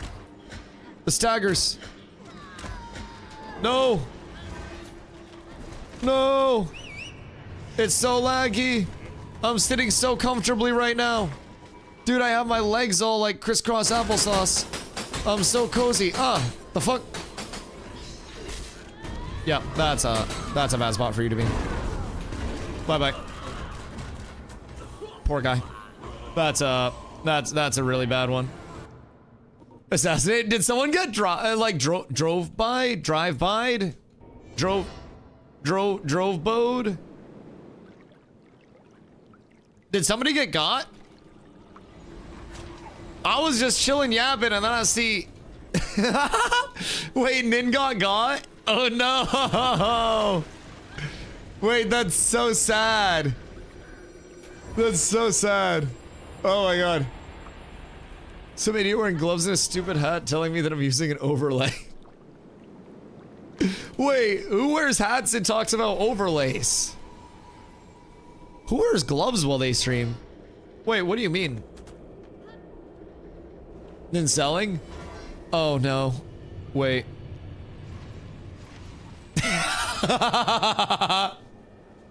Wait. Oh no. Oh no. Wait, Nin actually flexed the chain and then got his chain snatched. Oh no, dude. That's so sad. Brother had it all until he didn't. Oh fuck. Oh, poor guy. Poor guy. Oh god. Vladis? Oh, I don't have any personal beef with Vladis. I think Vladis is a nice guy. I think he just kind of got pulled into the whole, like, I don't know, clickbaity drama-y side of things a little bit this season. And I actually, like, I like his content. I just don't like when people get pulled into the very, like, clickbaity drama-y side of things. I think Vladis is far from, like, you know, the extreme side of clickbait as well. I actually like Vladis's content a good bit. I was kind of surprised to see him fully embrace the, like, you guys are never gonna believe my video about the overlay that's 3 months old news. That was kind of a surprise to me, if I'm being real. But, you know, it is what it is. It's also a very slow time for Ashes right now, so I think it's very easy for people that are looking for content to just be like, to yap about the obvious elephant in the room and go that route of it, and somebody's got to do it, so, you know, it is what it is. He's not calling out guilds, but wants to find out the truth about this overlay, yet names supple and polar every other 5 words. Yeah. No, I agree. I think that investigatory work is far differentiated from what's over here. Oh, is it EBC? I think investigatory work is far differentiated from accusatory work, and I think that things that are accusatory. Hold on, be right back. 1 sec. I'm here. Oh god. I need walls. My bad. I had to go to the other. I had to go to my other computer. Wall. Yep. Thunder. Yep. Get wall now. We're good. He's locked in. Good. Nice. Look, Root going out. Fucking running in my own wall now is too good. Wait for the wall to go down. Half our raid's caught on it. Don't hit. God damn it. Just get across. Push in. We need a vines at the mouth. I can just send it. Side of the bridge. Careful. I'm walking in. Go. Push in. AoE's out at moon. AoE's out at moon. Kill moon. Push. Big AoE. Start peeling them back. Yeah, they're all grouped up. Get roots down at the end of the bridge. Get to the other side of the bridge. Get to the far side of them at the other bridge. Big Get over AoE. here. They're clumped up. Nobody's walking. Move up. That's so sad. Keep going up. If you're dead red, everybody's so far back. Come behind them. No, everybody plays like Look for this pussies. moon mark. Up to the right. Come across the bridge. Up to the right. It could have been so glorious. We just need to not be We're getting DC'd. split up here. Get Respawn. Thanos snaps, Start heading bitch. towards the Ember That's Spring. unfortunate. Let's get regrouped with our people here. We're logging. Yeah, we just need people Get to to walk the forward. far In side of KT, the bridge. it's gonna be done before you get out. Like, it'll be done before you make it here at this point, Gotchi. If you were here a couple hours ago, it would have been Biss, but... Slow down if you can. Oh, Shekels, no. Yeah, The mount. Bunny, just try to get a... Fuck your mount, Pride. Don't Cry. Don't push, yeah, don't push. You'll have another one. Alright, cool. That should count as a kill for us. I got Olympus, Here, on me, on zombie, at the bridge. Come on! Fuck! Push up! He is here. Hey, guys. Yeah. We need, Get onto the bridge if you're we need people to regroup at this point. Get onto the bridge. Like, what are you doing? Where are we here? My good man. Yeah, we have my 10 good man, my dude, my guy. Everybody's grouped. Stay here. Alright, +1 for the boys back home. Okay, everybody. That's everybody massive developments. Everybody get ready. If you're back, let's go. Be coming forward. I have no wall for this. Okay. How long till wall? 30 on mine. 20. I'm back. Okay. Pulling thunder. Tripping thunder. Yep. Pressing diggity. Don't get I have no wall for him. Don't overcommit. Thunder could die. Thunder could die. Yep. Okay, now root. Can we get roots and AoEs? Yes. Mage AoEs, please. Mages, get your AoEs to the other side of the bridge, please. Get it onto book. At least get onto Strike, book. you're just melting. Strike, you're just melting. Back up. I'm looking at green cross the back. They're 25%. They're pushing. Look at Cry. Everybody look at Cry. Cry dead, nice. I can pull thunder again. I'm pulling guard wizard. Guard wizard pulled. Left side. Trip on that. Yeah. Second trip. Focus on him. Good. Hey, we're about to push to the other side of the bridge. We're gonna have to pick a side and full send it. Hold on. Okay, get onto the right side of the bridge. Push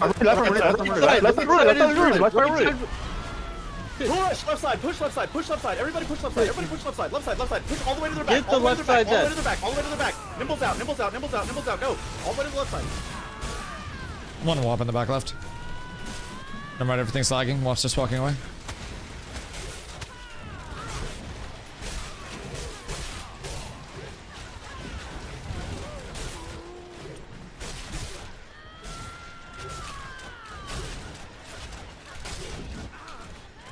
So are we just not getting like... Get ready. We're not getting people in deep enough on the pushes? Or like what? What's the problem with it, do we think?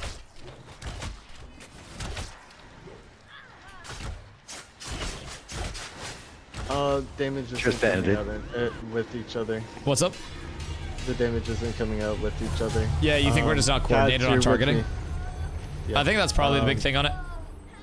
We have another 31 lives here. We'll just play it out. Fight it out, boys. They'll be flagged. We'll pull up. We can fight EBC Amnesty now. Playing front to back and their mages, bards, and healers for free. Fine. Yeah. I think that's probably the biggest problem with most like large scale fights, if I'm being honest, is trying to get people confident in like going up and living in the thick of shit.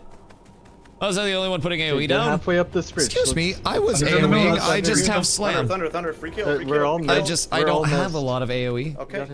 I was also putting AoE down. Look damage front. Stop backing up. I just don't have as much. Push into them. Okay, get to the far side here. Everybody get to the far side. Everybody use your movement. Roll through them. Roll past them. Go to their back. I'm rooting behind them. I've rooted them all. Right in. They're backing Come on, up. They're backing up. get AoEs out on them. Oh, Toner. Look for Moon and hit Moon. Look for Moon. Out to the front left. Spaghetti dies. Now look for New Moon. New Moon. Walk this guy down this path. Fuck the rest of them. Everybody group front of the bridge. Everybody look back on the bridge. Yep. Yes. No marionette for you, sir. Cannot allow that to happen. Okay, none of that damage actually just went out. Very cool. New helmet mark. Slightly laggy, but that's okay. All is well. Father Craig tripped at the front of the bridge. Somebody hit him with me. New helmet. Oh, they have her text. Oh, cleric. Nice. Very nice. We got another route on helmet here. On helmet. Kill helmet. Now kill. No, helmet's still up. Kill this helmet. We need to get into their supports. Okay, their supports are dead. That's cool. Yep. Very nice. Start pushing far side. It's like when the pressure's not on, everybody performs a little better. Everybody with a purple vial. Bro, can you imagine if it was all actually purple? I'm getting some desync here. Turn back to the bridge. Come back to the bridge. Back to the bridge. Back to the bridge. Oh no. Get a pull on Deimos. Oh, this poor guy. Get a pull on Deimos. Pull doesn't work. That's fine. I'll just go fuck myself. 3 seconds. Nothing works. Yeah, don't even need it. No, I'll just go fuck myself. That's dog shit. My game crashed. I was looking at your stream's raid frames to figure out who to heal. Wait, there's no shot. You were just clicking stuff. Get to them before they regroup. Guard was right here. No, that is actually massive. I'm not even gonna lie. That's what? Oh, I just croaked it, I think. Oh, no, I didn't. Where am I? Huh. Who am I? As long as you don't play. How am I? Keep moving up. Keep moving up. They're about to regroup right in front What the of us. fuck? Don't worry about it. Just stay. Pulling Yuki. Yuki, Yeah, pull, I'm on the way. Kill helmet. Kill helmet right now. All right. We're looking for the next pick. We're coming. I'm coming. Root on diamond. Diamond up here. It's moon mark now. Helmet. Get helmet. I'm on my way in right now. Okay, push these guys all the way back to the fucking Ember Spring. Make them fight on top of this platform. Don't go too close to the Ember Spring. You'll get Back up. Respawn and then just run past them. Oh! Didn't want it to touch the respawn. It's okay if you die to the... Run right past them, don't attack. Right here, warrior. Gonna grapple on him deeper into our backline, Dad. Root top of stairs. We can't push that. We can't push stairs. Back up. Yeah, back up to the right. Get on top of Deimos this on the rock left. over here. Can we get a grapple on Deimos on the left? Mine's coolie. No. 5 seconds on Thunder mine. in 2. 1, pulling Thunder now. Get double pull on him. I'm looking at it in 3. There's multiple. Pulling again. Walling. Yep. Ooh, good. Get on moon mark. They're trying to push now. Just beat the fuck out of it. Yeah, Beat the fuck out of him. AoE Yuki's weak. Yuki dead. AoE's on helmet. Look at book. AoE force helmet. You'll get Look at their all the backline. They're all AoEs weak.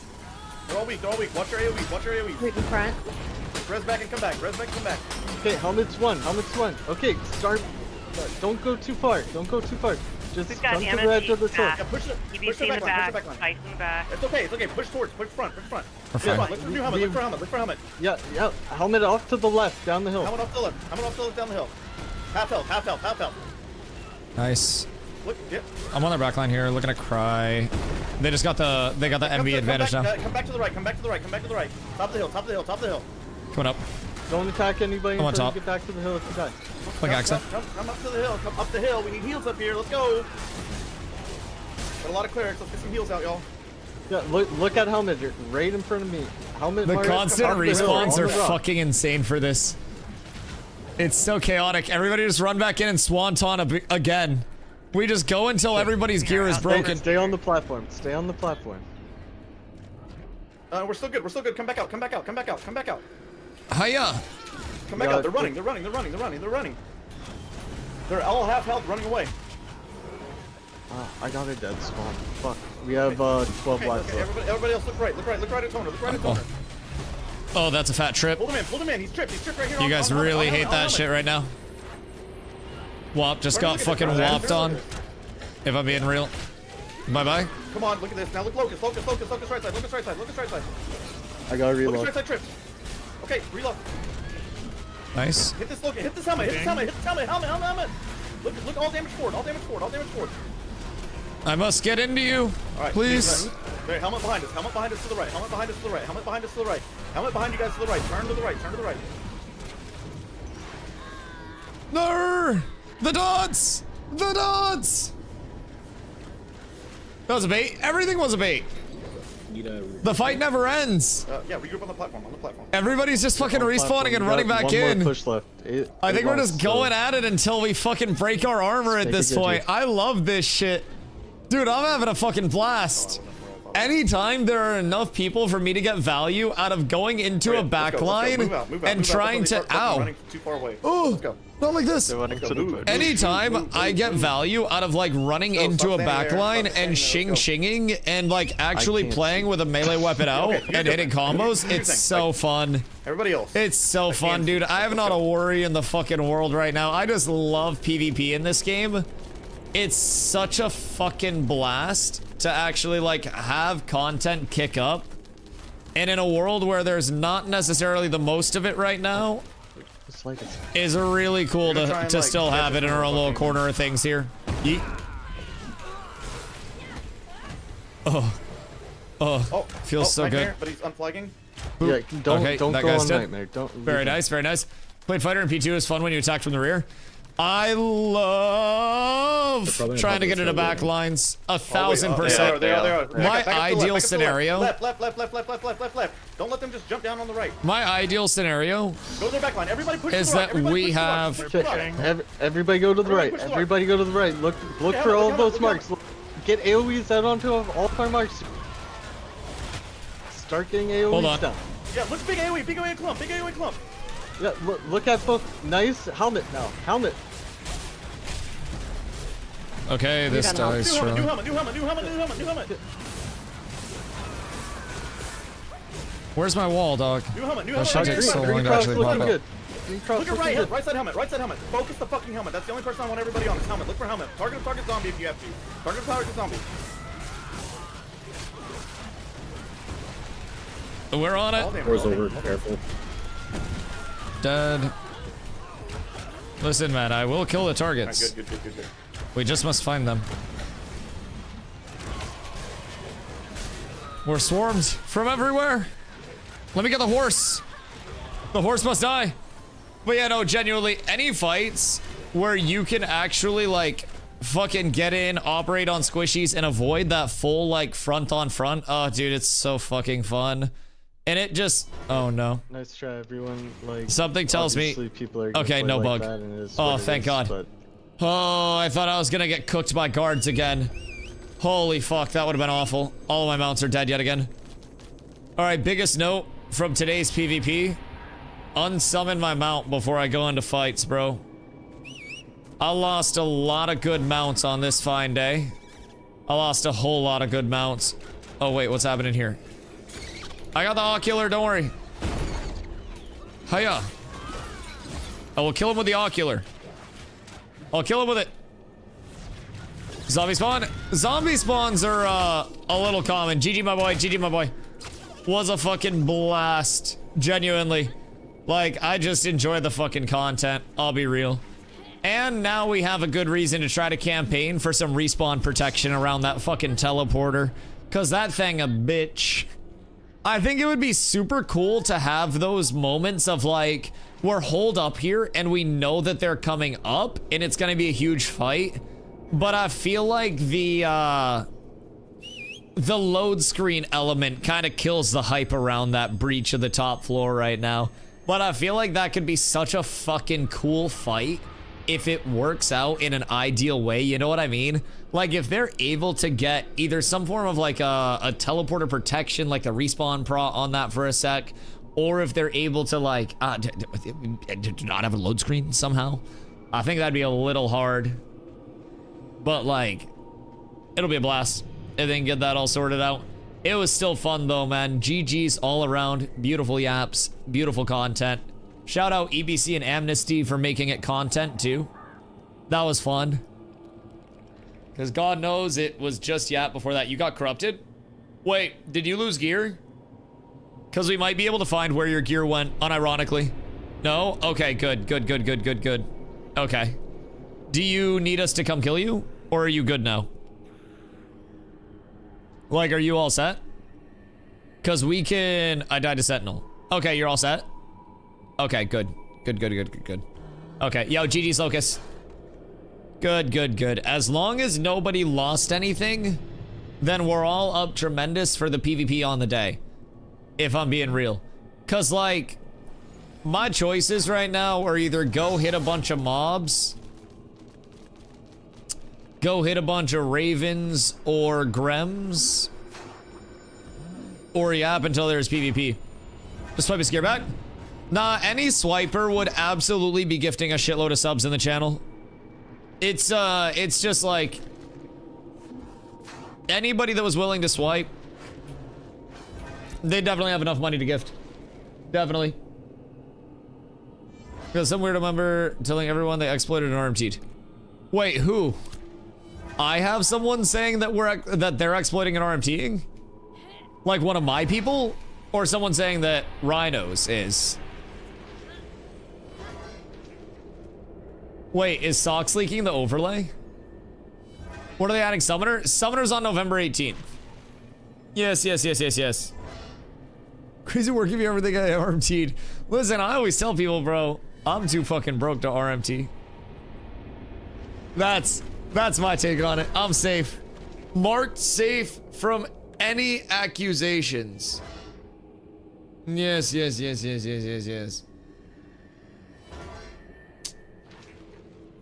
You're scraping to order McDonald's and I'm getting accused of RMTing. Okay, in all fairness, if you can order McDonald's, then you're probably in the top 0.1% right now, dog. McDonald's is more expensive than most sit-down places, and it's not nearly as filling. That shit's a fucking scam. Like, if you're publicly ordering McDonald's in this economy, I would be a little sussed out. $15 for a full meal? That's a lot. That's a lot. I meal prep, and it's like $2 a meal for actual stuff. Best fast food in the US. I disagree. That's better than restaurants? I don't know where you live, but like, I live in Maine, and you can go out to restaurants here, and you can get like less than $10 for a full-ass meal. In Cali, I can't find anything cheap. Oh, yeah. Yeah, Cali, no fun. Cali, no fun. Cali's expensive as fuck for everything. That 1000% makes sense. Yeah, that's why you gotta meal prep. Oh, excuse me. Gotta get that meal prep. I bought an entire 6-pound chicken for like 90 cents a pound. And then I roasted it up today. And I'm about to go eat that. And I'm so fucking excited because I'm hungry as a motherfucker. I'm probably gonna make some wraps or some shit. It's gonna be a fucking blast for your boy. So, lads, if you're new to the channel, make sure you drop the follow so you know when I go live daily. I do stream every single day starting around 2 p.m. EST for 8+ hours a day. We're trying to hold on as a community until the 18th. We're almost there. And then once the 18th hits, boys, we're good to go. We're good to go. Everyone's happy again. We got Summoner. We got sport fishing. We got the Harbinger system. I can't fucking wait. Just a couple more long weeks and we'll be good to go, lads. Guys, thank y'all for showing up and showing out today and every single day, making this possible. It is genuinely a fucking blast. It's the funnest thing I can do on a daily basis. I just sit here and play video games and yell at people and then go chill. It's a dream come true. Y'all are amazing. Thank you guys for being here. Thank you guys for making this possible. It means the world to me and always, always will. I will catch you guys tomorrow for another absolute banger. I'll be on normal time. I'll be aside. Oh yeah, no, please understand. Please understand. In-game yaps are always just in-game yaps. I love talking shit to people because it's just like, I'm not an aggressive person IRL, and I don't think most of us are either. So it's all probably just fun for us to yap in a video game where none of it actually matters. So 1000%. Thank you guys for the fights. It was a fucking blast. If you guys ever want scrims, by the way, for that numbers match without 2 other guilds bailing you out, you hit us up because we always want scrims. Boys, I'll catch y'all tomorrow. We'll have a banger stream on the way and maybe a siege deck plan coming soon. I love y'all. I appreciate y'all. Peace. Have a good night, guys. Thank you.